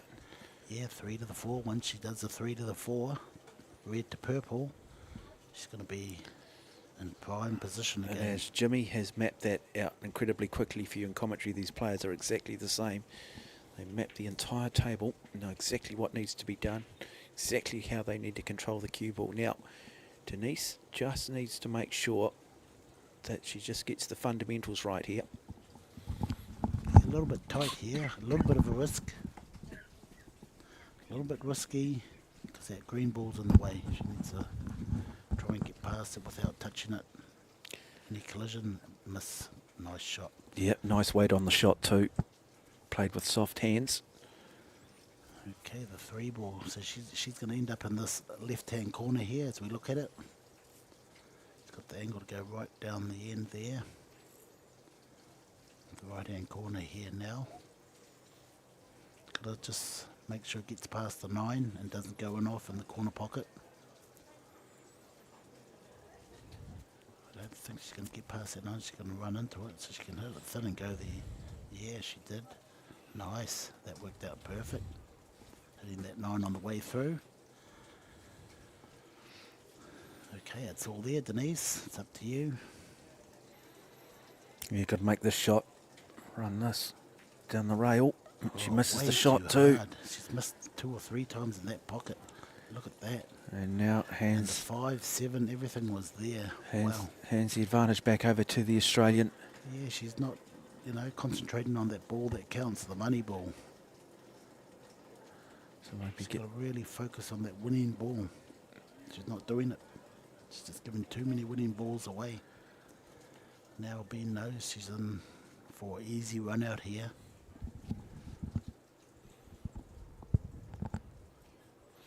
Do you like Christmas cake, Jimmy? Not really. No? No. No steam pudding? Steam pudding sounds good. Yeah. It's a little bit like a Christmas cake though, to be fair. Well, it's got a lot of dates and raisins and really rich, isn't it? Yeah, it is. That's why I don't like it. I just thought I'd share that with you though, Jimmy. Just thought we'd get into the Christmas spirit as we watch here, the Australian. She hasn't got the easiest pocket, but she has got a perfectly straight shot on the 5 ball to draw back for the green. Down for the green 6, so she'll just Yeah. draw back that down past the 9 and the 10. Yeah, it'll be better if she's on the rail, then she can play the 6 and run out into the open. She'll try and get onto the rail. No. No, I just saw there. She's Well, there could be a snooker here, folks. oh no, beautiful weight on that. Yeah, Really top weight. nicely done, classy. Top weight. So decided to come off that top rail and bring it back down the table. Yeah, cut it in the middle. Thought she was going to play it down the corner. Comes back up, so really should finish it from here without putting the commentator's curse on her. Definitely draw back to where the white ball is now. Cheat the pocket. But she likes using rails, so she might go 2 or 3 rails here. No, she drew it back.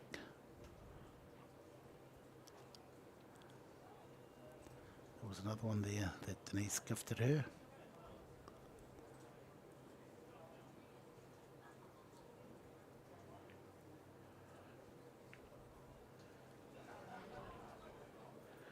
And now this to go to a 6 frames to 4 lead.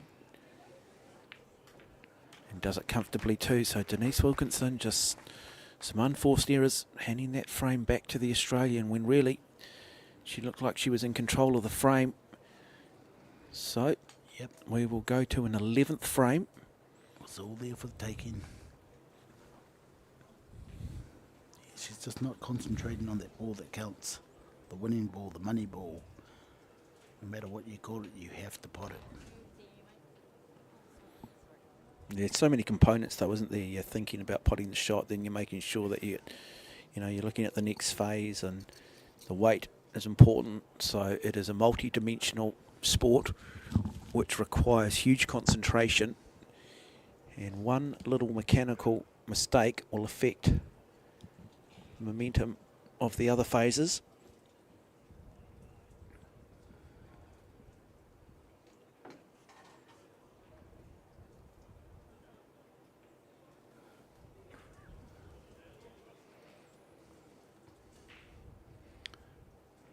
Okay, Denise needs this frame. Doesn't want to give it too much weight.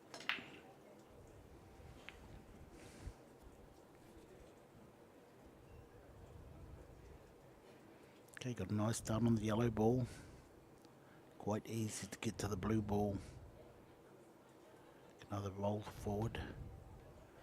Screw back off the rail.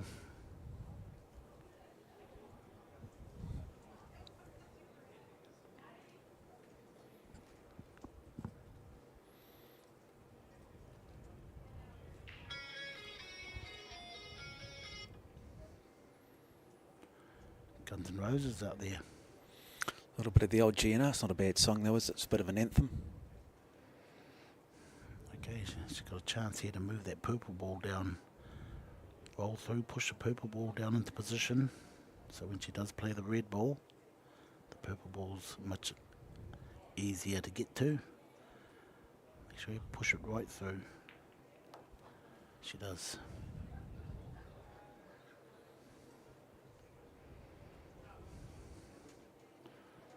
Okay, we're going to see a shot with some inside English. Watch what the white ball does. Goes straight up the table, and she needs to play it, because if she played it naturally, would have kissed into that purple ball.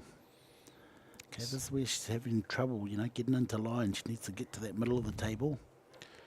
Well, she's looking at forward. You just feel that it's now or never, don't you, with Denise Wilkinson? Definitely. She drops this frame here. Be I'm tough. not sure she's going to come back, but if she can win this and win it in style and just find that extra 1% that she's just been missing so far, then it's game back on. But she needs to get it done here. Again, she ended up short. She wanted to be straight on that orange ball. Now she's going to have to go towards the brown ball, back out for the green ball. A little bit harder. That's a good shot. That's a good recovery shot.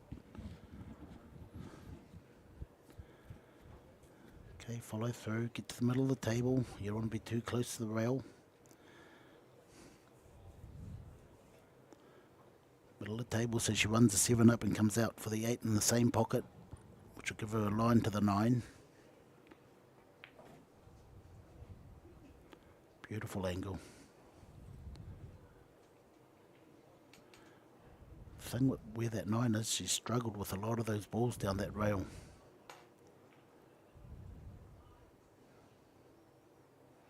So she wants to be dead straight on that 9 ball after the black. Otherwise she's going to struggle again. Oh, I don't like this angle on the 8 ball. So Jimmy, the Professor Henry, bringing you the expert comments.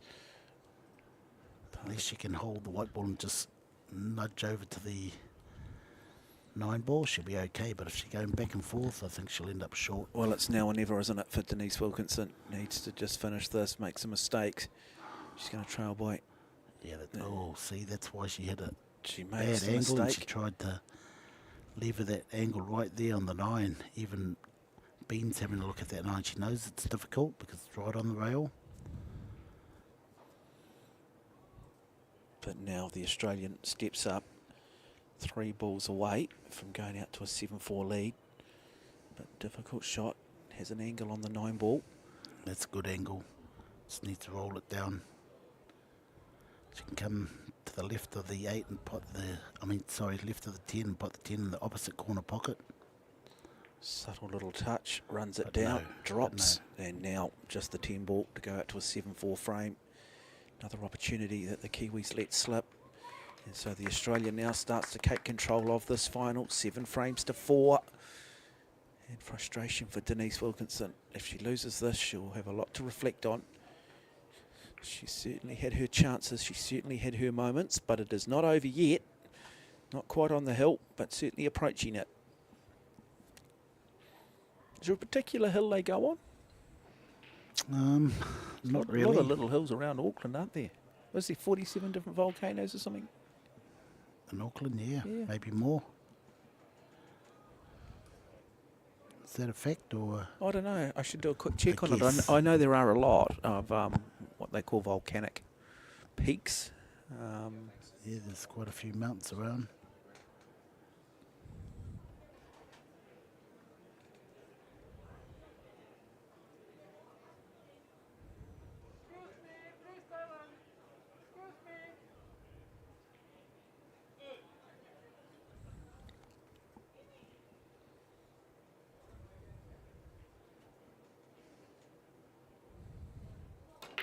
Well, we've still got one more game to go. That's the men's open final. The winner, $10,000 US. Have you put that in New Zealand dollars, Mark? You Google that? About 16,000 New Zealand dollars. It's not bad, is it? It's pretty good going. So now opportunity here for Bean Hong.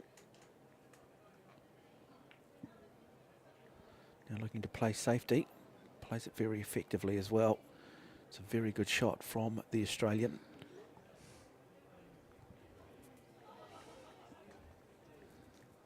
Now does Denise, she has nominated a pocket. She's going to look to try and kick this shot in. So here comes the kick shot. She's going to play it with some power, is she? Plays it with a bit of aggression, misses it completely.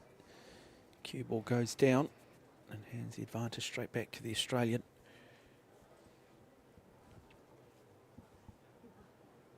One ball just sitting on the cushion.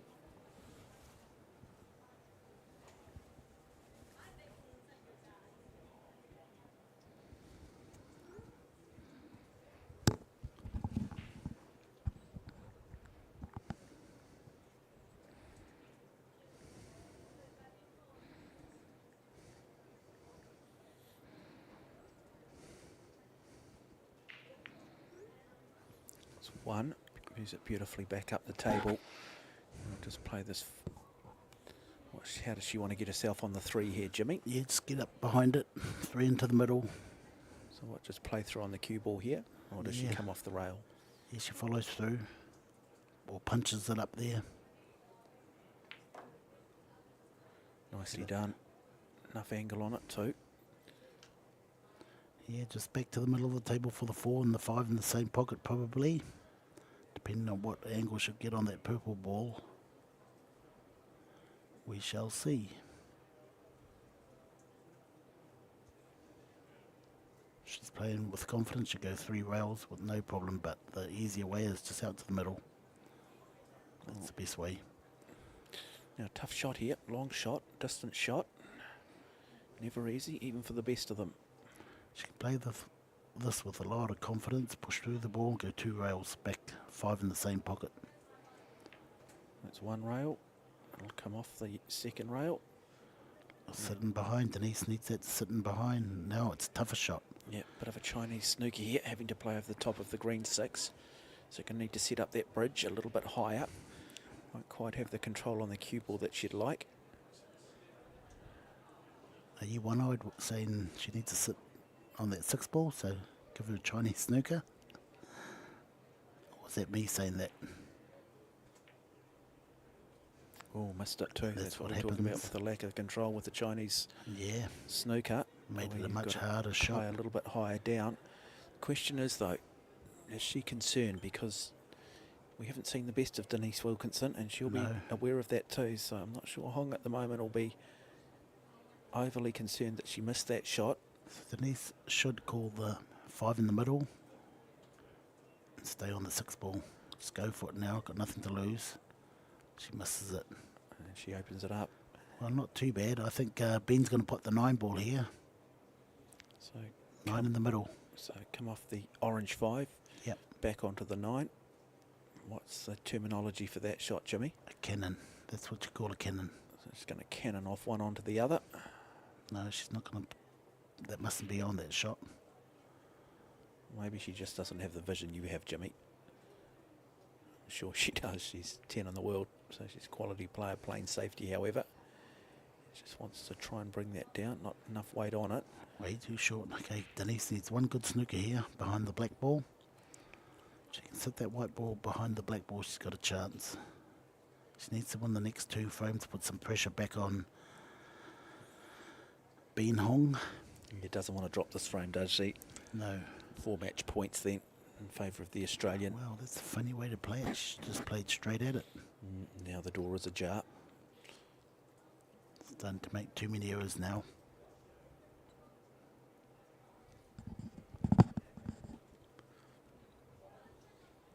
Yeah, I think it was just that 3rd frame that got her all, that slowed up her momentum. Yep, well, she lost the frame on a time technicality. She took too long in taking the jigger out. She played a great shot to win the frame, but time had run out, and that's what the referees are here for.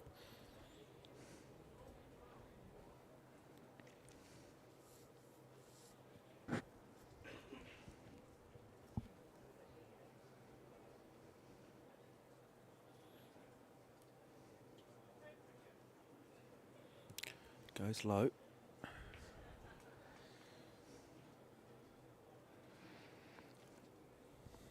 Okay, 7 to the 8. Where's that 8 ball going? Is she going to play with it? Oh, she's playing left-handed again. Now this is what has let her down, is when she's gone to the left. I think she's going to pot this one this and time. She just hasn't.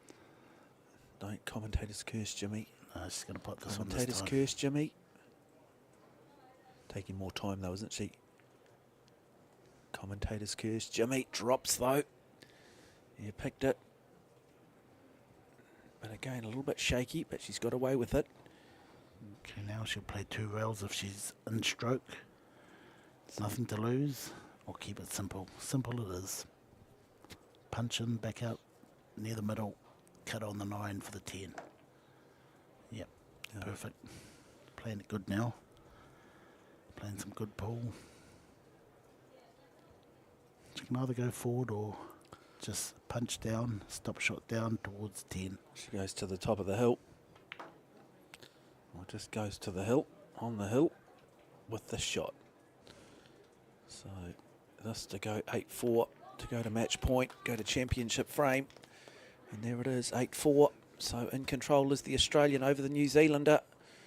Sabine Hung leading Denise Wilkinson of New Zealand in the race to 9 of this WPA Oceania Predator 10-ball Women's Championship. The men's to follow.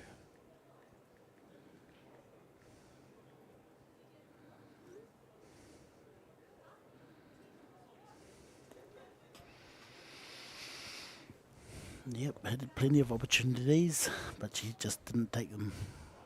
Now the score is 8-4.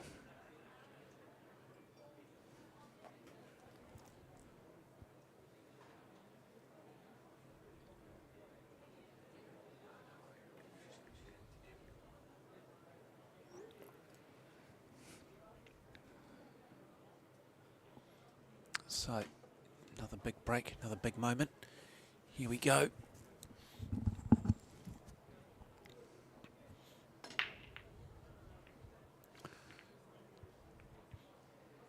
Dry break, critical mass across one side of the table. Chance here for, so 1 and 2. 3, good, got to come back across for that. 4, Jimmy, what's the difficulty here? 5 and 7. I don't think that one's on, so she's going for a plant here. 1 and 2, one onto the 2. To be fair, that's the shot I would have played, Jimmy, being the gambler that I am. And now ends up playing more of a safety shot, hasn't got away with it though. And I think she's just waved the white flag mentally at the moment, Wilkinson. She's got to, still believes, got to hang in there.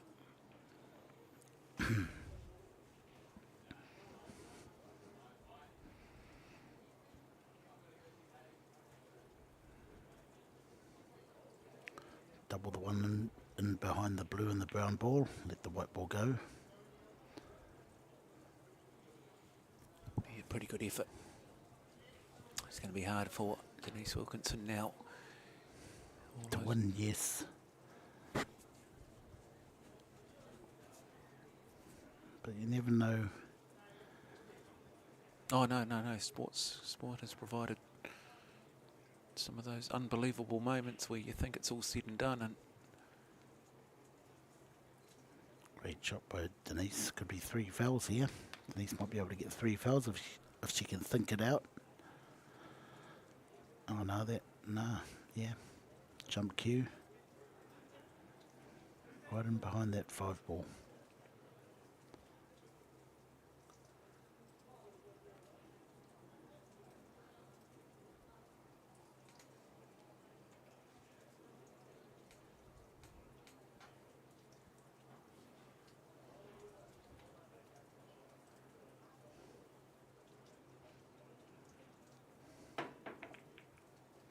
oh, nice shot. Yeah, great shot, really, considering what she had to work with and the difficulty of it all. Door is ajar though for Wilkinson. Has she shown the form though to suggest that she can run this rack? That is the question. Now she grabs the jigger. And now she's just grabbing the extension, my apologies.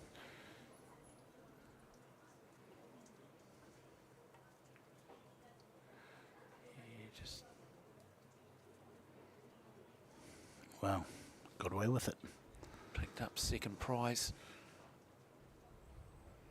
Yes, $1,700 US.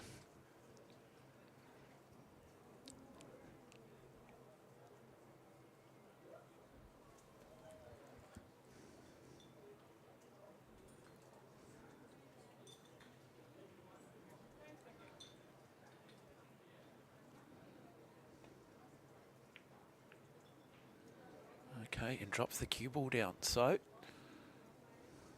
very, I guess from a television point of view, if you're sitting watching this, you'd probably describe it as somewhat of a messy frame at the moment, but Okay, so I think Denise should go for 3 fouls.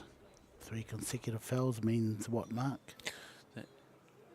that she will win the frame if Yep. Ben Hong does commit 3 fouls.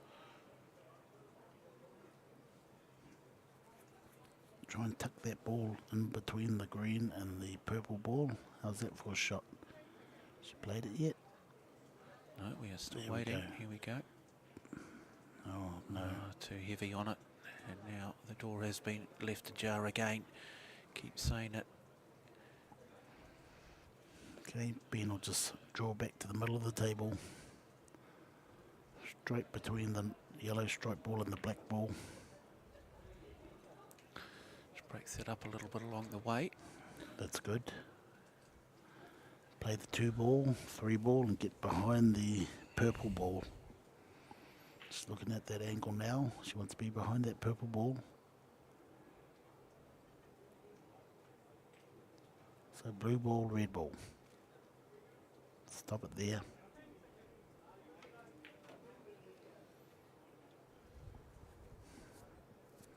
Okay, hasn't really got the natural angle, but if she cuts this into the middle, go straight towards that 9 ball. She doesn't really want to roll it through. Run into trouble. There you go. Go for the cut in the middle. Head towards the 9 ball.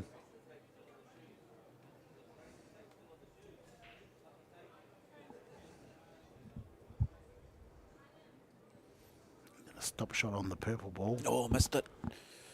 Wow, lucky. because I didn't like Denise's next shot. See how she would have just done stop shot on the purple. Absolutely. Set her behind the black. So Denise has got a chance to get back into this match. One ball at a time.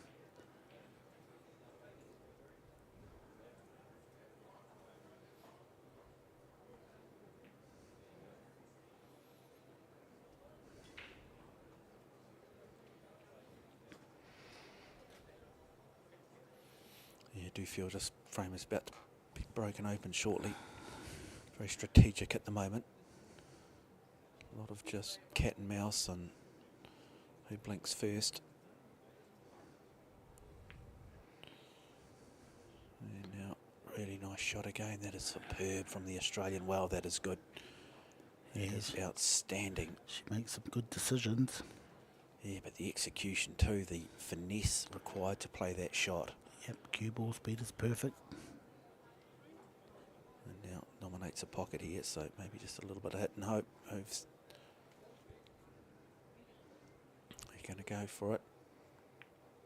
Oh, I didn't quite do it. Again, the intent was the right one, just couldn't quite execute it. Okay, this is a chance to snooker Denise behind the black ball. So she'll screw this with plenty of bottom right spin, head towards the purple ball.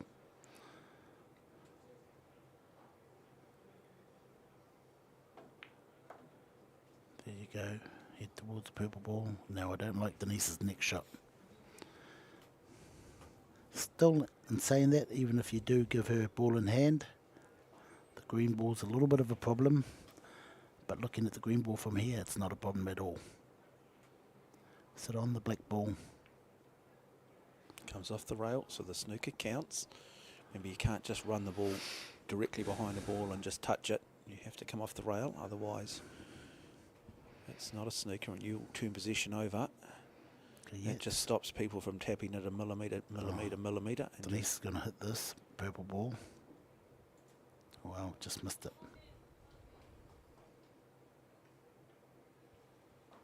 Okay, could be all over here, folks.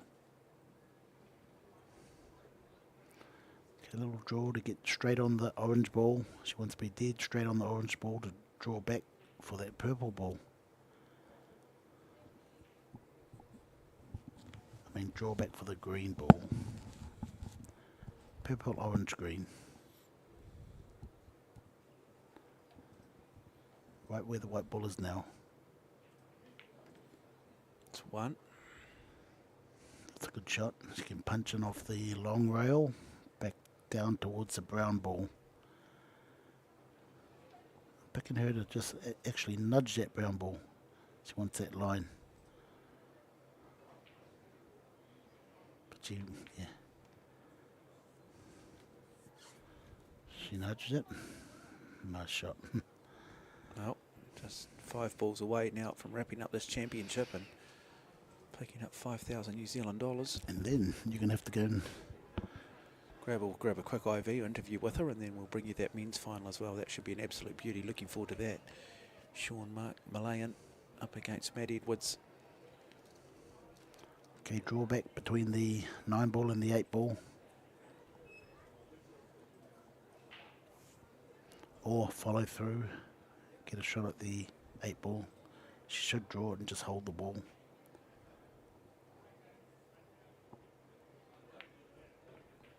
Oh, that's why she didn't want to go that way. So still some work to be done here by the Australian. Yeah, she's got nothing to lose here, so she can go for the stroke. Try and put the 8 ball back and forth. If she gets on the 9 ball, it's all over. Have a go now.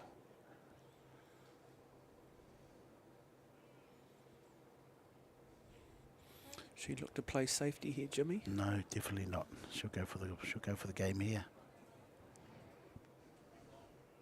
Wow, looking at that angle, it's different. She might throw it back though to Denise Wilkinson, and she might just sense that Denise is not quite there mentally at the moment, and force her to come out. Say, Yeah, look, if you're good enough, you're good enough. If you're not, looking at this angle, it looks good. It looks easy, and I think it should be. let's have a look here. Also got cover as well if you miss. Cuts it nicely. That's going to drop. It's going to drop every day of the week. Really nice. So 2 balls away from winning this championship. Yeah, she's got to shake all the hands first before you get their mark. And there we go. So 1 ball away for Bean Hong of Australia to win I think this she's Oceania 10-ball championship, courtesy of the WPA and Predator. I think she's going to celebrate. And there it too. is. It's all over. It goes the way of the great Australian. The world number 10 wins it. Creates a bit of history. Wins it by 9 frames to 4.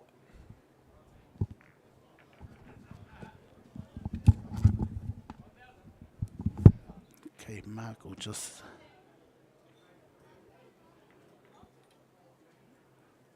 go and do a quick interview with her. So hang around, folks, for the live interview.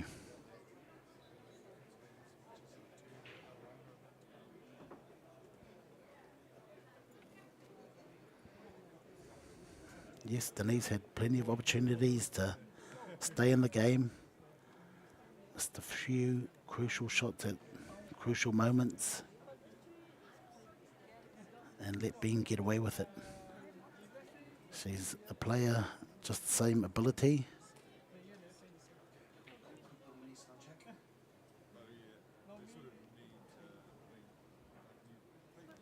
She needs to start beating these top 10 players.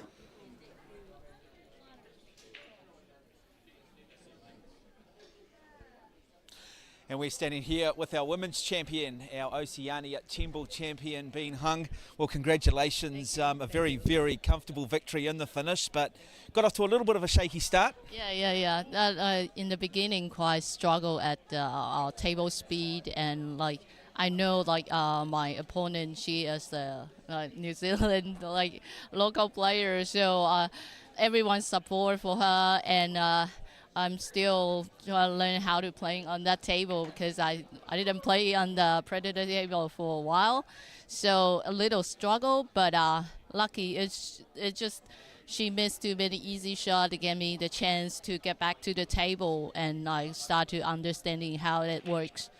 Yeah, let's just talk about the Predator table. Beautiful table, the Arcadia cloth, the Arcos 2 ball. What is it? Just run a little bit quicker?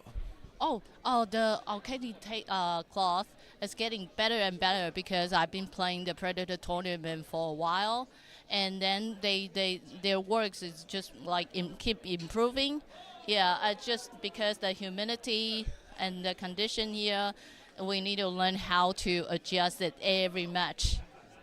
Okay, so you pick up $3,000 US. It's not a bad little payday. Yeah, that's good. Good pay. Yeah, I pay my pay my trip, and I can enjoy my holiday. Well, congratulations. Just before we do let you go, what does this one mean to you? Well, last time I played the Oceania Championship, that was 6 years ago, and still like I miss Marudi so much. Yeah, and last time I always play her. And then this time I come here is some mixed feeling, like feel good to be back and feel sad she's not here. But I'm still happy that I get the job done. Well, there it is. Bean Hung wins the Women's 10-ball Oceania Championships. Association with Predator, great crowd here acknowledging her, congratulating her. Well, folks, don't go away because we've got a men's final up next, and that should be an absolute beauty. We're live here from the Masse Club in Pukekohe.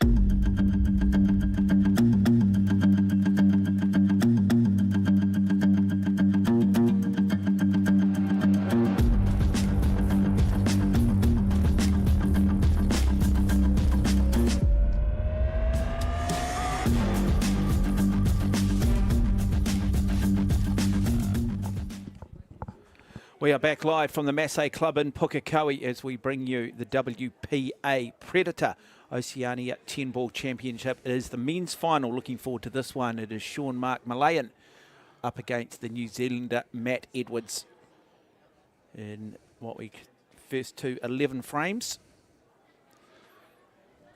Looks like we're live, and Matt to break straight away. Still Well, warm up. actually, no. If he puts at 10, he could win the game. No, that's warming up, folks. There you go. He's fouled. Okay, so we're just in warm-ups at the moment, and we'll all be back in five or so minutes. Yeah, so just enjoy the pictures. Watch just how these top players do warm up, their warm-up protocols.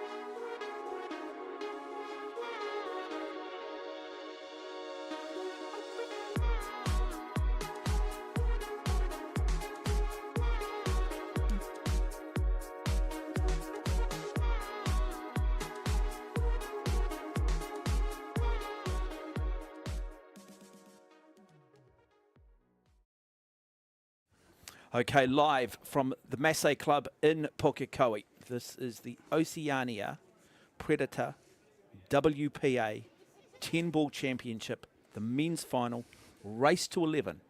It is Sean Mark Malayan of the Philippines up against Matt Edwards of New Zealand. Two contrasting styles, two contrasting players. This should be an absolute beauty. Both players about to come to the table for the lag to decide who breaks. And the man they simply call the Professor sits alongside of me, Jimmy Henry. They call him the Professor because when it comes to Q Sports, he'll take you back to school. Thanks for that, Mark. Great to be here. Final, these two players. Look how short Malayan is. It's interesting, isn't it? We started this tournament, and he's a name you mentioned. You said Sean Mark Malayan is the dark horse. I've watched him. I think he's good enough to win. I have just seen Matt Edwards do a demolition on Marco Toisha 9-3 where he looked magnificent. So what I'm suggesting is I think at the moment this is 50-50. Well, I hope so. I hope it's in favour of Matt Edwards. Love to see him win. But from what I've seen, this guy here, he can play. Oh, he can play all right. There's no doubt about it. He's just had to get up over Sullivan Clark. Yeah, and he did like 9-4 something, 9-5 maybe. And who's going to win the lag here? It looks like it will be Mark Malayan, Sean Mark Malayan, who will break. Smaller in stature, but he is a pocket rocket, very attacking player, very aggressive, and just one of many great Filipino players that have blessed this country. Got a number living here now, and of course he's travelled here specifically for this. $10,000 up for grabs for first place, so it's certainly enough incentive to jump on an aeroplane if you do back yourself. And so Malayan of the Philippines, Edwards of New Zealand. And here we go. 30-second shot clock in place. They will be able to have a 30-second extension once per player per frame. Okay, so Sean's come from the Philippines. He was brought over here by a friend of his. And since he's been here, he's won quite a bit of money. And that's off the Australians. Welcome to all our viewers around the world as well. Yep, if you are watching this, and if you are watching it and you're just a casual player who likes to go and play in a bar occasionally, likes to wager the odd bet, have a look at these two gentlemen and just make sure that at some point you haven't had one too many and decide to be a bit ambitious and decide to take them on, because I've got a sneaky feeling it probably won't work out too well for you. And so, Jimmy, we've talked a lot in the matches that we have had, including the test match last night between New Zealand and Australia, but it's very apparent, isn't it, that the great players have this patience. The great players know how to play safety. They know how to put the gambling instincts to one side and play the percentages. That's right, yeah, they play all the percentages, they play the right shots. And the key to winning pool is playing the percentages. So Matt Edwards at the table now, the big New Zealander. He's got a history of winning major tournaments in this country. Very, very good player indeed.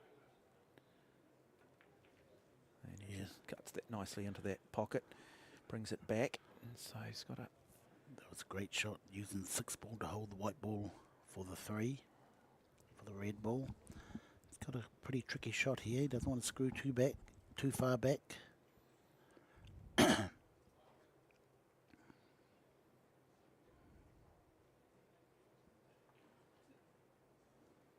Very tricky to get it right.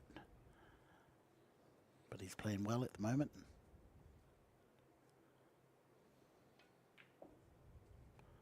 There you go. Edwards is considered to be the greatest New Zealand pool player of all time. He has won 20 New Zealand pool championships. Now, some people might dispute that, but nobody can deny the number of titles. And the fact that he's in this final demonstrates this again. And when we say pool, we're very different to what we're talking snooker when you think of likes of Dean O'Kane and some of the other great Hewists we've had in this country. But I guess in terms of the American form of the game, but you've got the likes of Sullivan Clark now starting to make some inroads. Big bounce Burmester. We've got Marco Toysha, who probably won bigger titles, but he is technically still of the Netherlands and won those titles representing the Netherlands, now living here in New Zealand. So starting to get a nice little critical mass of players, which is great for the sport. Yeah, we need more of those players come here, especially a guy like this. Oh. You can learn a lot off him by just watching him. That's a pretty good shot. Yeah, gutsy shot. I love the confidence in which he plays already, Malayan. I mean, he's not afraid to play what we would consider to be high risk or high difficulty shots, but he plays them with such confidence. But like Matt Edwards talking to him earlier today, he said, look, I've just got to tighten up my game a little bit. He said that, you know, there is that temptation at times when I play the TV shot, but, you know, it doesn't look so good if it doesn't come off. He'll know what's up for grabs here too. It's a lot of money for these guys. They'll generally play for food, like a lot of athletes I know. Play for drinks. Oh, play for food. Mate, we used to race for food.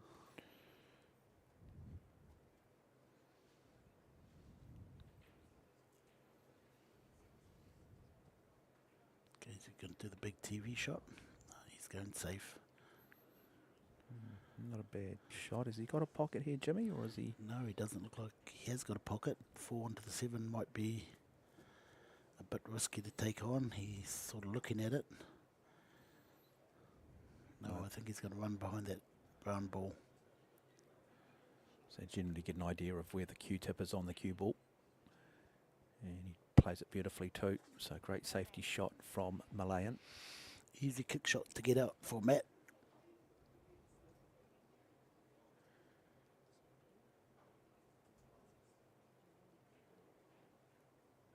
Nominate just in case, because if it goes in, your opponent, if it goes in without nominating, your opponent can send you back in.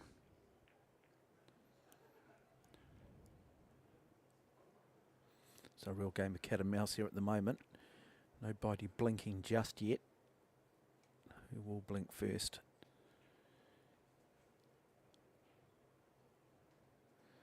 Yeah, just talking about playing for food, I remember a triathlete friend of mine, we were up in Hawaii for the Ironman, and he didn't have a lot of money, and he actually lived on expo food. So you go to these big expos, they give a whole lot of free energy bars away, bananas, different products as samples. And he pretty much just lived on those. Yeah, I think Sean is known as a big money game player. Well, he's opened it here for the New Zealander because he's put that 4 ball right on the pocket and then needs to just bring it back down the table for the orange 5. So maybe the first real opportunity here for Matt Edwards. Oh, missed it. Boy, that is uncharacteristic from Matt Edwards. You do not see that very often. Oh, he's left the 5 in a tough spot now, so he got a little bit lucky there. But boy, you do not watch the replay here. In fact, I'm not sure we are going to see the replay, but I was just saying, you do not see that very often from Matt Edwards, not a player of this quality. But I guess it gives us all just a little bit of hope at home that even the best players can at times do the unthinkable. Okay, so Sean's going to try and get behind the 9 and the 5. Get right in behind there. And he does. It's going to nudge into it even better. Wow. You have a sneaking feeling here, you just do not want to give this guy a chance. You come to the table, you got to stay at the table. He's got all the tricks in the book. Does Sean Mark Malayan.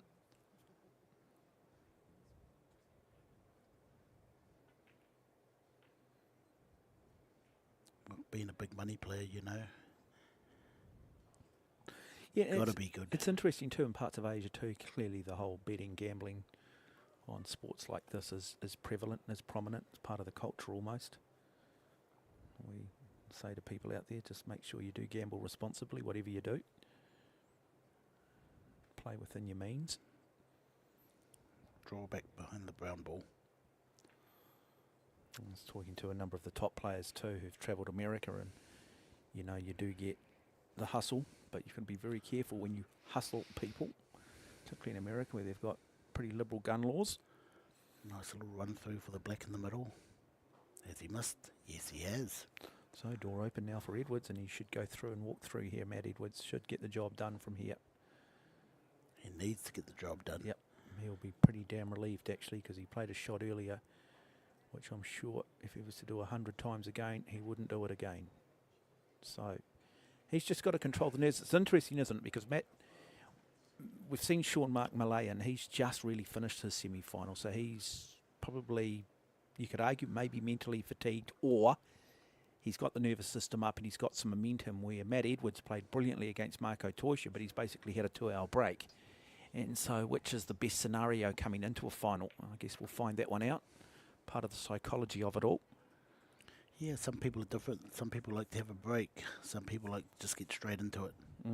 But this guy here, Sean Mark, you know, I think he's got, he can play 24/7.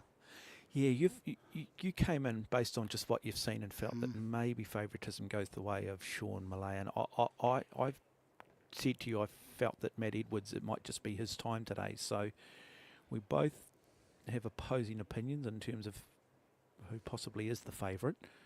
But that's what you want, isn't it? You want a final where you're not sure of the outcome. He needs to make this shot.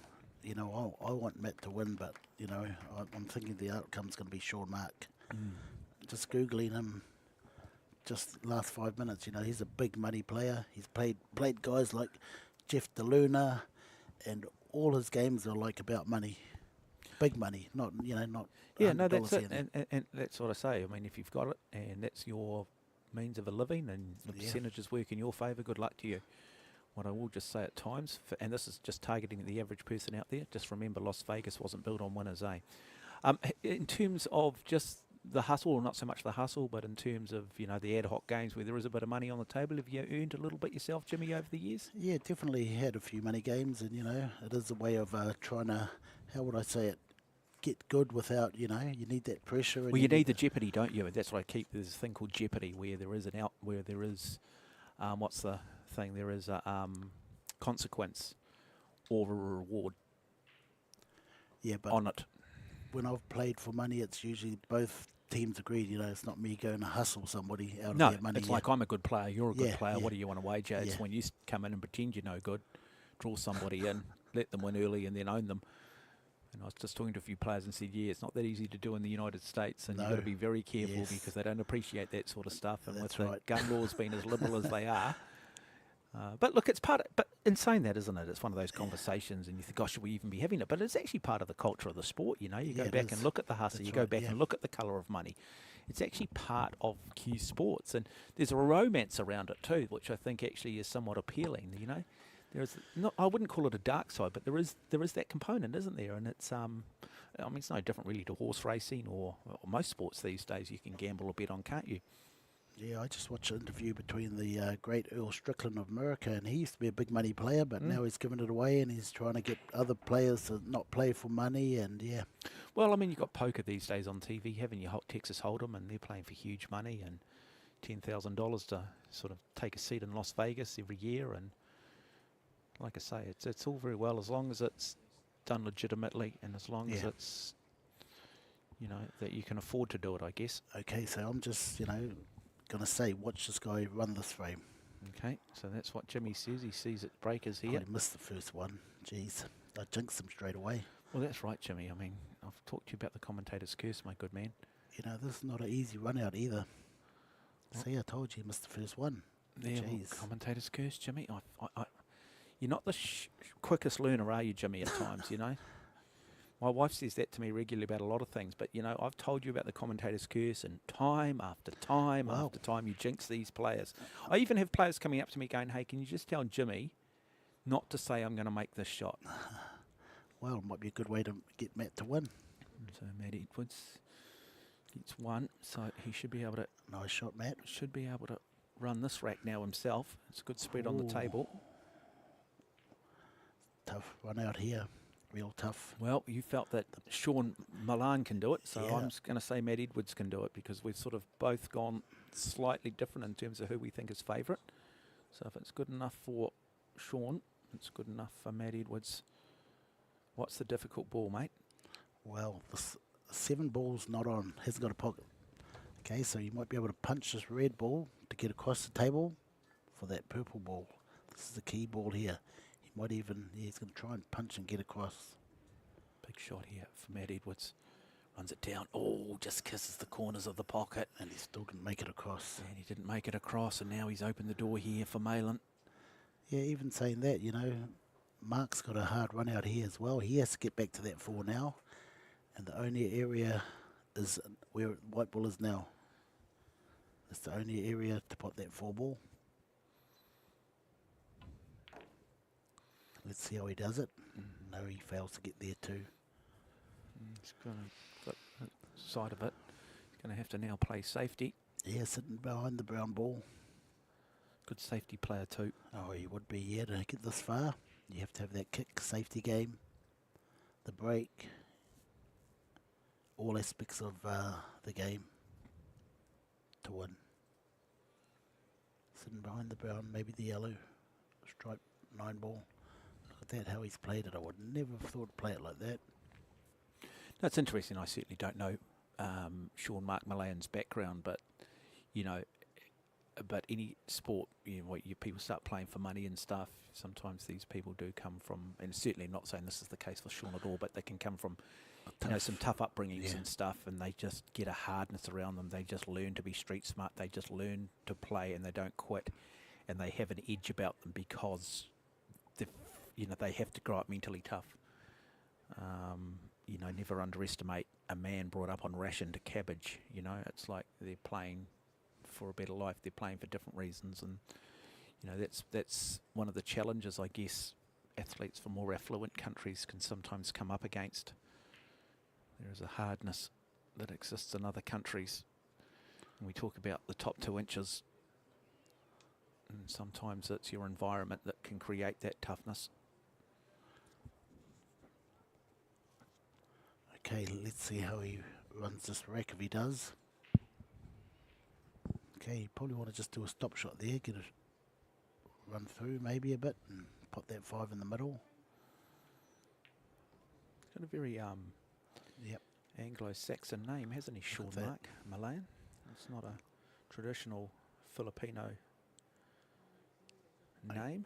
Okay, so he wants to just have a nice cut on that green ball to get to the brown ball. Got to make these shots though. And he's played perfect here. He's on Mayfair now. He's landed on Mayfair. Now Park Lane. And then it's all over. No, you got to go down Broadway before it's all over, mate. Look at that. That's perfect. You ever been to Broadway? Broadway in New York musical. No. You know where they have all the Oh, yeah, musicals yeah, like Cats and stuff. yep. Yeah. 2 rails, run out to the middle. No, he's keeping it simple. You've never seen Phantom of the Opera or the Cats or anything like that? No. No? Okay. Just thought I'd check, Jimmy. That's all, as we see him now play the 8 ball. Yeah, he wants to thin this 8 ball, go straight back down the table for the 9 ball. Had a bit of English on that, see the way the white ball went. Inside English. Yep. Okay, just naturally to the 10 ball. You might want to be a bit of a show pony, come up the long rail and then back round for the 10 ball. Yeah, not sure he's going to be a show pony. No, you keep it simple. He's got business on his mind, hasn't he? Oh yeah, he's here for the money. This is not an exhibition. This is about a living. This is about 10,000 US dollars. And now this to take it to 1 frame each. Having to stretch a little bit on the shot. Still just needs to. He does get it down. So Sean Mark Malayan pulls back a frame in the race to 11. It's funny, every time you use the word inside English, it just reminds me of school certificate, which for people outside of New Zealand, it's the academic exams you take in your 3rd year of high school. It always scares me because I was never any good at English at school. 51 in school C English, Jimmy. So every time you bring up the word English, you sort of scare me a little bit. I can't think of anything other than an English exam. Every You time must remember school C. Yeah, every time you bring up numbers, I get scared too. I know. That's why I'm broke. I know. That's what scares me. Numbers. Yes, I was okay at basic mathematics, sort of, you know, times tables, but When it started to get a bit too complex, I gave up.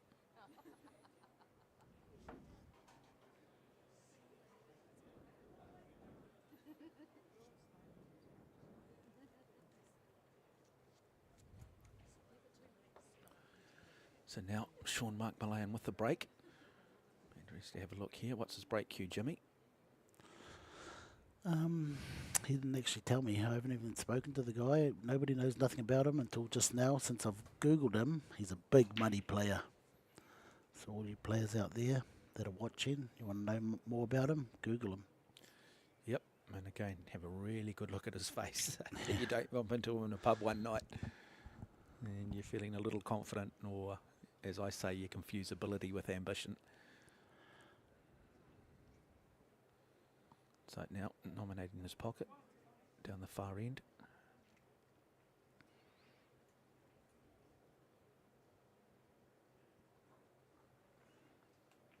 Referee Stephen Lai. Yeah, not giving up his time to be here too, Stephen, so appreciate it. Just formalises things a little bit more. Just takes out some of the guesswork. And again, referees are a little bit like an insurance policy. You hope you don't need them, but it's reassuring to know that you've got someone there or something in the background if, in fact, you need a dispute sorted out, or if you need someone to take the guesswork out. Also, you don't have to rack the balls, do you? So, did he nominate that pocket? No, he didn't. Not a bad leave. So, Matt has the option of playing this 2-ball himself or handing it back. But Matt has to play it. He knows he has to play it. Try and get back to where the white ball is now. Thin the 2-ball. Get the white ball to go back to where it is.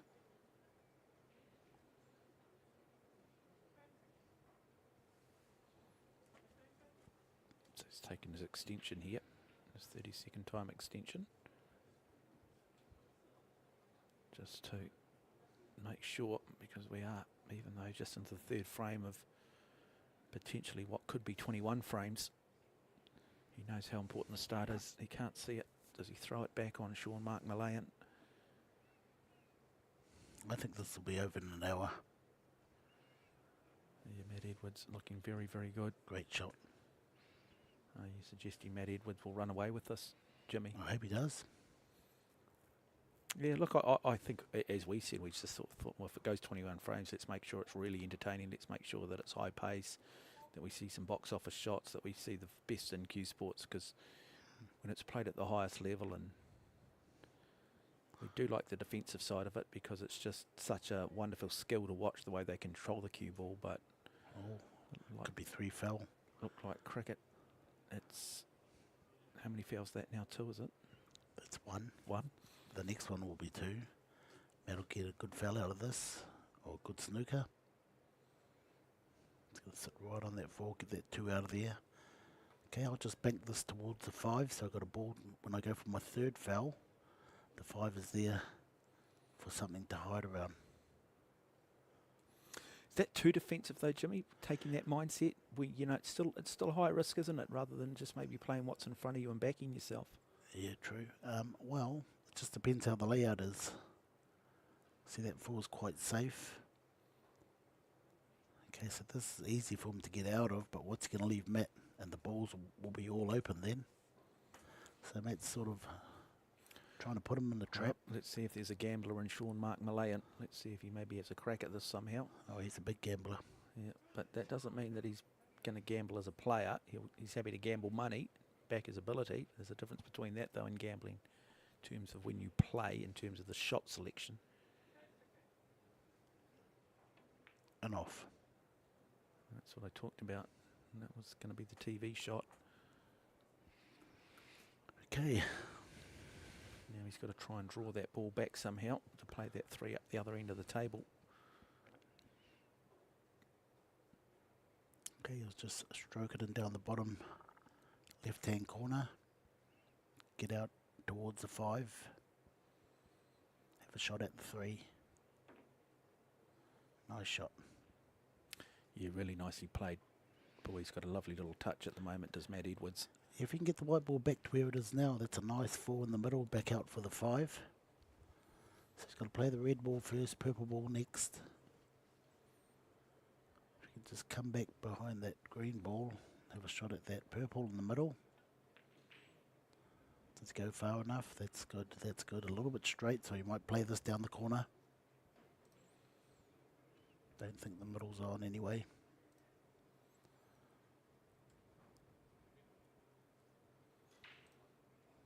So intriguing third frame here already.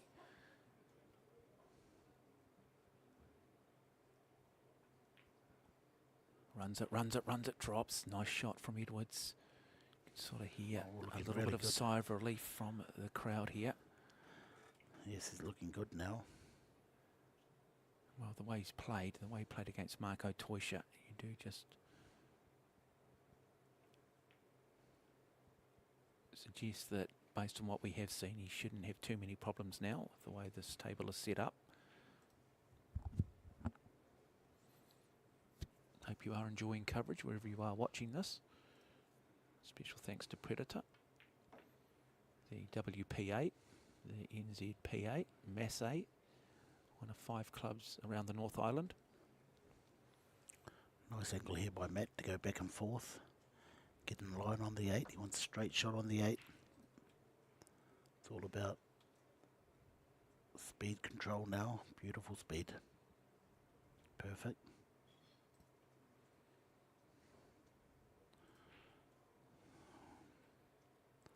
Okay, he's got to really punch this in to get straight on the 9. If he doesn't get straight and sits on the rail, he's got a tough shot to get to the 10. But he plays that well. Okay, a bit of a tough shot to get to the 10 now. He's good enough. He's good enough to do this, though, isn't he? Surely. Just got to make a shot, you know, a harder shot to get to the 10. You don't win 20 New Zealand pool championship titles unless you... Okay, he's going to draw back into position. 10 in the left corner pocket. There you go, perfect. Yeah, nicely played by the New Zealander.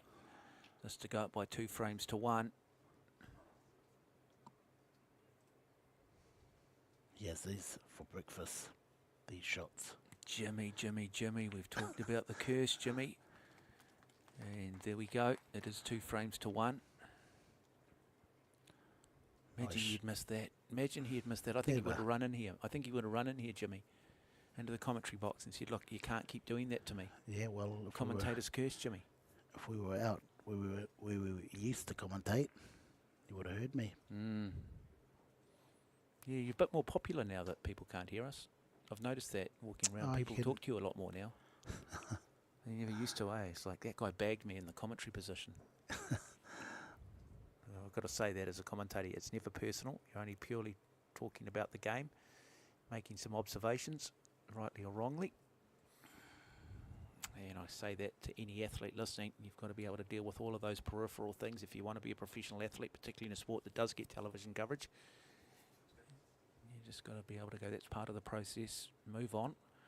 You look at Sean Johnson in rugby league. I mean, the flack he's copped over the years, had a great season last year, redeemed himself. But, you know, yep, you're earning $1 million a year or whatever it is, but you've also got a part of that coming with that is dealing with the negativity. And it's part of the crowd. And I can say, right back at the pool hall, there's a lot of people in tonight. Yeah, it's packed out there. Most of the tables are going. And everywhere. And it's great to see, isn't it? Because you get a real eclectic mix. I was walking down there earlier and I saw Pacific Island, Māori, I saw European, I saw a lot of Asian people playing as well, and it's very sort of, it's a sport that's open to everybody. It doesn't necessarily favour any one particular sort of ethnicity or socio-economic background, religion. So good break here from Matt. 8 balls gone down. It's got a nice spread too. Good open table at the moment. 6-7. Okay, Matt needs to play perfect pool to win this, to beat this guy.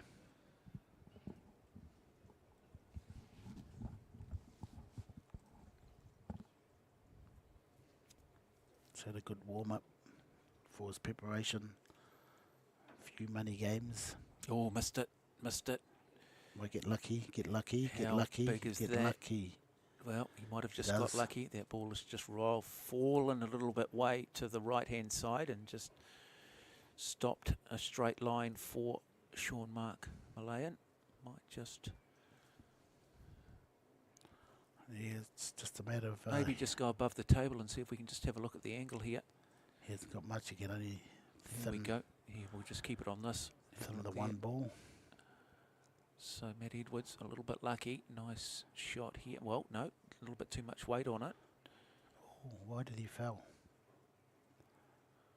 Run out of time perhaps. 30-second shot clock. Okay, yep. 6 to the 7 is the hard part of this puzzle. Yeah,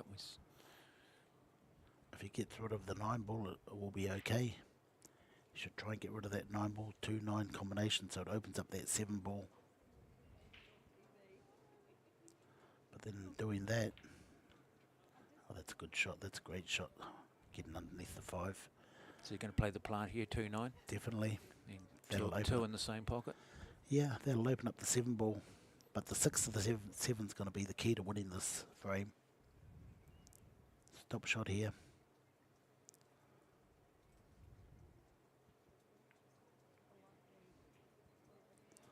Okay, wants to just play with a little bit of left spin, hitting the ball at 9 on the clock, or make the ball go to the left and in line on the red ball for the middle. It's perfect.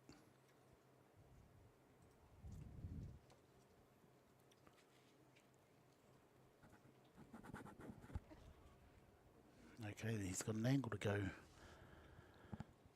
doesn't want to risk it, but he has got an angle to go backwards and back out into the open using the rails. Yeah, he's a very smart player. He reads the game very well, does Matt Edwards. So No, whatever he he's- does do will be done with a high level of precision. Okay, he's kept it simple, but he's taken a longer shot. A little bit harder to get to the orange ball. Okay, I think the orange ball's only on in the middle. Doesn't go past the green to this left bottom corner pocket. Beautiful, beautiful position. That's perfect, perfection. Okay, now here we go. Okay, he wants to probably stop the white ball right there. You know, he wants an angle to draw on that green ball to get behind the brown ball. Stop it right there. Perfect. And now he'll just run this cue ball. No, I think he's going to draw back behind the Draw 7. back, you think? Yeah. So he's going to play back down the same pocket? Yes, 7 in the same pocket. Okay. That's what he might have gone the other way, but no, he is. You can see how low he's going on the cue ball. And nicely done, Matt Great Edwards. shot.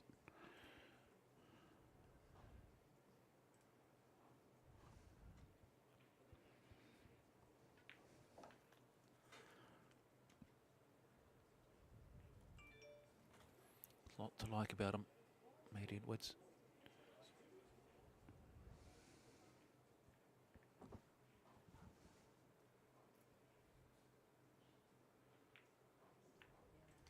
There it is, goes up by 3 frames to 1 in the race to 11. So that 2-frame buffer suggests that it's a big frame coming up for Sean Mark Malayan. Will not want to be trailing 4 frames to 1. Not against the quality of Edwards, who has shown that he's certainly in form. He hasn't shown a lot of chinks in the armour.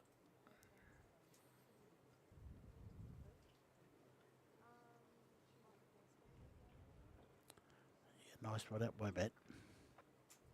He's got to keep it going. He's got to play the perfect game to beat this guy. Perfect set we need.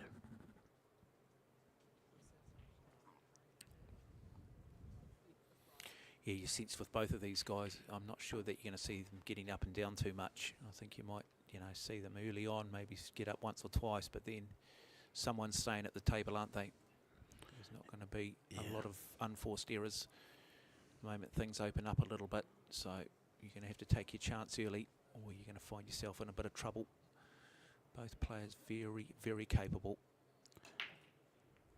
Yeah, it's going to be easy balls. They do miss. It It's going to drop. No. So just the one down at the moment. It is the one ball. Two set up nicely. 3, 4. Looking like a pretty good spread there, Jimmy. Yeah, he needs to pot this 2 ball, get to where the white ball is now. 6, 7. And put the white ball right to where it is now. Needs a jigger.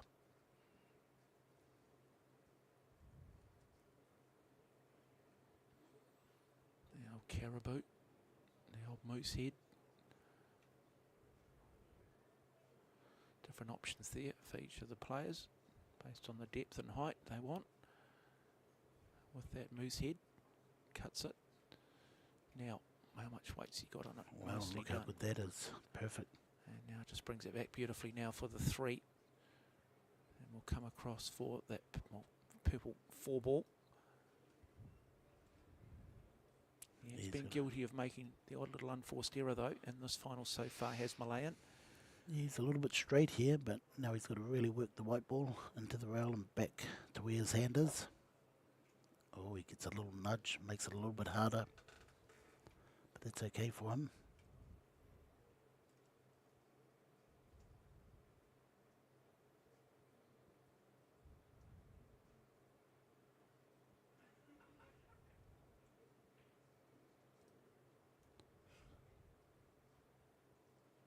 Soft touch.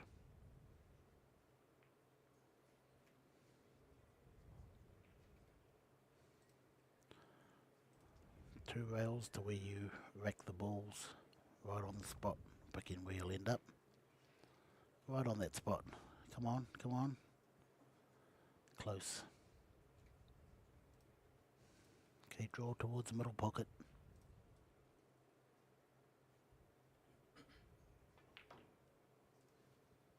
So good play here from Sean Mark Malayan. Come back to the middle.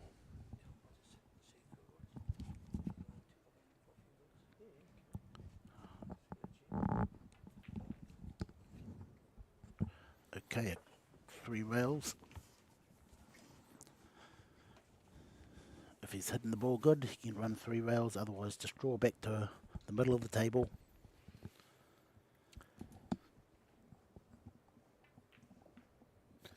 And so, just the 2 balls away. We'll welcome him to commentary at the end of this frame too. The gunslinger from Eindhoven, man who made the semi-finals of this tournament, Marco Teuscher. He's played Matt Edwards. And Matt was very comprehensive, played very well in that semi-final. Thanks, Mark. Yeah, he played great. Great match from Matt. I mean, not much to say about that, to be honest.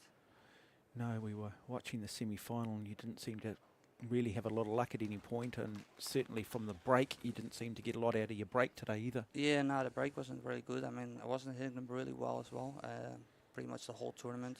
A bit struggling at moments when I break good, but yeah, he felt pretty comfortable. Like early in the match, he got a couple of good layouts, and but yeah, he was playing really good, and you know, there's not much you can do if someone plays better than you. No, and that's what I like. I mean, at the end of the day, yeah, you want a rivalry, you want to Yeah. win, but sometimes you just get outgunned, don't you? And we've got to have that depth in this country. We've got to have guys putting pressure on each other.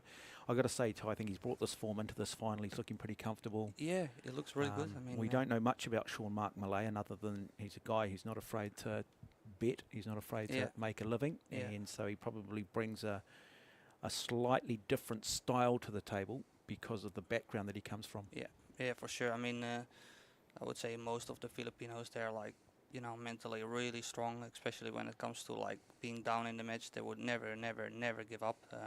Yeah, I've been to the Philippines like many times, and yeah, being up like really like maybe like 7-1 or something, and they keep fighting. I think that's probably the strongest thing from the Filipinos. So just. Yeah, I was going to ask you this too, Marco. I mean, like a lot of sport, there's a reason why we've got a thing called sports psychologists across all sport, Olympic Games athletes, Olympic champions, but the mental side of it, how important and how easy is it to have the doubts come in during a match? It's, yeah, I mean, on a high level, it's probably the most important thing. I mean, it's so easy to just overthink or or taking wrong decisions. That you would never do in practice or whatever. But yeah, it's like yeah, like for example, like I played Matt in that match, and you know he get me to take 5-2 down or something, and I got a like an, you know, pretty easy layout that I should always finish, and I think it's just like sitting in my chair and knowing that he's playing good. Yeah, just you know create more pressure on you, and it's easy to just overthink. Yeah, and I guess part of that is too is then trying to maybe know that that's probably true of every player, and somehow do you early on shift that pressure back onto them. Yeah, yeah. I mean, and that's a pretty exciting part of the game as well. You know, it's like it can always change. You know, like the score doesn't really matter sometimes. It's all about the mind. If you play good, and especially, I mean, I talk about like higher level players. They usually play like good, and they usually don't really play the wrong decisions. No, and the great players have that ability to slow time down. Yeah. Let's bring Jimmy back in, Matt. Yep. We've got Matt Edwards at the table off the break. We've seen the one ball go down. What do you like about the spread? I'm not sure if he's going for the combination. Looks like he's going for it. Yeah, Oh, he missed it did too. go Was that for the it. shot to play, Jimmy? Wow, risky shot. Yeah, that's what we talk about, the high percentage. You know, it depends how you feel. He's been hitting the ball really well, so I'm not surprised he took it on. But you know, he has the lead as well, so you know he probably think, you know, I'd probably take the risk to get a bigger lead. Have you heard about this guy, Marco? No, You it's, never heard about him? Nah. I mean, there's a few players around the you know, like 750 Fargo. Yep. They're like really high level players, like real solid. Yep. They never really play overseas. They don't get the chance to play overseas tournaments. So, but yeah, I've watched him a little bit, and yeah, he just reminds me of most local Filipino players that just, you know. Plays for their dinner and lunch and Yeah, all that sort of he- stuff. Yeah, and I'd imagine there is an economy that exists and operates within Q Sports within the Philippines, whether you want to call it illegal, however you want to frame it up. And so within that, you know, it's no different than what you hear about street basketball in the States. You've got who's the best, you know, street player you've ever seen, and the style of street ball they play won't necessarily mean they can go and play in the NBA, but equally the NBA doesn't necessarily mean they can come and play street ball, and Exactly. so it can be a dangerous opposition. The thing is with those Filipinos, they usually gamble a lot, like playing a lot of high stakes money matches, and Yep. they're used to the pressure, you know, and that's why also like the giving up mentality is like, you know, because they're just, what I said, you know, they're playing for a living, so Yeah. mentally they're pretty strong and they have a lot of heart. Okay, Jimmy, let's have a look at the balls left on the table. Just draw the 6 back for the 7 in the middle, and then run the 7 up for the 8. Should be all over. Yeah, you get the perfect angle here from the to get from the 7 to the 8. Yeah, it's and, got the perfect angle. Straight down into position. Yeah, I think Or you he could just go rolled. back behind it, eh? Yeah, I'm not sure if he has that. He's Roll probably into holding position. it. Nah, he plays it good. It's just going to be dead straight. Oh. Now we'll see what sort of... Well, he's got Nah, angle. he's alright. Yeah, Yeah. he could probably screw back like Yep, 2 2 rails. rails, yeah. Um, Or go forward. It's up to him. So if you're just watching us, rails, just basically the sides of the table is what the boys are referring to. If you're a non-Q Sport aficionado watching this. you see, and he accept the longer shot on the 9 instead of like try to get close to the 9 and get out of position. I was going to ask, we'll just wait for the shot here, and we might just continue our discussion versus, I guess, that street type player versus the tournament player. Oh, nice shot. We'll just wait for the shot. Get Yeah, to see he- Sean Mark Malay and bring this up to 3 frames each, assuming that he does make the shot. We don't want to put the commentator's curse on him. Jimmy's already That's done the that a ball few clean. times. The ball pretty clean, you know, Yeah, like it's even that clean, 9 yeah. ball, you could see like hit the heart of the Yeah. pocket, you know. It's just talking about the type of player. So let's use the thing that he's more of a street ball player Yeah. versus a Yeah, that's for tournament sure. player. Yeah. Are the obvious technical differences between the two? Is there, or do you still just have to be a tournament player? Or do they have some bad habits, or do they? What's the word? Have they got a sort of a hybrid game that perhaps they play? It's a good question. From seeing, I think the people that like the street, you know, the gambling players or whatever you want to call it, I think they're usually fundamental wise not as good as the tournament players. Yep. Yeah, like you can see it in America. There's a lot of players that just, you know, play in the pool room and Do they have the defensive game, or when you're playing for money, is it all about attacking? No, they're probably playing the defensive game more. Yeah, so the more percentage. Yep. Yeah. So you've got to, because I was saying, and I think it's we talked about it prior to the semi-final that you were in, but I noticed that I think the good players have that ability to put the gambler to bed when they need to, and play the percentages when they need to. We're all gamblers at heart, aren't we? That's why Las Vegas exists. And it's difficult at times wanting to play the TV shot, but having the mental fortitude to slow it down and be patient. Yeah, for sure. I mean, yeah, it's always nice to take some risks sometimes, and I think Matt said it right in the interview. He's like, you know, just it depends how you feel and how you hit the ball, the score. Okay, Jimmy, looking He's at the gonna spread on probably the table here. Bank this too. We'll see how good his bank pool is. No, I'm You not sure he reckon? plays. I play for the bank. Yeah, nice. Yeah. Wow. Okay, so you heard Yeah, he's in perfect position. He should run out from here. Yeah. run out from here. Any Yeah. ball there offering difficulty? None at all. No, No. not really. Yeah, once you get straight on this 4 ball, the 5 ball will be quite easy. Once you get straight. Oh, he can use the rail as well. So really just an unforced error. Should No, bring- he's all right. I'm just saying the only thing it sounds like listening to you two that's going to bring him undone is if he does just make an unforced error. Yep. But it's all there to do. And again, he'll be aware of the prize money, and that'll be the carrot for him. Just probably the 8 to the 9 might trouble him. See, like this is a little bit short. Yeah. Um, Over the top of the 8. yeah, the good thing is he doesn't have to do too much with the white ball, so he can just roll it in.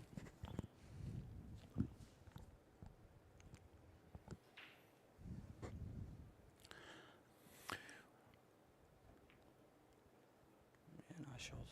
Yeah, we've been talking, Marco, a little bit about the money side of it, the gambling side of it, the Yeah. hustling side of it, but it's actually part of the sport, isn't it? It's It part of is. the romance of Yeah, it. for sure. And we can pretend and sit there and Yeah. sort of say, hey, let's not have that conversation, let's not steer it in that direction, let's Yeah. be really PC about it. But I actually think part of the romance of the sport is the fact that it's got these multi-layers and these different narratives surround it. Yeah, I mean the And- sport is. And it's a sport that has always involved the hustle to a Yeah. degree. Yeah, I mean it's definitely getting more serious right now. The tournaments are better organized and everything. Yeah, But you know, the first movie with the hustler. The Hustler, yeah. Yeah, and then the colour The of money. Color of Money, yeah, Yeah. with Tom Cruise. Yeah, but that's part of the origins of the game. Yeah. And what about the other day, Marco? We were talking about where we were with Masse 10 years ago or 5 years ago. Yeah, You know, we had live stream with a yeah. It's like it's interesting camera. how much we improved in the last even in the last 5 years. You know, like That's about the time you arrived in the country, isn't it, Marco? yeah. I think Yeah. I still have seen you know Still like around, the yeah. different conditions. But yeah, I think we are really lucky. I mean, Bernie's share the same passion. Well, it's about having vision, but then you've also got to have, you've got to have the finances behind it. And Yeah. we're in a fortunate position to do that with the Masse Club, with the way things have been set up. And great to have the Australians over here now. Great to have the two organisations. You've got yourself. You've got, starting to have some critical mass develop at the top level. And so the sport's really on a really nice cusp at the moment. Yeah, for sure. I mean, I think this Yeah. venue is probably the nicest venue I've seen in a long time. Yeah, it's beautiful. Apart from like an arena, it's like pretty much like a pool room. So I mean, if you were to build a statue of Q players in this country, you would probably have Dino Kane, but you'd probably have Jimmy the Professor Henry there somewhere. 100%, he still has it. I mean, he hasn't been playing much, but Shirt on or shirt off if you were to build a bronze statue? Oh no, I think you should have one of the Professor with the line, "I'll take you back to school." And saying that, in all Sure. seriousness, you've got to have the Jimmy Henrys. You've got to have the coaches too. You've got to have the guys who can, bring their passion and teach the youngsters and help take out some of the guesswork.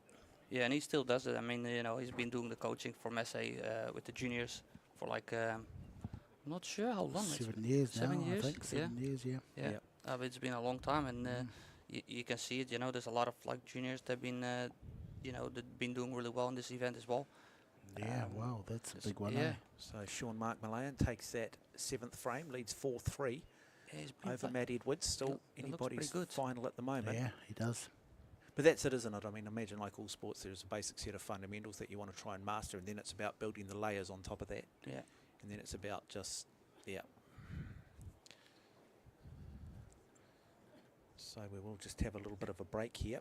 Marco Toisha the gunslinger from Eindhoven in studio. Alongside of us, Jimmy, the Professor Henry. They call him the Professor Jimmy. Why?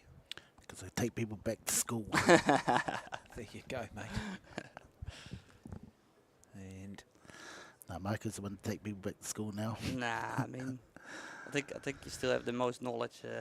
yeah, it's interesting, isn't it? Like you can have a football coach like a Jurgen Klopp for Liverpool who's got incredible knowledge. It doesn't mean that he's necessarily going to go out now and be able to Exactly. play to that knowledge. And Jimmy, we know how good you were in your day, but you spend more time these days coaching. So while your knowledge doesn't necessarily mean you can go out there because of a lack of practice necessarily execute it, but it's what the great coaches do. They impart that knowledge. They take the guesswork out.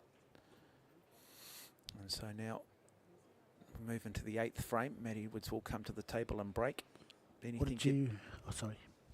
What did you think of the one-piece slates compared to the three-piece slates? Pretty same. Yeah, it's nice. Yeah, I feel like it's pretty much the same. Just the cloth was a little bit slower, but other than that, I felt like, yeah, it's nice. Everything the same. It's really consistent as well. Talking about the Predator tables here with the steel frames and the single base slate. And of course the Arcadia cloth they're using. And again, we at home won't notice anything really when we play, but the likes of the Marco Toyshes can pick up the smallest little subtleties in terms of the way the tables do run. Slower, faster, and interesting too, talking to Bean Hung, who won the women's title earlier, just saying that dealing with humidity inside of the pool hall and all of those things can affect just a subtle little touch. I felt like it didn't affect as much as I was expecting with the rain outside and everything. I was expecting, like more bouncy rails and everything and the sticky balls. But it was conditions stayed pretty good, to be honest. Yeah, I've always found in the humidity my hair curls a bit. But Jimmy, So you does don't have mine. any hair, mate. No, I've got plenty of hair now. No, but it's amazing. People I haven't say seen that me. humidity. It's amazing. You talk about cricketers. If you've got a humid day, you're going to bowl first because of the ball movement. People don't realise this. If you're in the sport of track cycling, you go into a velodrome, it'll be high humidity. It makes the bikes go quicker. And so those atmospheric conditions at the elite level affect a lot of ball sports, aerodynamics, to a degree, even in the water. Warmer water, faster boats, hydrodynamics. Wow. You walk into a velodrome, they'll always be really, really hot, and they'll often have a, what do you call it? They'll often have a door where you walk in, and then that door closes, and then the next door opens, so they're constantly keeping the temperature the same. Wow, that's a bit of an aggressive shot there. He took. Yeah, He he tried could to have just. he tried to get the two away. So looking at the spread here, Jimmy, what do you like? What don't you like? Yeah, I think he's going to just bank and Yeah. try and kick into the three, push it up the rail. Yeah, I think so too. You either go for that one or you might try to play the safe. Just bank the two ball back and then get the white ball behind. Nice shot here. Just have a look here where he's positioned on that cue ball. He Does goes look for to the bank it he and misses it. And that might just be the gambler in him. So opens the door of opportunity now for the New Zealander, Matt Edwards. He's a big man, Edwards. Another one who comes across incredibly well. He's got a tough shot here Yeah. to start off with. I think mentally as well, he hasn't been on the table for maybe 2 racks, and he just comes to the table with a long shot. So Yeah. I'll pose a question to you one moment on that. He's got to hold the white ball. He does. nice shot.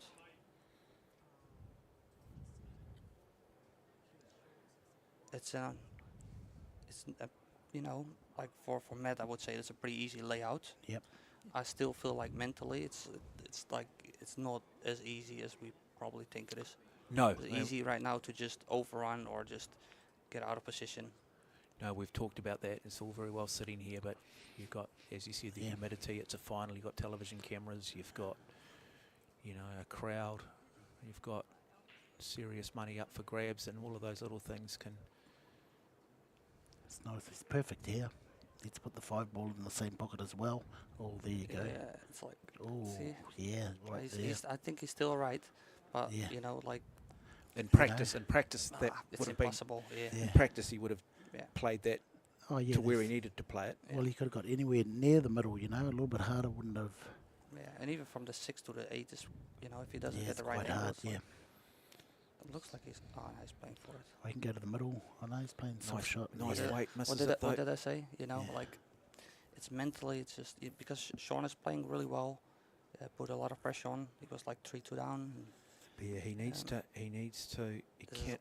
Yeah, he's got to find a way back into this, doesn't he? He's got to somehow try and shift momentum here, because the more this goes on, the more Sean starts to get into his work, and the more those demons, as I say it, start to live rent free inside your head, and it gets harder and harder the deeper you go into this final. Yeah, same for Sean. You know, he's up and he knows this is like a game that he can get away from it in the match. So I'll be surprised if he, you know. Still. Yeah, that's a pretty good angle. Yeah. Just get to the middle of the table.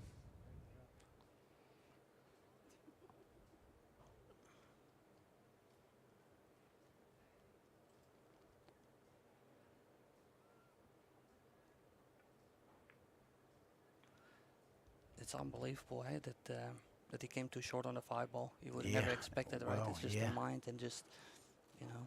I'll say it, that's why there is an industry, that's why there are qualifications now at university that you come out and go, what are you? I'm a sports psychologist, because, you know, there's a frailty that runs through all of people, and there's a frailty that runs through all athletes at the elite level. And Yeah, I think in any other moment I would. Any you other know, moment, it's like yeah, there's like absolutely. there's 0% chance that he wouldn't.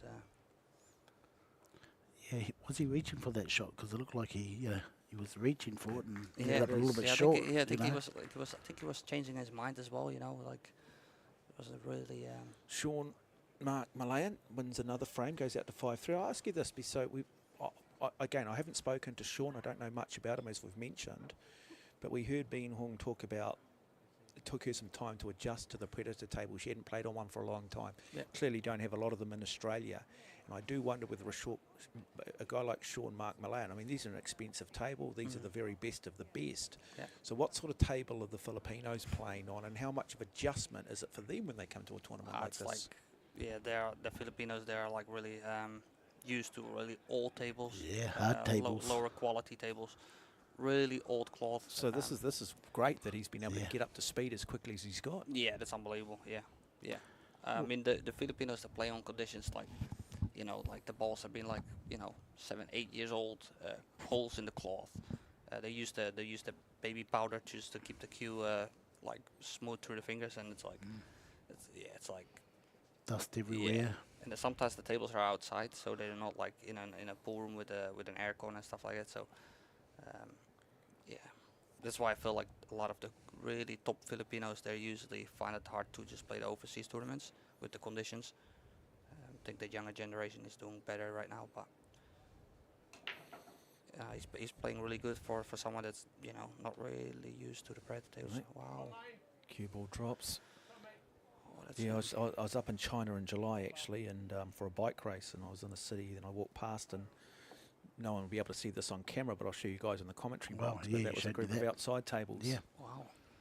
Wooden tables. There was in fact 12 of them, and they permanently set up outside. And about 4 or 5 elderly Chinese gentlemen sitting around offered me to play, and I kindly declined. But yeah, fascinating to sort of see just how much reach Q Sport does have and how big it is in countries like Asia and its origins. So now, let's have a look at what he's got here. Jimmy, talk us through this in terms of He's got a good how angle. he's gonna join the dots. He's got a great angle. Get back to the middle of the table. I think just from the 3 to the 4 can be, Yeah, you know, tricky, a bit yeah. tricky. Well, we're about to see I know, that I shot know now. what Marco will play here, maybe. Would you screw back towards the 6 or go 3 rails in behind? No, I would play between the 4 and the 6. That line, it's a pretty natural line for, you know, for a pool player. Yep. Just play it off the rail, 2 rails. A big frame here for Matt Edwards. Yeah, He played really it does good. need to win just this the frame. bounce. Oh, That's pretty good. wow. I don't know if he. Yeah, he's got a bit Well, of we talk about momentum, don't we? And we talked a lot Yeah. in your semi-final Yeah. about how you just really didn't seem to get a lot of luck Yeah. go your way, and you know you do need a little bit. And now we've suddenly seen a shift and things not quite going the way of and Matt it's only- Edwards it's- at the moment. And it's only like a millimeter distance, you know. If it like moves like just a hair to the left or to the right, and he's you know he's like really. So Chinese snooker here going over the top with the jigger, and look at the different setups you can use with the jigger. Runs good that shot. nicely, nice weight on it, brings it back nicely, gets himself out of jail. Still Good the play s- here from the New Zealander. Yeah, probably wants to go to the opposite rail and sit on the rail, Yeah. 6 down the corner and screw back for the brown ball. I'd be, Roll be forward. interested to see how much angle he has to cross to the left side of the table or right Yeah. side. Let's go forward. Yeah, he's just going to go forward, sit on the rail, have a straight shot. Just runs that nicely. Good way to gain. So, green 6, brown 7.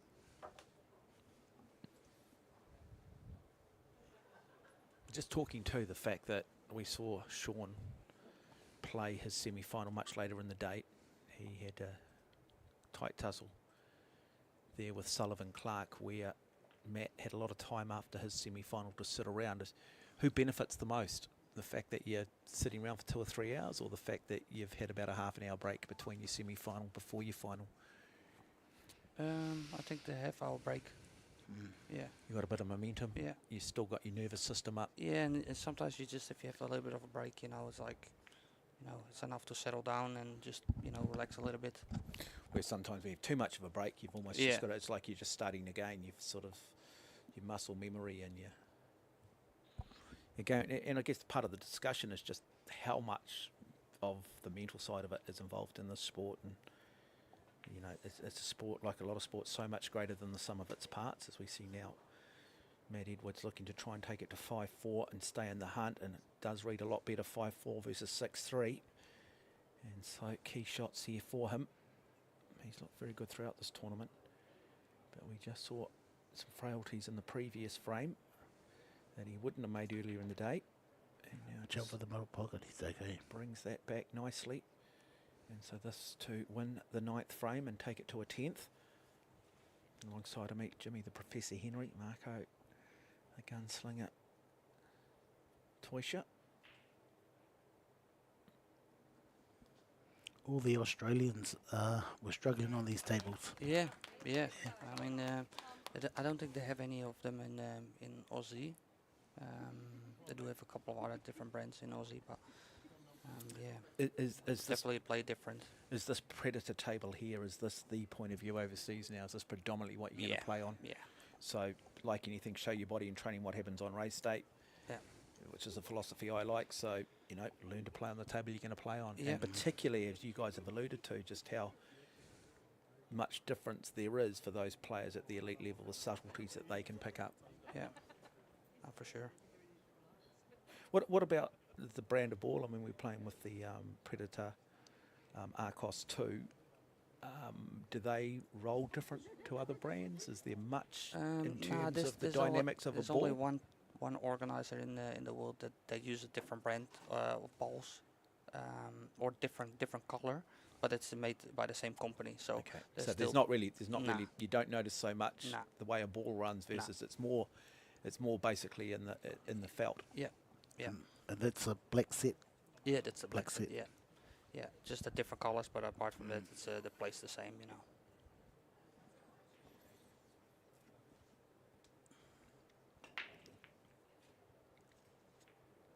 10 ball on the spot. And what have we lost? The 5 ball, have we? So let's just thank Marco Toysha for his little contribution. I think he's just dropping out for a moment. Might get him back in. Always good to get a player's perspective, Jimmy. Definitely, yeah. He can take my job if he likes. No, Jimmy. You're Jimmy, mate. He's in school, mate. You take people back to school. Okay, here comes the TV shot coming up right here, right now. Where's he looking to run this? Come on. This bottom pocket here. Yeah, he's going to go through the gap, thread the needle behind the red ball. He doesn't like it. No, he's going to have to take a 30-second extension. He's going to have to ask for it. Okay, so he can pot this 1 ball, but getting to the 2 ball is going to be the problem. No, he's going safe. Sitting there, edge, thinning it, playing the percentage. Hasn't done enough, though. That's still all right, distance is good. Yeah, it's hard shot to pot, but he certainly hasn't snookered him. So now Sean Mark Malayan. Yeah, he'll have a trick up his sleeve. Has he got a carbon? And this has he got a carbon? Yeah, he's got a has? carbon fibre, yeah. This is how you learn how to play safe. Sitting behind the black, look at this. Look at that. Using that one ball to find the angle to sit behind the black. That could be the winning shot there. If Matt doesn't escape from this, I think jump cue's coming out. Enough distance between the... Well, Can he he's jump gonna- from here? No, he's going to swerve around it. He's doing the Masse. And do the Masse. So here we Okay. go, folks. Watch this. And does do the Masse. Doesn't touch it, though. And you can see the spin on the ball, which he tried to generate. And so it will be a free ball for Sean Mark Malayan. And now he has the table open. Okay, just a 6 ball. He might want to put this 1 ball and move that 9 ball. Which I think is what he's going to do, isn't it, Jimmy? Well, yeah, he needs to move the 9 ball so he knows the game well. He knows which balls has to be moved. Gives him a better chance to run out. But in saying that, he shouldn't have a problem from the 4 to the 6.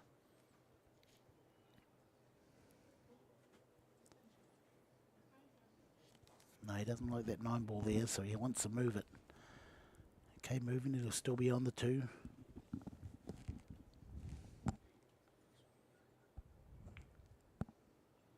No, he doesn't move it. Yeah, see, surprised. Maybe he's seen a different path than we're seeing, but You can tell he's by the... stretched here. He's going to have to be careful here. And this is the shots he never quite like. He doesn't really have control of that cue ball. Does get it in, though, and I think that's part of that sort of style of pull that he does play. He's out of position here. No real... Does he play safety? Does he have a safety shot, Jimmy? Well, he can run on to the 10, but no, he's going for the pot.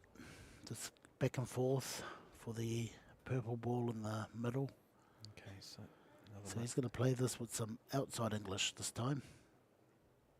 He's going to back himself.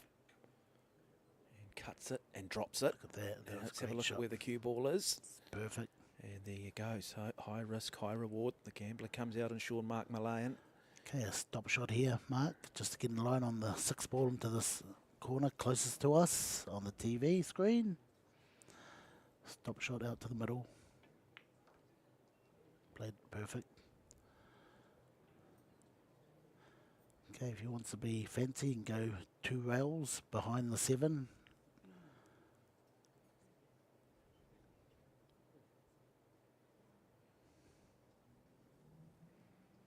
Or he can just run into that 10 ball. Depends what sort of angle he has here. Does run it. There he goes behind the 7. Great angle. Just got to miss the 9 ball. Then he'll be on the 8 ball. So he's Natural angle. Got to make this shot though. Does have to make this shot. Does run it There you nicely. go. Misses the 9 ball as you said, Jimmy. Sets it up. So 3 balls away from wrapping up this 10th frame. Taking a 6-4 lead over the New Zealander Matt Edwards. He has looked the better of the players. He's had more time at the table. Okay, straight here. Screw back into the rail and back out. And he does.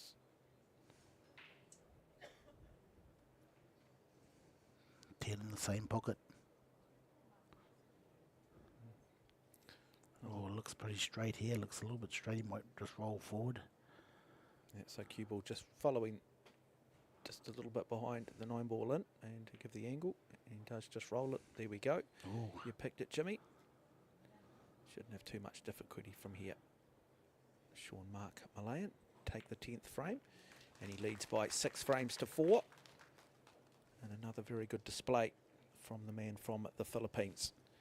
The thing is, Matt Edwards is still in the fight, isn't he? He's still there. Yeah, We he's haven't still seen there. the best of him yet, but he's still there. And that's the thing. He's still there.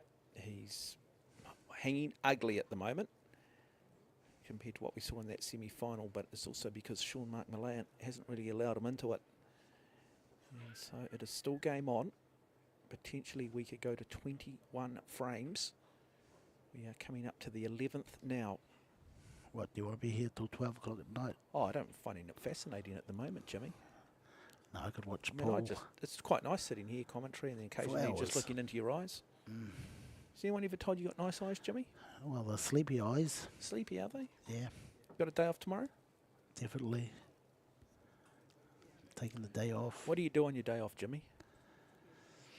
Well, I'd go to the gym. Oh, I picked that. I mean, you didn't need to say that, Jimmy. I know that, mate. Well, you want to know I what know, but I mean, you know, it's pretty obvious you go to the gym and work out. go to the gym and muck around for a while, and I want to do some work. But a day off's when you don't do work, Jimmy. Yeah, but I usually want to do work, do something anyway, something constructive. Yeah. Okay. A risky shot here for Matt. He's got the one, but he needs to get past that green ball for the blue ball in the corner. If he can manage that, he's in good shape.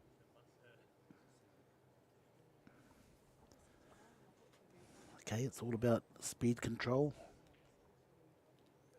If you can get that white ball back to where it is now and a bit further, he'll be on the blue ball. He's got the right amount of bottom with spin. Push into the rail, get up wide. Uh-oh. Oh, unlucky for Matt again. That's just another example of things that he hasn't done running in this run through to the final, and suddenly come finals time. It's just sort of it's almost what Sean Malayan is almost doing to Matt Edwards, what Matt Edwards did to Marco Teuscher in the semi-final, isn't it? It's sort of following a similar sort of pattern, and so he's got to find a way back into this. Matt Edwards. He's going to need to rely on a mistake here from Malayan. Okay, the 6, 7, 8, 9 and 10 are okay. It's the other two balls he's got to worry about, the 3 ball and the 4 ball. Not the 3 ball, the 4 ball, 5 ball. Okay, so when he plays this 3 ball, he wants to probably play the purple ball onto the orange ball.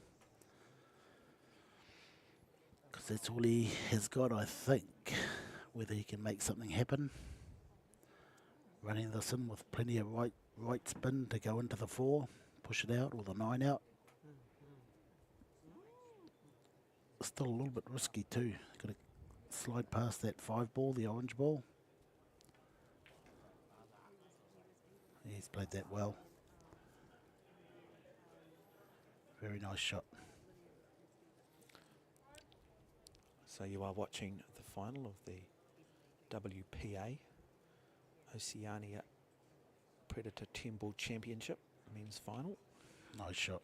Filipino Sean Mark Malayan up against Matt Edwards of New Zealand. It's been a long 3 days. It's come down to just 2 players now. Okay, so the closest pocket he can put that green ball is the middle, of course, but does he want to go back far? He has to get to the opposite side of that middle. And he does. Well, that's okay. He can just sort of slide in behind the brown ball. A little bit short. Would have liked to be high on the brown ball, but no, he has to go in behind the brown ball.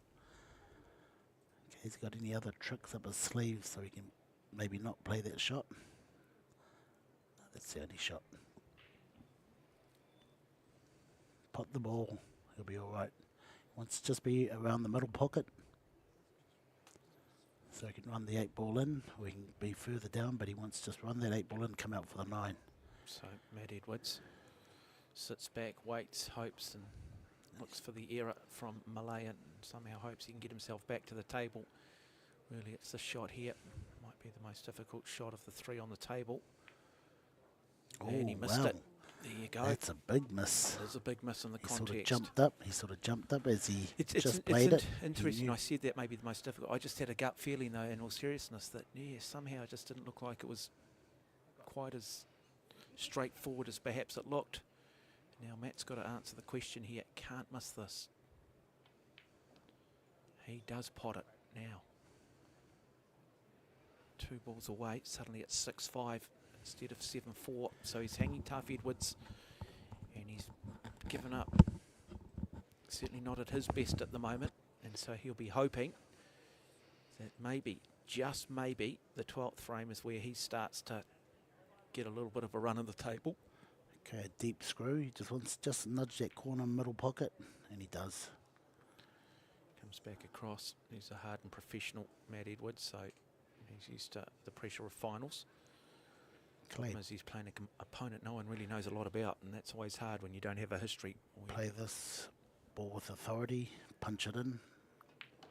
There you go. And there you go. So Matt Edwards hangs tough, 6-5. We go to the 12th frame. of this final. Compelling final two. Well, what he's got to do now, Matt Edwards, is look to try and win this next one and just start to put a bit of doubt back in Malayan's head. Of course. Then it'll be good if he gets ahead. So he might just have a little bit of a break here, do we? So we will just take a little bit of break opportunity for everybody out there in TV land watching this. Grab yourself a cup of tea if you're in our time zone. If you're in a different time zone, get yourself something to drink, something to eat. But don't go away, folks. You just feel like this is building up to be one of the classic finals. It's Sean Mark Malayan of the Philippines leading Matt Edwards by 6 frames to 4.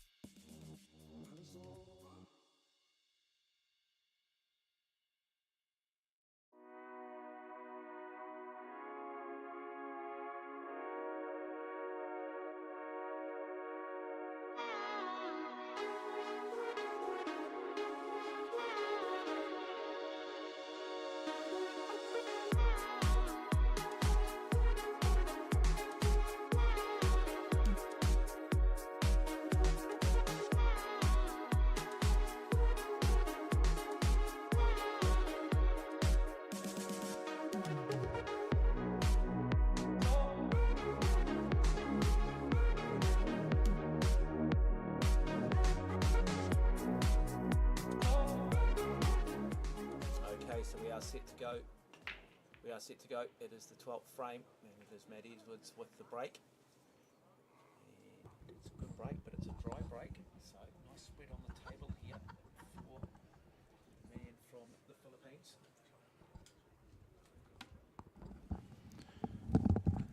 Yeah, nice spread. It is the 12th frame, 6-5. It is Sean Mark Malayan leading Matt Edwards, who's hanging tough at the moment. But an opportunity here for the man from the Philippines to run this rack. Get Jimmy to talk us through what he sees and what difficulty might be in front of him. Well, all the balls are like pretty good, aren't they? Yeah. Yeah. It's dot to dot. Screw round past the brown ball. So it's a great break from Matt Edwards. Unfortunately for him, though, it was a dry break, which means that that break, it's this man who benefits. And you really just want to try and close it up. He needs to somehow live rent-free inside Sean Mark Malayan's head. He needs to put some doubt in there. He needs to say, look, I'm not going away. Okay, some inside English. Get that ball to curve away. So natural angle is back behind the 9, but he can make it go. No, he's putting bottom on this, so he's going to screw into this rail and back out. Nice. Let's keep it simple. I think if he's good enough, he can screw back down for the 6 in the middle, but you want to keep it simple and get where his cue is now, straight on that 6. Straight on the 6 gives him the straight screw back to the brown ball.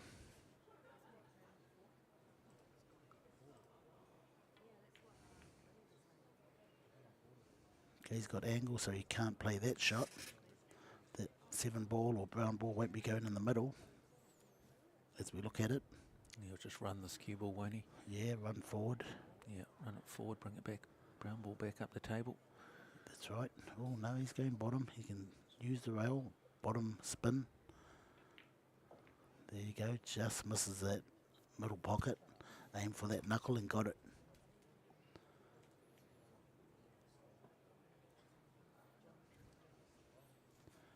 Okay, he's going to play this forward with some spin.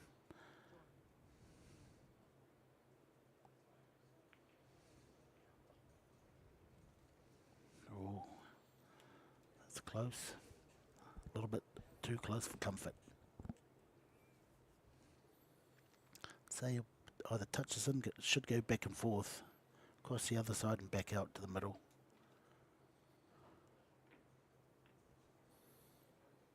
Yeah, nicely played. Yeah, a little bit too hard.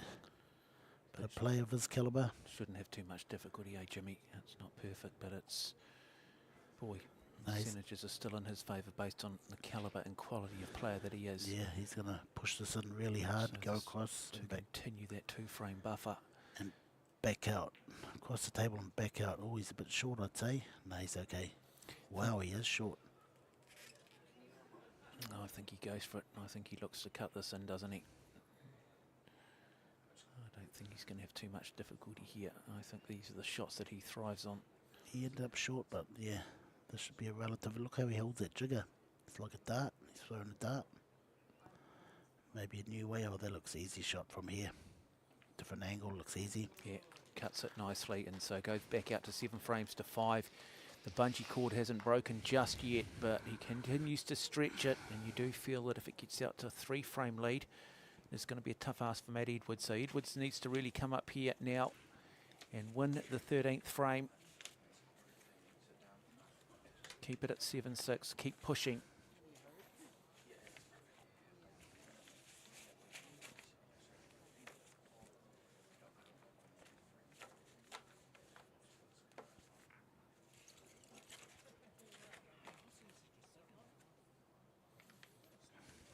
What am I doing, Mark? It's all over. Yeah, Joking. I still reckon there's another chapter to be written in this one. Just Yeah, I hope now. there is. You know, I just hope Matt gets the opportunity to. Well, he's won 5 frames, and he hasn't. I'm not sure. And with the greatest respect to Matt, I think he'd say it himself without maybe having played that well. But he's still in it. It's still only 2 frames to nothing. And now Sean Mark Malayan with the break.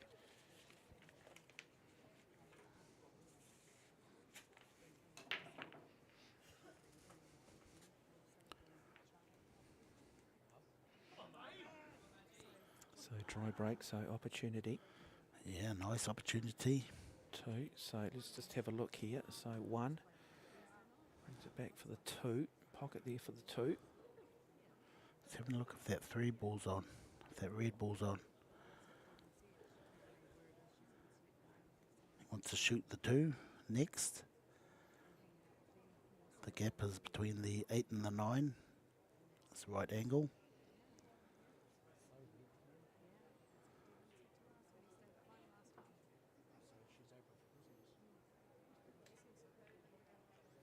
A little bit short. He's on the wrong side of the 2.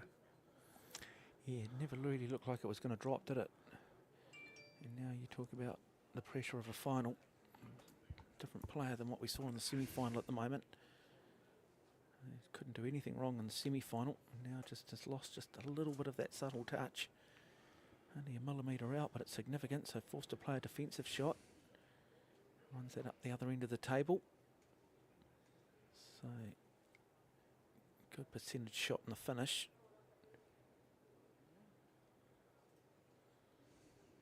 Now, what does Sean Mark Malayan play? Can he thread the needle there between the 9 and the 8? I think he can, can't No, he? he's going to cut it into the corner. He should nominate it. Past the 10. Impossible. He's saying, yes, that's the pocket I'm going for, but that's the only pocket in case it does go in. Yeah.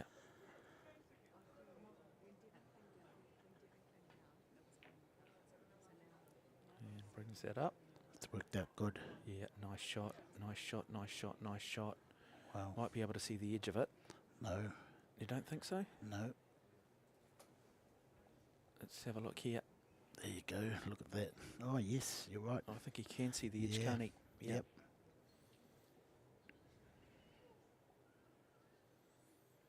See a big edge.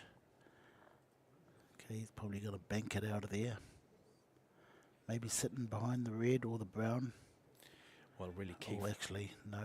This is actually a really key frame for Matt now. He does not want to be 3 frames down.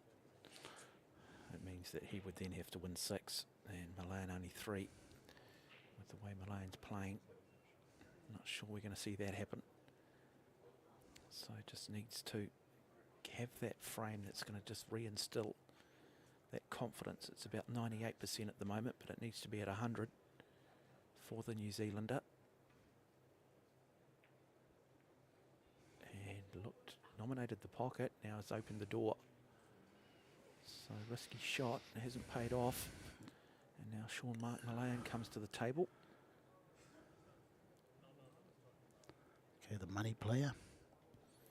Looking for the money shot. Yeah, he's got the... I wonder if he's going to try and get back towards the red ball. Going low and left on the cue ball. Brings it back. Must be on. So 3 ball believes he can squeeze it past that brown 7. What does he look to? Can he play the plant here, Jimmy, if he wanted to? No, he wouldn't risk that. It's too difficult. Yeah, it's on. Just see what sort of angle he gets on the purple ball.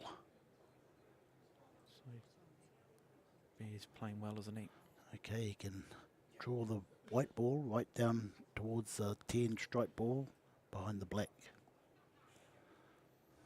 Big draw shot coming up. There you go. Great weight, great weight. Look at the spin on the cue ball there.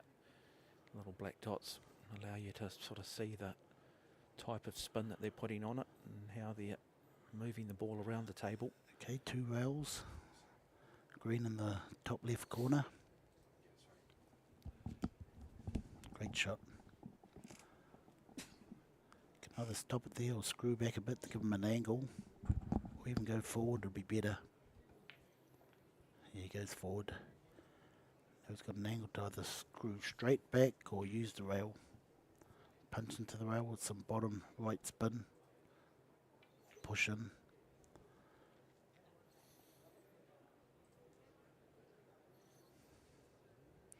Okay, a little bit tricky here. Yeah, I don't like the look of the 8 ball. I think this is a shot he missed earlier. Well, this is a TV shot coming up. He knows that he can screw into the long rail back out to the middle. So we saw him in the previous frame and miss a similar shot.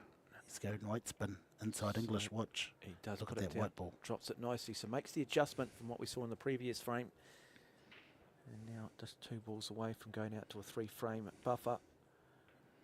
And drops that down. Won't have any difficulty here on the 10 ball. And so it'll be Sean Mark Malayan who goes out to an 8-5 lead in the race to 11. Now that is significant. And next year, folks, we've got the World 10 Ball Championships happening in Hamilton. That's going to be a real big one. Is that for professional players, for amateur players? Yeah, for everyone. So anybody? 260 something players I'd allowed to enter. I'd imagine some reasonable prize money. Oh, definitely. Are you going to enter, Jimmy? Well, if the prize money's You're over the 50 dark horse, grand, mate. I'll put money on 50 grand, oh yeah, I'll definitely enter. I only play for big money. you. I know. 100 grand prize pool. That's it. I'll come out of retirement. Yeah, bit of match fixing.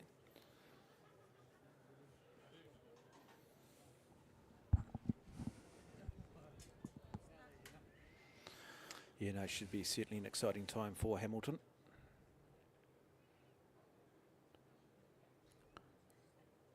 Next year, late September maybe. Late September. We already have the venue. We already have the equipment. 16 9-foot Apex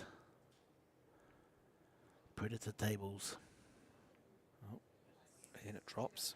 Yeah, but look, when it drops, it leaves them no 1 ball. It does, but at least it gives them the option to play safety.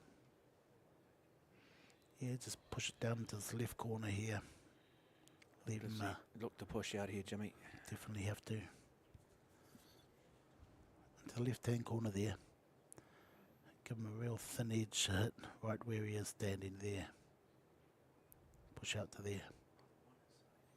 So the first shot off the back of the break, they can push out, which means they can play any shot they want, really. And then he's if their going for opponent decides whether they then want to take the shot or throw it back on the player. What was he saying earlier about this taking risks and learn to, well, he's taking one big one here. Or maybe he feels it's that point in the game where Yeah, he does just nothing need to to have lose. that thing, nothing to lose. He's got to start taking some risks. He's got to start maybe just getting that one shot that's going to kickstart the momentum. Yeah, well, he's been left in his seat quite a bit. He has, and that's been hard for him. I also think having played his semi-final much earlier in the day probably meant that he's had a much longer break. It'll feel like he's starting afresh again.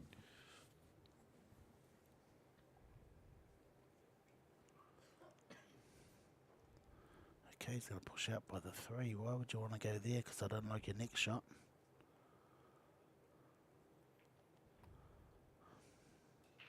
No, he doesn't What's like he it. trying to do? I don't like his next shot. Drops the head, doesn't like it. Okay, I wonder if Sean Mark will go in behind the 3 ball for a snooker. Oh, you can cut that.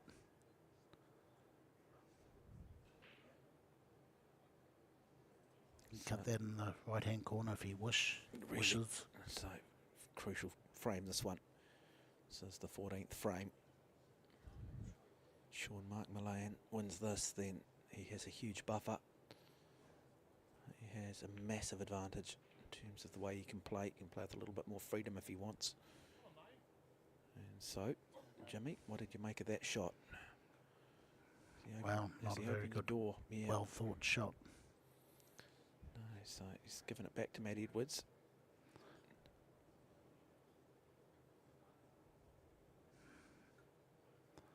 Maybe bank it out, stop shot. You could go inside the 3 ball, a little bit risky. Stop shot, bank out.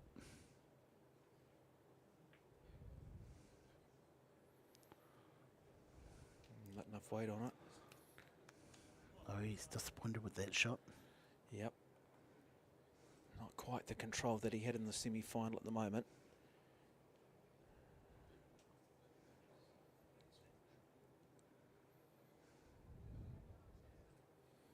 So both players, game of cat and mouse at the moment.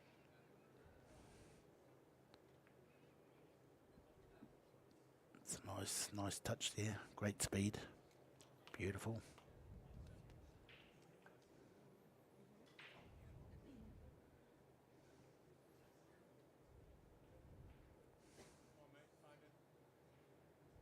Okay, are we going to have any more twists and turns? I don't know. I mean, I think this frame is absolutely vital. I think that if Sean Mark Malayan wins this, then I think it's a massive ask for Matt Edwards from what we've seen so far. He's just got to find a way of staying at the table, does Matt. He just hasn't really had the opportunity, as you mentioned earlier. Just sat down too much, and now he's opened the door again. So, another poor shot by his own high standards. He's not happy. No, definitely not. Okay, you can try and go down the table, up the table, back round behind the 10, or kiss into the 10. Use the 10 to hold the white ball. And pot the 10 to win the game. Oh, I don't like that because that 10 is re-spotted. It is. And it's going to be in front of that 1. Is it going to be in front of the 1 or behind? It's behind. So, a 9 ball. Look there, see there it is. Yeah, Matt picked it up. He went straight there and had a look. He knew this was coming up. Now the ref doesn't know where it goes. Does go behind. Does go behind.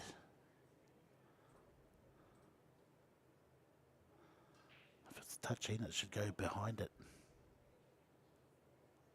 If there's no room for it, it should go behind, but it's sitting on the spot. So, yeah. So what's the ruling? Well, if it doesn't sit on the spot, it goes behind. If it sits on the spot, touches the white ball, it goes behind.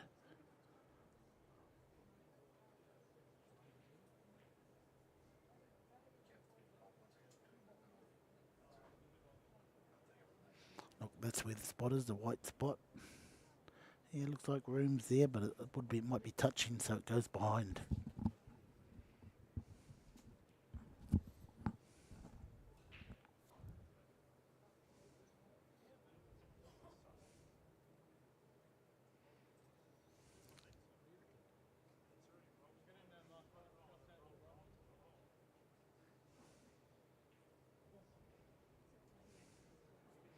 Well, it doesn't go there. Close to the spot, but it should be behind. Well, both players should understand this rule, though, shouldn't they? You might need to get out there, Jimmy. Well, no, I don't want to get involved. I've already made a bad decision today. What did you do, Jimmy? I called the wrong ruling, which cost the lovely lady the game. Oh, you're a heartbreaker, Jimmy.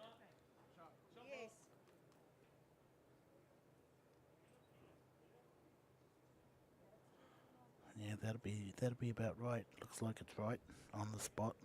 That's where the dots are. Can we have a look on top, please? So we'll go above the table. There you go. Yeah, that looks like it's on the spot. It's ahead of behind the spot, actually, where it should be.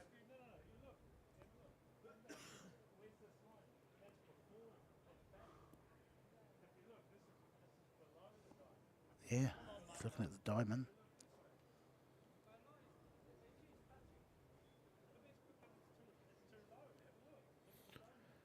I think you need to get out there, Jimmy. No. Yeah, I think Matt's right. You can see the spot there. You can see the diamond on the table. So that the what's white ball's Matt asking behind for? it. Matt's asking for it to be put on the spot.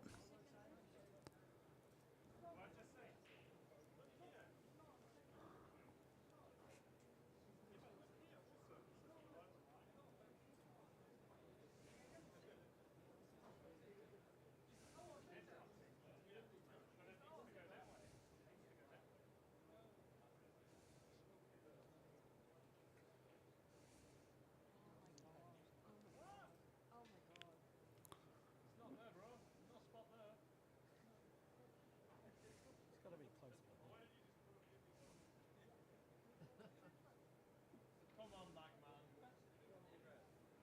So real confusion at the moment.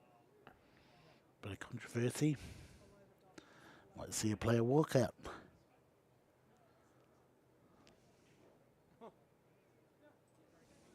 Drama on table 1. So what's your reading, Jimmy? Have they got it Well, right yet? No, it doesn't look like they've got it right. But in saying that, the 10 can fit on the spot. Oh,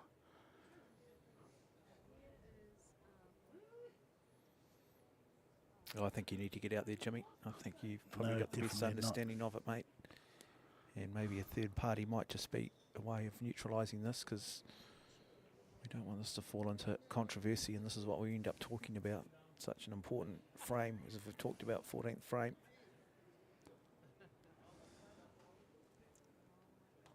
no, he's made the decision. Yeah, it looks like he can sit on that spot.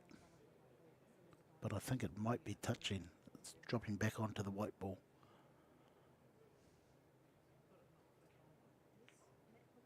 There you go, Matt. What more do you want now? Okay, so That could be the game changer. have we got natural justice here or not? I mean, Wow.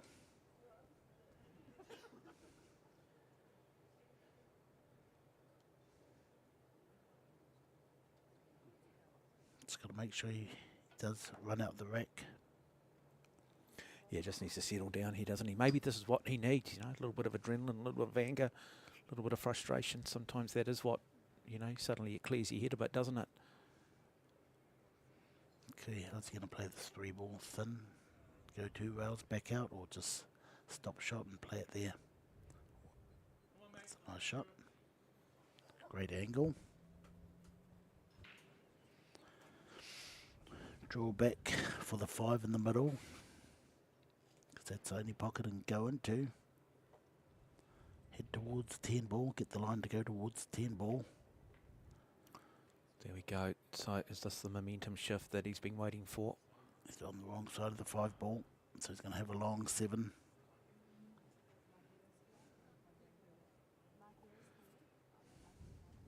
Okay, player will try and play some inside English, but he'll just nudge it in. take the long shot.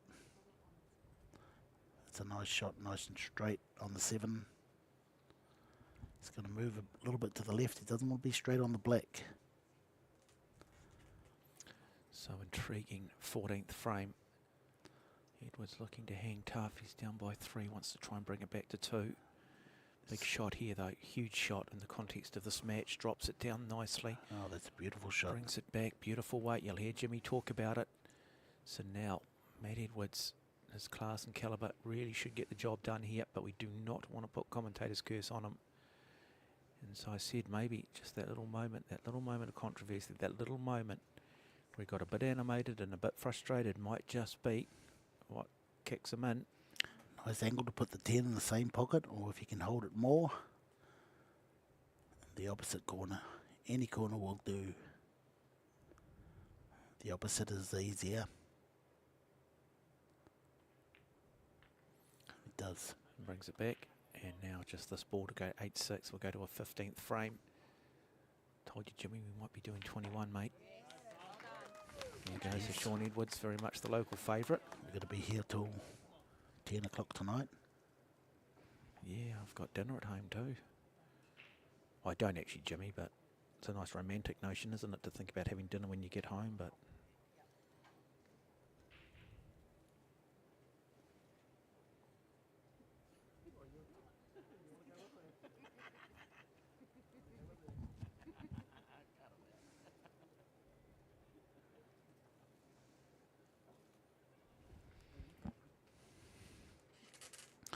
Okay, is it Matt to break?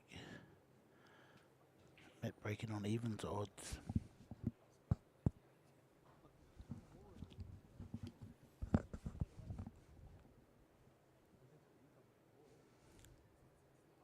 It's funny too, Mark has been breaking from the side. And he still goes to the side.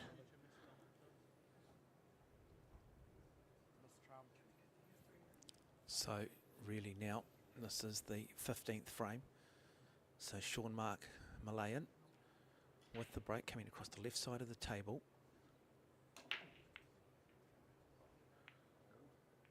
And got a cluster there, 9 drops.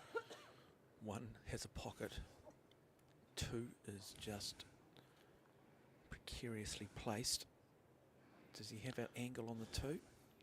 Yeah, well... Can he bring that back across and play down that rail, No, Jimmy? no, I'm just wondering. What he's going to do here. He's going to need to snooker him off the 1, possibly. No, he'll pot the 1. Is he But going to I'm pot? just...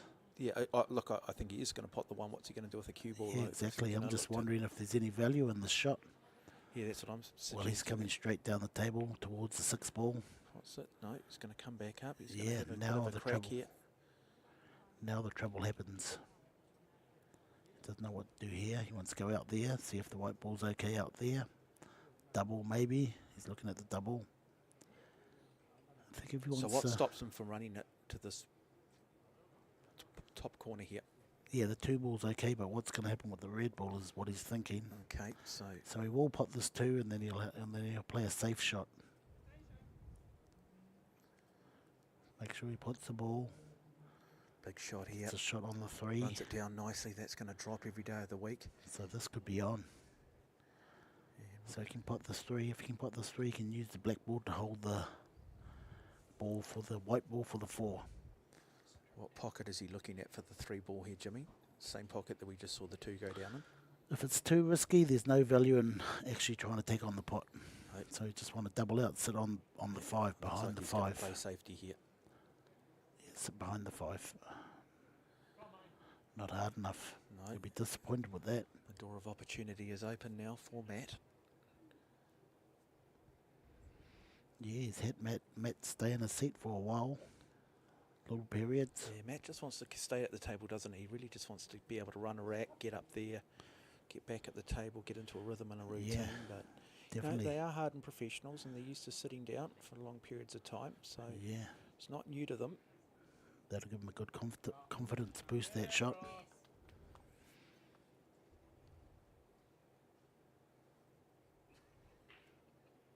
So a real tactical battle at the moment. He'll probably just go straight across the table, come in and just... wants to hit it. That's the key, is to hit it. Don't want to give away ball in hand. He's going to come in behind, kick it out. And he does. Oh, he thinned it. Yeah, it's left it though for Matt. So now chance Come here on, for this is it. Matt Edwards to run this rack and take it to 8-7 and put a bit of pressure back on Malayan, who I wonder whether is still maybe wound up a little bit like the previous sort of ruling that we had around the placement of a 10 ball off a previous shot. Okay, if he gets to that 6 ball, he's won this frame. Nice shot, nice start. Don't give him a Chinese snooker. 2 rails out to the middle. Try and have a look over the top, see what sort of angle he's got. He's got a good angle to go down the table and back in behind the orange ball. Looks like he's going to draw it. Why would you want to draw it? Let's see. No, he's going forward. Back in behind the orange ball. Now he's looking good. 5, 6, 7, 8 are easy. So Matt Edwards going on a little bit of a run now, just starting to get some momentum back. He's playing with the confidence we saw in that semi-final. And now the questions will be asked of Sean Mark Malayan. Nice stop shot. Little draw. That's good enough. 6 to the 7's good. Good angle to get easily back to the 7. Go through the middle of the table.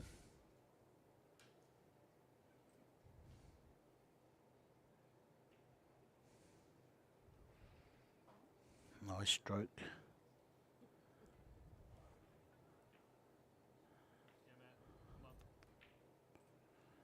Okay, I would play the 7, so I'd come back over to the long rail and then back out.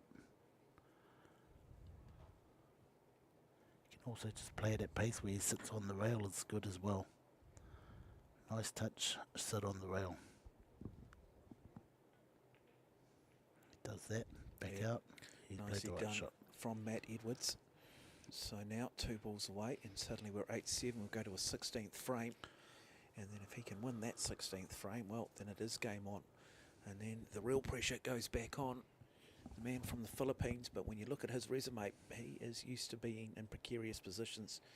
He doesn't appear to be a player that's going to get rattled that easily. He will fight to the end. He will back himself. He's played on every type of table under every sort of circumstance back in the Philippines. He's a man who likes to play for money, likes to play for high stakes, and therefore he will understand adversity. Just roll it in. Nice, mate. Nice. So Matt makes it 8-7. And then we go now to the 16th frame.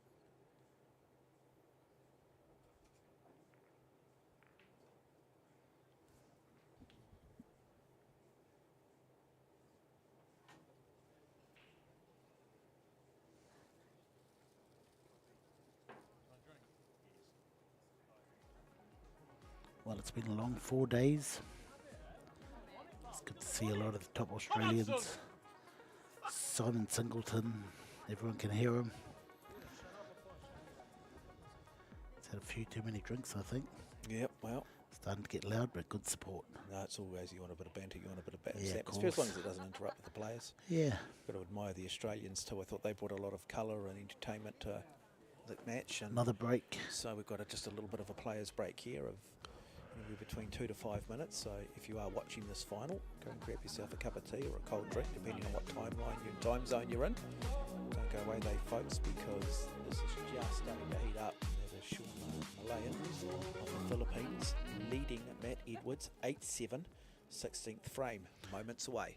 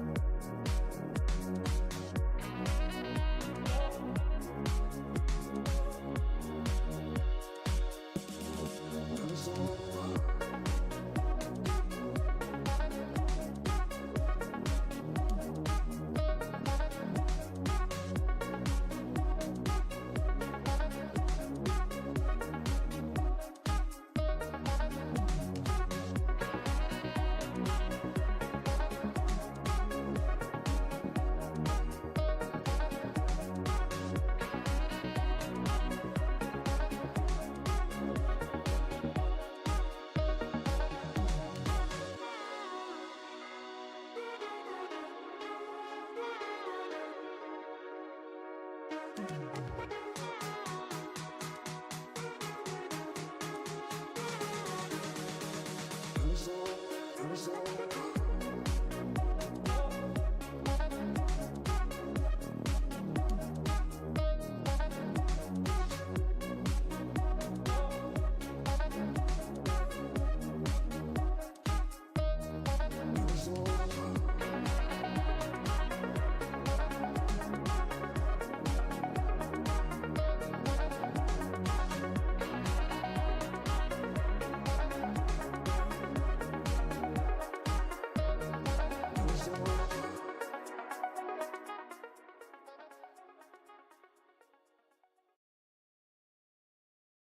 nice open table. Yeah. And let's have a look at what does thing. And Yes, he does see the got a chance. 5-ball go down. And now it is relatively open too, so good break from Edwards to start. 2-ball. Well, it looks pretty good here if you can cut that one in.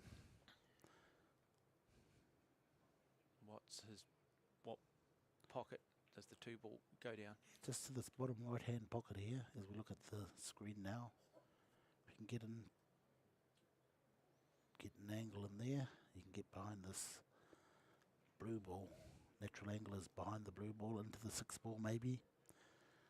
Maybe touch the 7-ball, the brown ball. It's a nice subtle touch here. Cuts it. Oh, it just drops in too. Nicely Oh done. no, I knew Snookered that could himself. happen. I Snookered said himself. touch that 7-ball and that's what happened. Unbelievable. Oh well, he's still come out with second prize though to a degree, hasn't he? Geez, I was going to call that too. Because he was going down into that area. I knew if he nudged that 7-ball, this could happen. Okay, so now he's got himself into a bit of difficulty. What does he do? Does he bring out the jump coup? Yeah, he's Does got he the jump go cue. for the money shot and hope? Yes, it's got to be the shot. He's going to play the Just gotta TV make shot. sure. We haven't really seen one yet, so maybe this is it. Maybe this is the TV shot. Maybe this is the shot that we talk about, the action replay. Gotta believe. Unbelievable. Needs to back himself. Played a great shot on the one and end up there. The worst thing about it is he nudged that 7 on the way in. That snookered him. He's got no other option but to try and jump it. He could play past the 6 and hit it. Might just take the time violation. No, he's called extension. Get him there. Oh, just misses it. Now opens the table up. Now in Oh, trouble. no. Okay, there might be a 1% chance that Sean Mark might miss. Jimmy, you dropped out during the break to maybe see if you could get a bit more background information on, not a controversy, but a ruling earlier in regards to the 10-ball being put back on the spot. Did you find out any more information? Sorry, I didn't, mate. I actually went out there and ended up talking to people. Sorry, mate. Well, it's not very good, is it, Jimmy? No, you get a definitely simple not, job yeah. and you don't go and do it, mate. Yeah, I didn't do the job.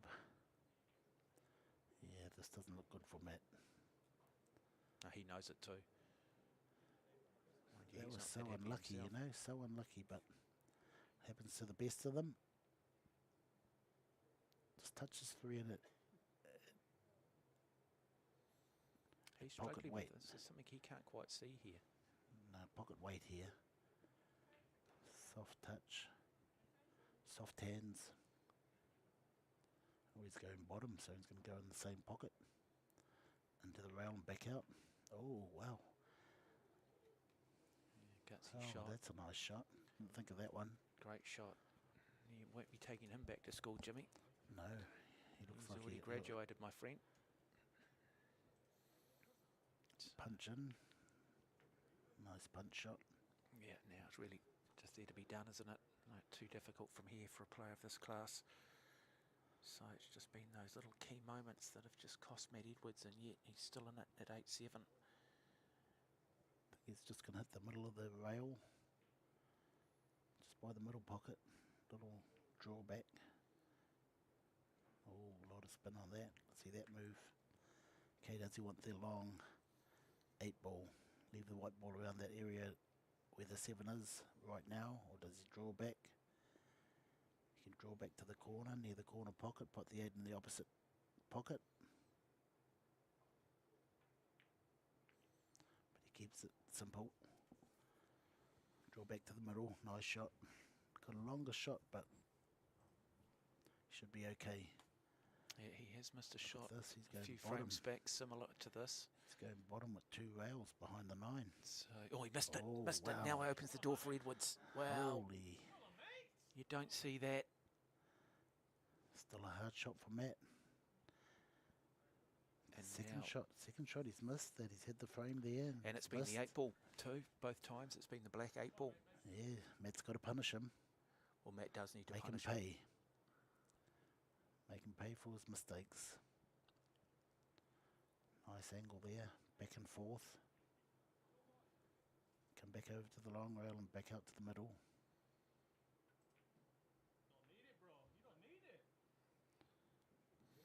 Okay, punch to the middle of the table.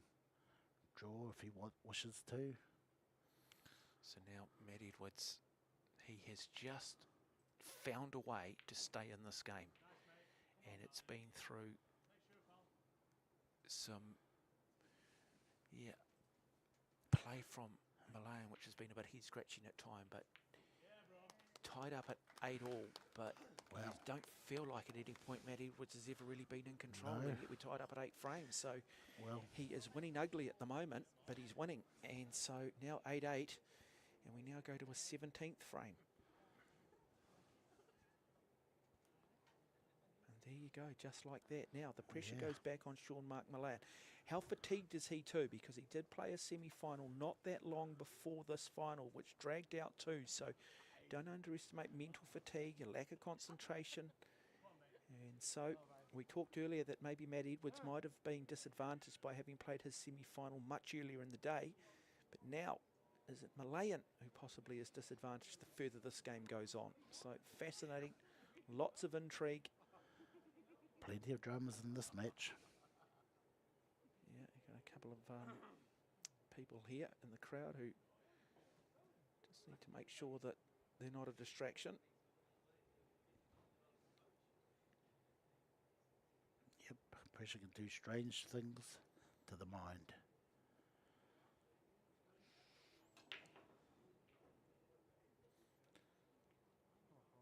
Okay, so we've seen the 4-ball go. And a lot of balls just on this left-hand side of the table. And that cue ball. So tough shot on the 1 here. Yeah, he'll probably take this one on, knowing that the 3, even if he misses, Matt's going to have a hard time to get to that 3 ball. So he'll take this one on, try and nudge into the 2. As I talk about, though, it's having that clarity now, isn't it, after this many frames of snooker throughout the day? Do you still have that clarity to make those decisions that you're talking about? I mean, you're sitting here, you're getting a massage, you've got food, you're beautifully catered for, Jimmy. Those players are not. Okay, folks, let's see what Matt can do here. He's got Other an easy 1 ball. than the very first frame, he has not led in this final, has Matt Edwards.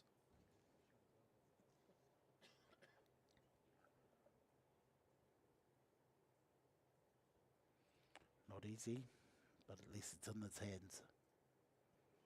1, 2, okay. The 3, I'd say it's snookering behind the black ball there. Same pocket 2. 2 short. Second time he's run short.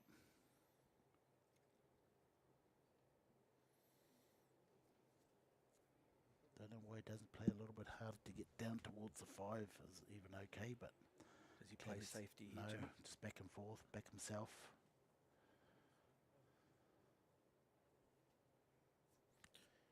Predator Aero rack there in the background. If you are looking for equipment, check out the Predator range. As Matt Edwards now looks to play the money shot, cuts it nicely. Oh, too hard again. Slow, slow, slow, And he's slow now up. pulled Come himself. on. You can see the Not edge of the red ball. again. You can see the edge of the red ball. No, he can't. Give us a look up top, please, We'll go sir. above the table and have a look here. No, I think he can see the edge, Jimmy. Oh, that's good then. Then he can just nudge it in behind the black. And then send the white ball. Oh, no, he No, can't. he Not can't. He's this. gonna have to masse this. Oh, my God. I don't like this shot. Don't like this shot at all. Get behind the 5. And he might have just got second prize here. He might have pulled it Oh, off. Again, we'll hopefully go above the he's table and having have a look. He's having a close look. Yeah, you can see the edge, but that's running into the stripe 10 ball. So he's got away with one, Matt Edwards. He hasn't had a lot of luck in the final. Maybe that is the shift that he's looking for. But what can this man do here? He is a bit of a genius with the cue in hand. Is Sean Mark Malayan. So sit back, folks. Are we going to see a television shot? Jeez, yeah. Or are we going to see a percentage shot? Or are we just going to see a little bit of hit and hope? I can feel the pressure of the strains they're under. And just touches it gently. Kiss, always left Matt on. This is a chance to go ahead. Wow. He knows it too. And that's a good thing about a good player. He knows. Well, we've talked about just hanging tough, isn't it? Trying to stay in Yeah. it. He was down by 3 frames at one point, and he's fought back. And he's won the last. Oh, yeah. He knows that he's in a winning position here, and he ain't going to lose it this time.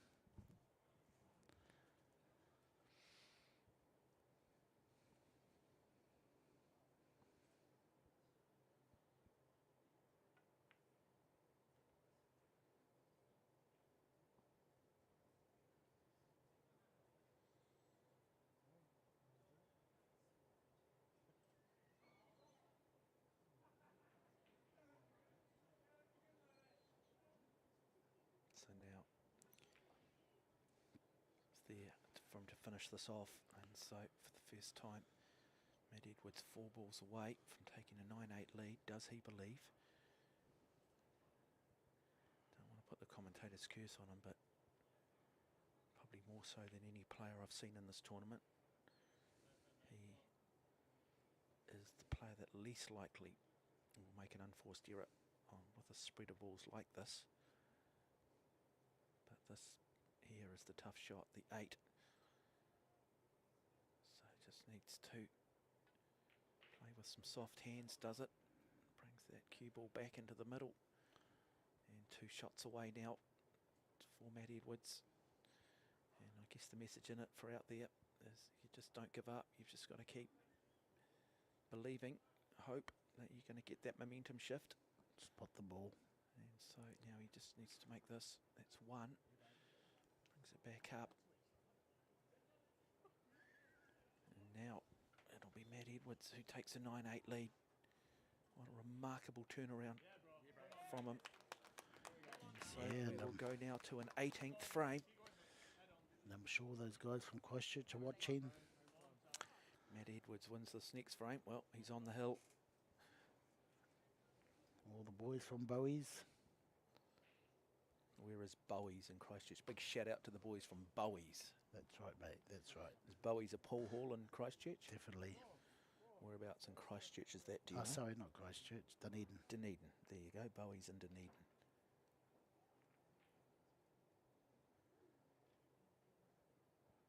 The Monaco of the South.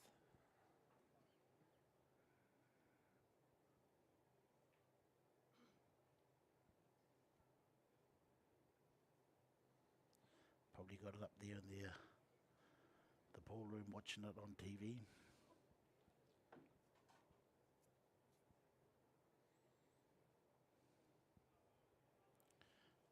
Brendan Ning, done all right as well.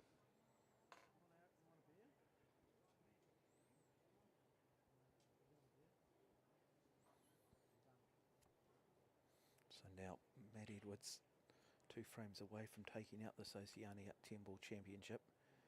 He needs this one. Sean Malayan 3, and this is such a big one. And is anything going to drop? Doesn't look like it will.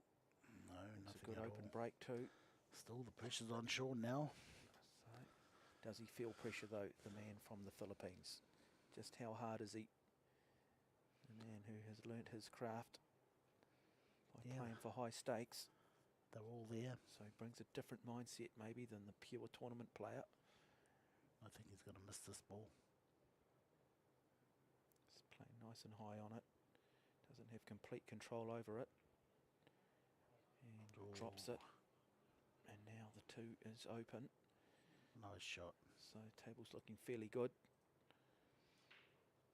Just wondering if that orange ball can go past the 10 ball.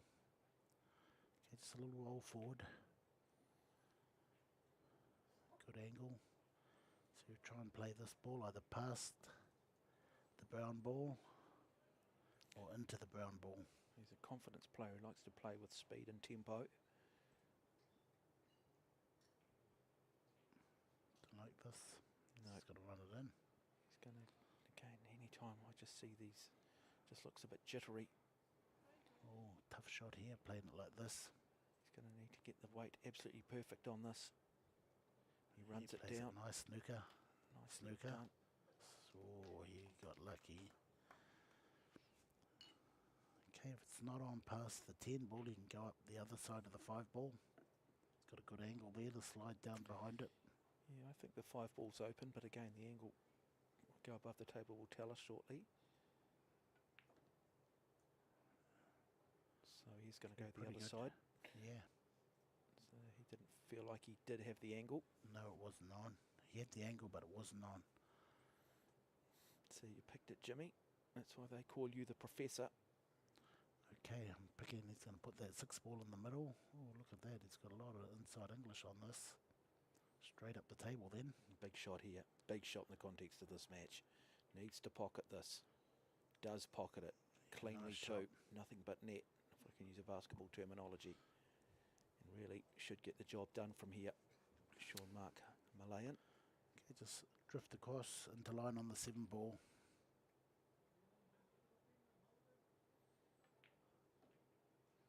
Oh, he's going for the middle, a little bit short. He's got a good shot here for 2 rails behind the 10, back out. Played that a little bit short.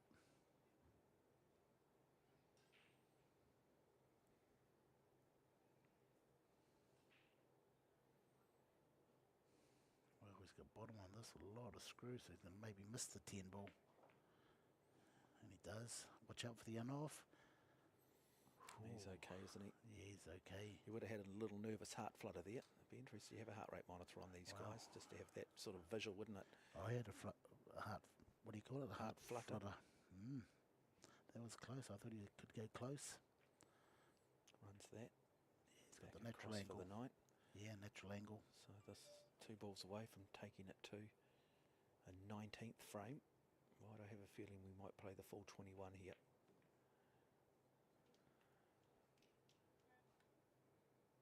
Boy. And there it is. It will be tied up at 9.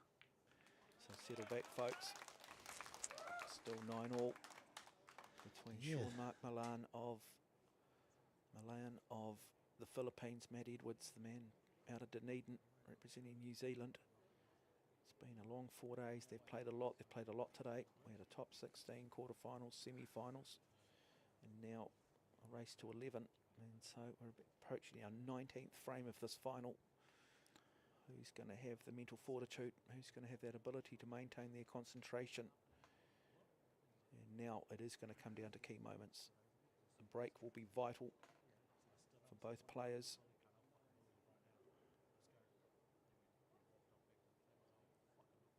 Whose break is it? Who's breaking evens? Malayan is, I think.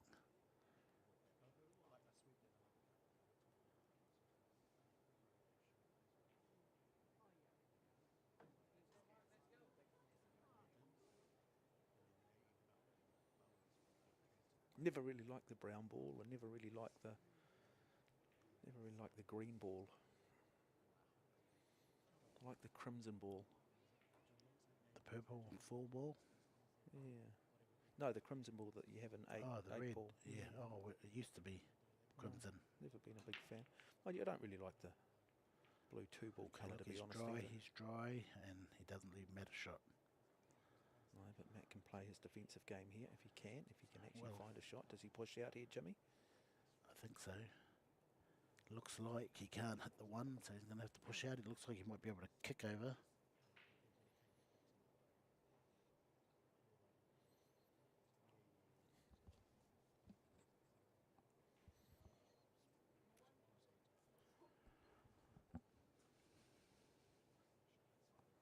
So big shot here now for Matt Edwards. He's got to be absolutely precise. He's got to be clear in his decision making. Cannot be a cowboy, nor can Sean Mark Malayan. They have to play with absolute precision.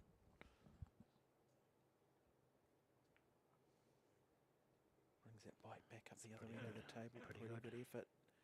Great weight on that. It's a good shot.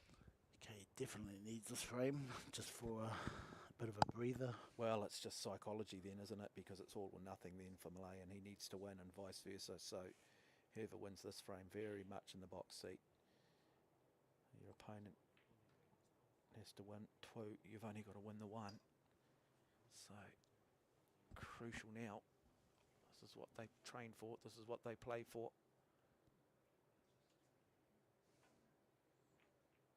Oh, comes from behind. Kicks that back up the table. He has got some good shots. Shots that, I haven't seen before. Oh, I guess that's that different style that you learn to play, isn't it? You learn to... I often use street basketball as a really good one. You see a lot of innovation in those kids that play those inner city courts and just do things that maybe are a little unconventional, that in time become conventional. That's right. That was a good way to kick the 1 ball. Nice start by Matt. Well, it's looking pretty good here, Matt. This is your chance. Golden opportunity. Knocks. 1 ball at a time. Just make sure the pot.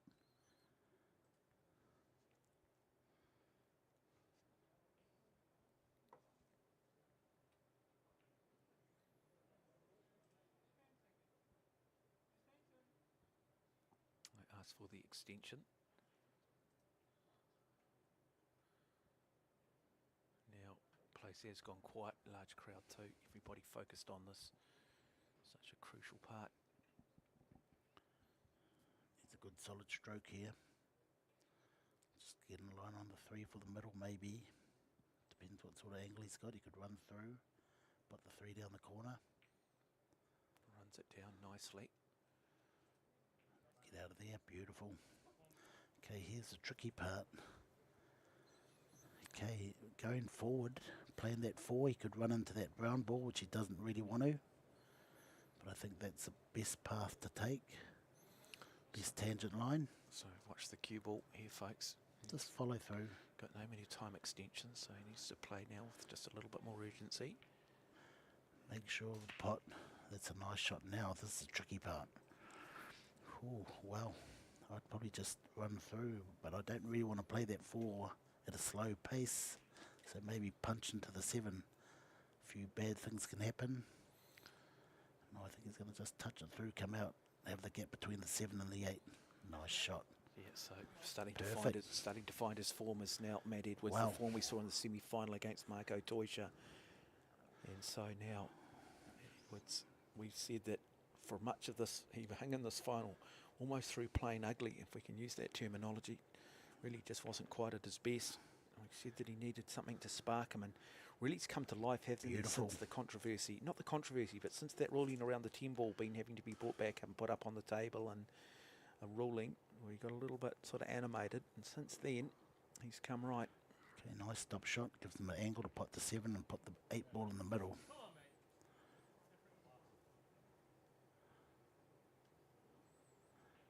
Jeez, a lot of those Filipinos would have been giving Matt weight too, maybe 3 or 4 frames in.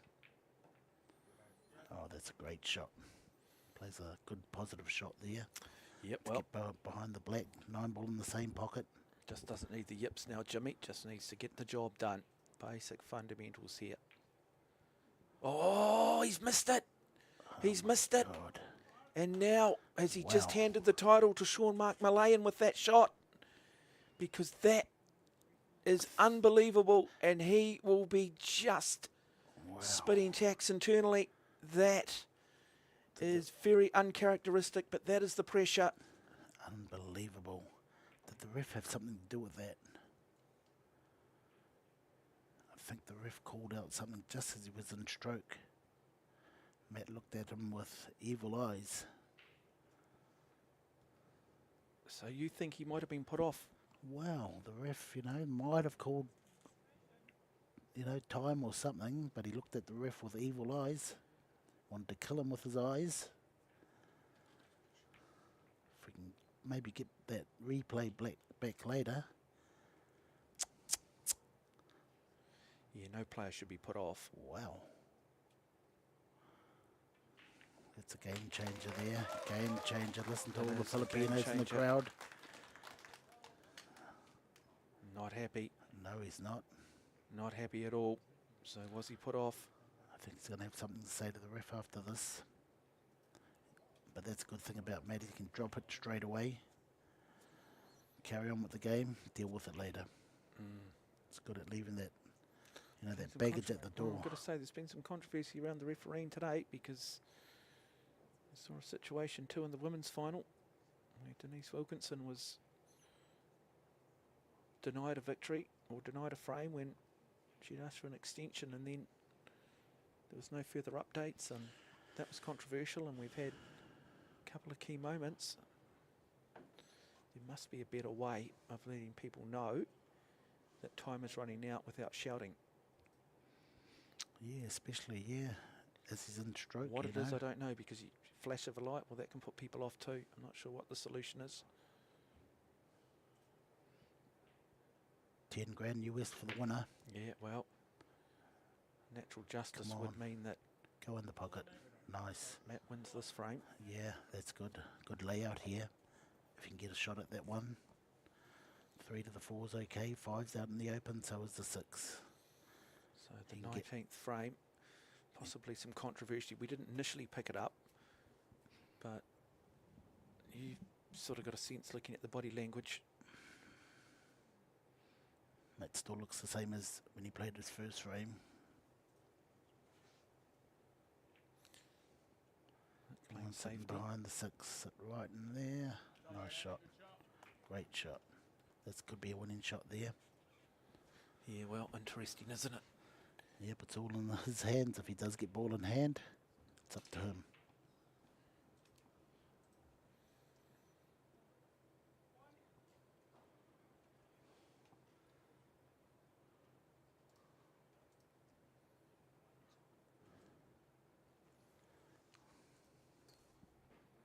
Great fight back by Matt, being 3 down against a player of Sean Mark's ability. Yeah, it won't mean much though if he loses it. Oh, And there's a the gap door there, is there's- open. yeah, Yep, the he can door's run this, open. can't he? Yeah, he can. A little tricky balls to be potted here. Mainly the 3. 3 to the 4 is the... Well, I'm going to suggest if he's not sure, he plays defence and doesn't gamble. Yeah, he's on a good line here to get to the 3. He might have to run that 3 in and back around for the purple ball. So red to purple is going to be the hard part. If you can solve that problem, should be in the winner's box. Oh, is that enough? Is that enough? I think so. It is enough. 2 rails. Watch out that you don't go behind this, between the 6 and the 10. So Should be okay. He should hit the 6 on the head. edge of your seat stuff. Oh no, he's going to just go straight across the table, which is the safest way. Edge of your seat stuff here, folks. Needs to win this to stay in it, to go to the 21st frame. And you said the 21st frame too. Yeah. But I said we'll be here by till 12. No, we're not going to be out of here, I'd say sometime in the next 15 minutes. Or when I say out of here, presenting a trophy to someone. Okay, he's going to just draw back into the middle. Should do. Nice shot. Beautiful. Wow. That's perfection. And momentum's with him. He's Okay, certainly yeah. got momentum. Yeah, the thing is with this 5 ball, he's just going to put the ball, keep still. Stop the ball right there, please.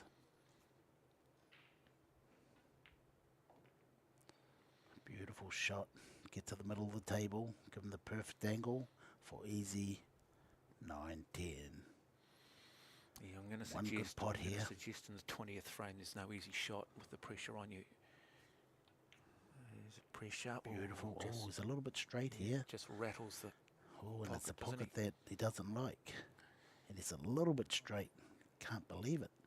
It's gone a little bit over. Now he's got to come up with a big shot. Straight. Oh, tricky here. They seem to jaw when you play this sort of an angle. Hard. So right here, Nice clean hit. if he sits down, Nice Sean stroke. Mark Malayan will win this final. Nice drawback. Oh, beautiful, yes. Come on, keep going for the natural angle. He's got the natural angle. Punch it up the rail. So we are going to go, by the looks of it, possibly to a 21st and deciding frame. One of the great finals of this WPA Oceania Predator 10-ball championship men's final. And we will go to a 21st and deciding frame, so we're tied up at 10 each. And I wonder what is going through his head at the moment. I do believe that a couple of the key moments regarding some of the rulings have been what has fired him up, is what have maybe, and ironically, has relaxed him a bit or provided a little bit of adrenaline or allowed him to maybe channel a bit of the frustration in the right direction, because he's certainly been a different player in the second half of this final. So we will have a little bit of a break. There was grit there, true grit. Absolutely. So how important now is this break? How important is this frame? Somehow Matt Edwards has found a way to hang tough. It's been Sean Mark Malayan who's been sitting down a lot more in these final few frames. It's a professional level of sport.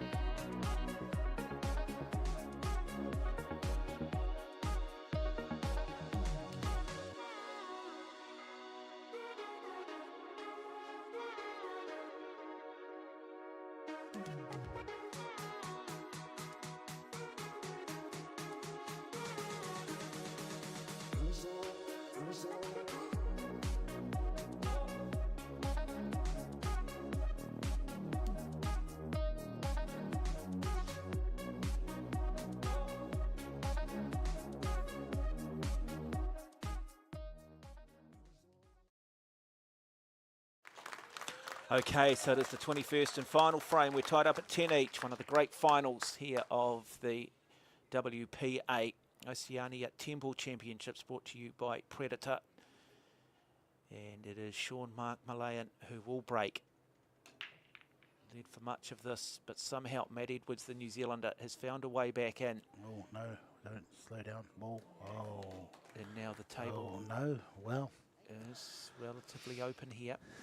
Well, the three's tied up, so I can see him playing this one ball, trying to get to the middle of the table. Thin on the two to kiss into that three. He has to go for it. Okay, watch this power drawback to the middle of the table. So does Sean Mark Malayan sit down? Does he run the rack? Does he win the $10,000 up for grabs? Questions are being asked. Over the next 5 minutes, he will answer those questions. Oh, can it snooker himself? Can he snooker himself? Can he snooker himself? No, beautiful weight, great shot. Yeah, but the thing is, he hasn't got that much of an angle to open that three up. So he's going to play that two ball out to where he's queuing now. Stop shot, snooker. Then Matt has to hit the ball.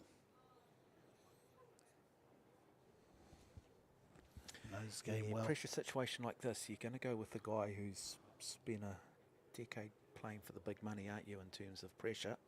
Yeah, he's got the right angle, maybe a little bit too much angle, but he is going to play the stop shot snooker. Let the 3 ball go around 4 rails, he's called it, in case it goes in. Yeah, move out of... No, I don't like Matt's next shot. I'm dreading it. Look at all the balls in the open as well. Come on, kiss something, kiss that ball, go in. Oh. There you go, folks. That could be the winning shot there. Yes, one good shot. Tough though. Tough here for Matt Edwards. He I'd is probably, in a real world of go in trouble. behind the 9. Go in behind the 9, kick. Come on, this has got to be the shot. Only shot here. Looking to Go and sink have a the look red, at the go angle. behind the 9, come off the angle, kick it in. Hit and hope. Yeah, he needs to go around, have a look at the angles. Hit and hope. Just doesn't want to knock into that 8 ball early. Too much spin.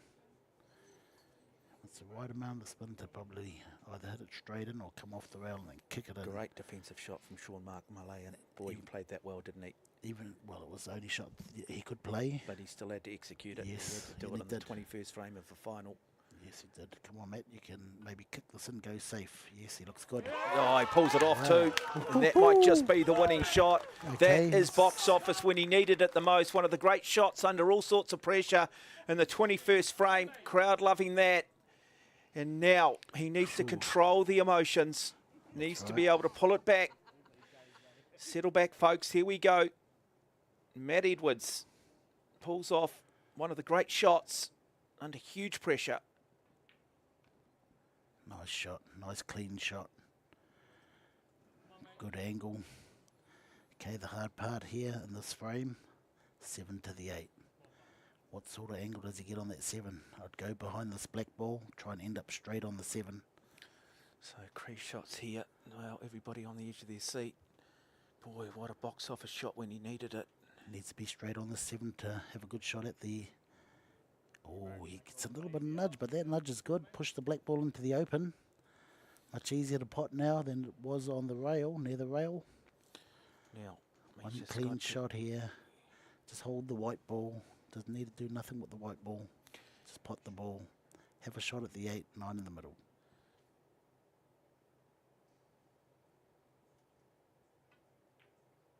Hits it, drops it. So 3 balls away. 3 balls away for the New Zealander, who really was down and out halfway through this final. Never really found a way. And then there was a moment in regards to placement of the 10 ball, bringing it back up, putting it on the spot, bit of contention. Now the money ball. Since then he's been brilliant. Looks like he's going to play a solid shot off the long rail back out to the middle. Beautiful. Yeah, that's good. That's a good line. Still, I just don't like the Okay. corners on those middle pockets, Jimmy. No, shush, don't say that. I don't like them either, but I don't hearing like it the from corners you, on those middle pockets, Jimmy. it's been an astonishing display by Matt. Let's get back to where he is now. There you Drops go, it. folks. Now 1 ball away from taking out this title. Okay, just take your time. Be careful of that middle pocket. He's won 10, 20 New Zealand pool championships. This might just be the most special of all. Sean-Mark Malayan hoping he Watch out misses. for that middle pocket. He plays a shot, Oh. he gets it, and he wins it, and he wins it superbly. Wow. In one of the great shots, he wins it 11 frames to 10. Great camaraderie, Oh. Sean-Mark Malayan. But how good was that from Matt Edwards? Boy, Hey, he that's came under some pressure. He was in $1,300 real cue. trouble. You felt that at times maybe he'd crack mentally, but he's found a way. And that's what the great players do. They find a way. And Matt Edwards is your WPA Predator Oceania 10-ball champion for 2023. How's that, folks? 10 push-ups as well. Well, we're going to get a quick interview with Matt.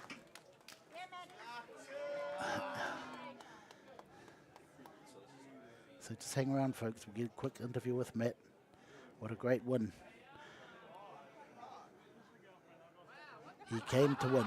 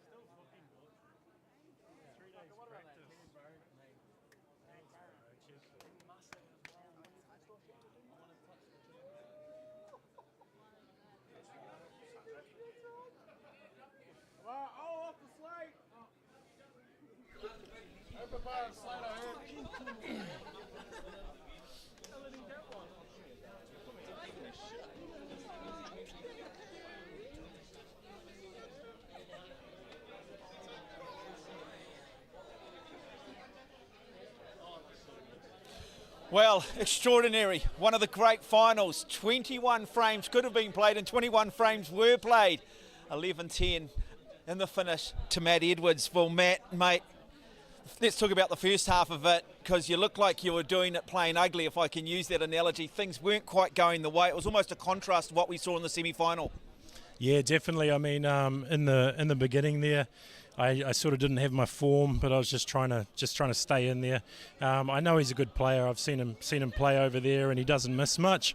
So that kept the pressure on me, and I just keep fighting. I just keep thinking, fight. Yeah, just see what happens, and let's get into contention and see it could go my way. So that's what happened. Yeah, there seemed to be a little bit of a contentious area just after the halfway mark in terms of placing the 10 ball in the right place on the table. And that almost seemed to spark you. It seemed to just get you a little bit more animated and maybe just shift the head in a different direction. Yeah, definitely. I definitely was feeding off the adrenaline there at the end, and when that 10 wasn't on, I thought that was really crucial. I thought it was okay, but the ref didn't. At the end of the day, it's the ref's decision final. But yeah, I still managed to get through it. Okay, let's then talk about the 19th frame. You had an 8 ball that you missed that you probably should have potted by your own high standards. We weren't quite sure. We felt maybe that you might have got the time call right as you were about to play it. What did happen? In all honesty, I was down on the shot. I mean, I know better because I'm an experienced player, but the referee moved, and instead of resetting, I thought about it and I didn't reset and just make the ball like I should have. So I was filthy with myself. I thought that cost me the event. But and then we get to the 21st frame. You find a way in the 20th, and then you play one of the great shots, a high-risk shot. You had no choice. Looking at the spread on the table, if you missed it, well, you were just going to simply hand it over. And when it mattered most, you pulled it off. How big is that shot in your career in the context of what you've achieved in the sport?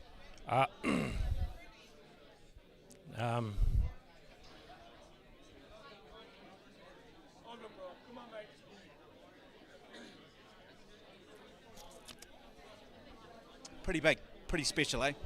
Yeah. And, you've had this remarkable record. We've had the NZPA, we've had Masse come together now. We've got this greater depth and you're having to measure yourself against even greater depth, and suddenly players now coming over from the likes of the Philippines, and boy, what a performance, and the mental fortitude shown today, and I guess you've experienced the highs and lows of the sport. So just try and put this particular final in context, this particular victory. It's massive. I mean, it's the biggest event that we've had here in New Zealand. To be honest, I haven't been motivated lately. I haven't been practicing. And believe it or not, I practiced 3 days before this event, and I can't believe that I've got this far, honestly. I don't know, maybe it was the lack of practice or something, but it just, took the expectation of myself, and obviously I wanted to do well, top 3 favourite, I'd say, top 4 favourite, but always wanted to do well, but yeah, it just means everything to me. Yeah, you built nicely throughout the tournament. You said you came a little bit more relaxed. Maybe you found the success formula by default. That maybe, hey, this is the thing. Maybe you go into some of these finals just a little bit more laid back. Yeah, definitely. I mean, as much as I try to be laid back, it does mean a lot to me anyway. But yeah, I just try to keep my head in the game and do my thing. There's a lot of good players here at the moment, obviously with Marco and Sullivan coming up and things like that. So I was out to prove a point and show them that I'm still here. So, bring it. Yeah, absolutely. To stay number 1, train as if you're number 2. Look, I just want to touch too. $10,000 in prize money. I mean, that's got to mean something too. That's significant money for a New Zealand Q Sport player. Yeah, definitely. I wasn't thinking about the money. I just wanted the trophy. Play for the trophies, not the money, but the money's a big bonus, so we'll make sure we spend it well. Okay, there you go. So one of the great finals. We're going to have the award ceremony now, but boy, it doesn't get any better than that. 11 frames to 10, and it is Matt Edwards who is crowned the WPA Predator Oceania 10 ball champion for 2023. Let's go to the presentation.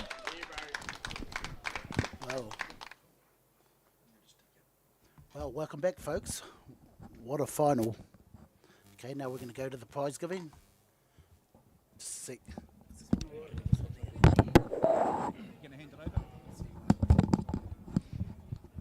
Testing and back. Yeah, that's better. Hey, how are you?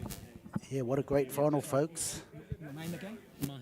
Now we're going to do the final, or the prize giving. Okay, so ladies and gentlemen, it is now the formal proceedings. We will just come over here and pick up the trophy. A little bit loud, but what an effort by Matt Edwards. If you hear me now, I'm sure he'd like to dedicate this game to Tim Miller. He came to win. We'll start with the women.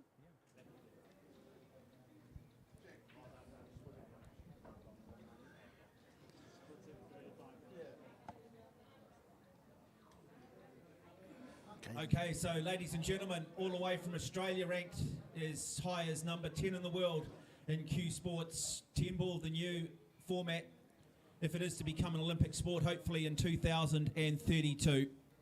So, ladies and gentlemen, your women's champion from Australia, please big round of applause to Ben Hung.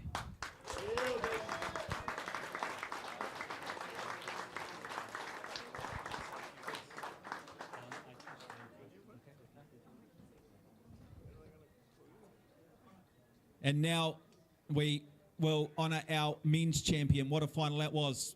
21 frames. It went the full distance. It had a little bit of everything. It was a metaphor for life, highs and lows. Maybe some moments of controversy at times as well. But he is arguably New Zealand's greatest ever pool player with more than 20 national titles. Ladies and gentlemen, your champion for 2023, Matt.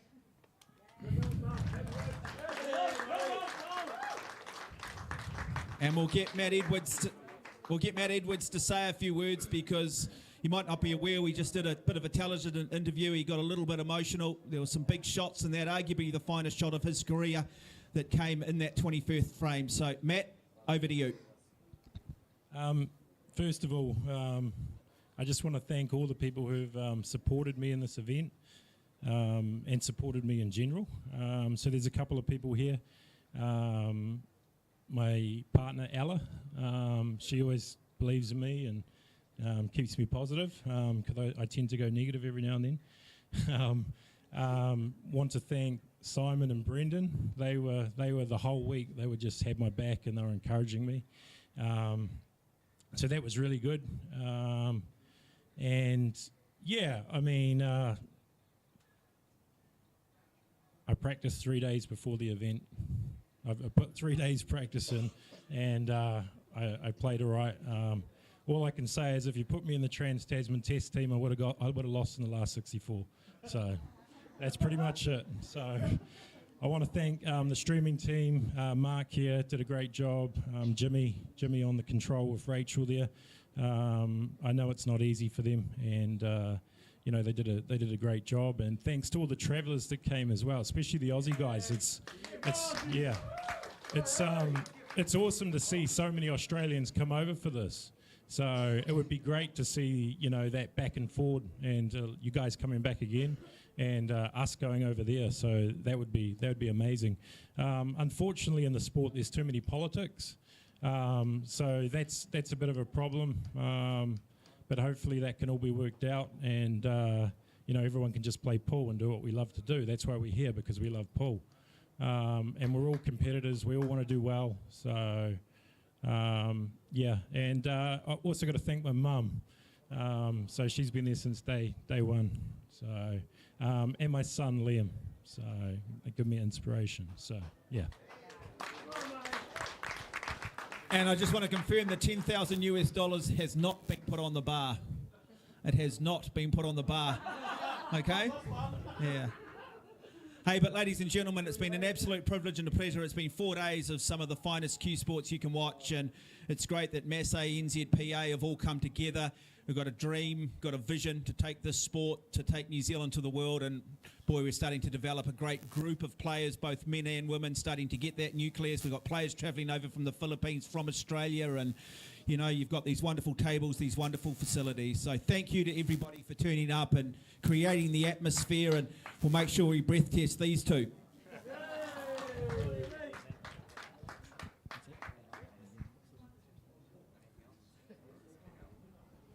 Okay, so we'll ask now Denise Wilkinson to come up and just receive her runners-up trophy. So Denise, if you do want to come up.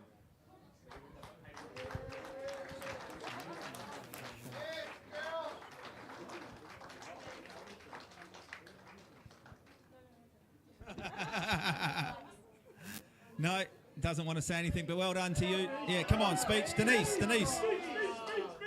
Come on, you can at least thank your dad. Dad's your coach. Come on. Right, let's welcome up the man from the Philippines who's been absolutely brilliant. He's been superb. Really didn't know him too much. Sean over here, fantastic. Well done to you. Boy, you're a bit of a dark horse. We didn't know who you were. We didn't know much about you. And here you are in the final and so close. Do you speak English? Yeah, I do. Thank you for having us here. Me, special, and I want to thank you all for special to this event. And then I want to thank my sponsor, Mr. Jun Garion, and all of the Filipinos here, especially in my fans back home. Thank you. I'll be back for more. Okay, folks, look, it's been a privilege and a pleasure. Do make sure you drive carefully and do spread the word. Spread the word about Q Sports. Let's get more people involved. And again, special thanks to NZPA, to Masse, that collaboration, of course, to Predator. And again, we encourage people, you can't buy your way to the front, but you certainly still need good equipment. Do check out the range of Predator gear.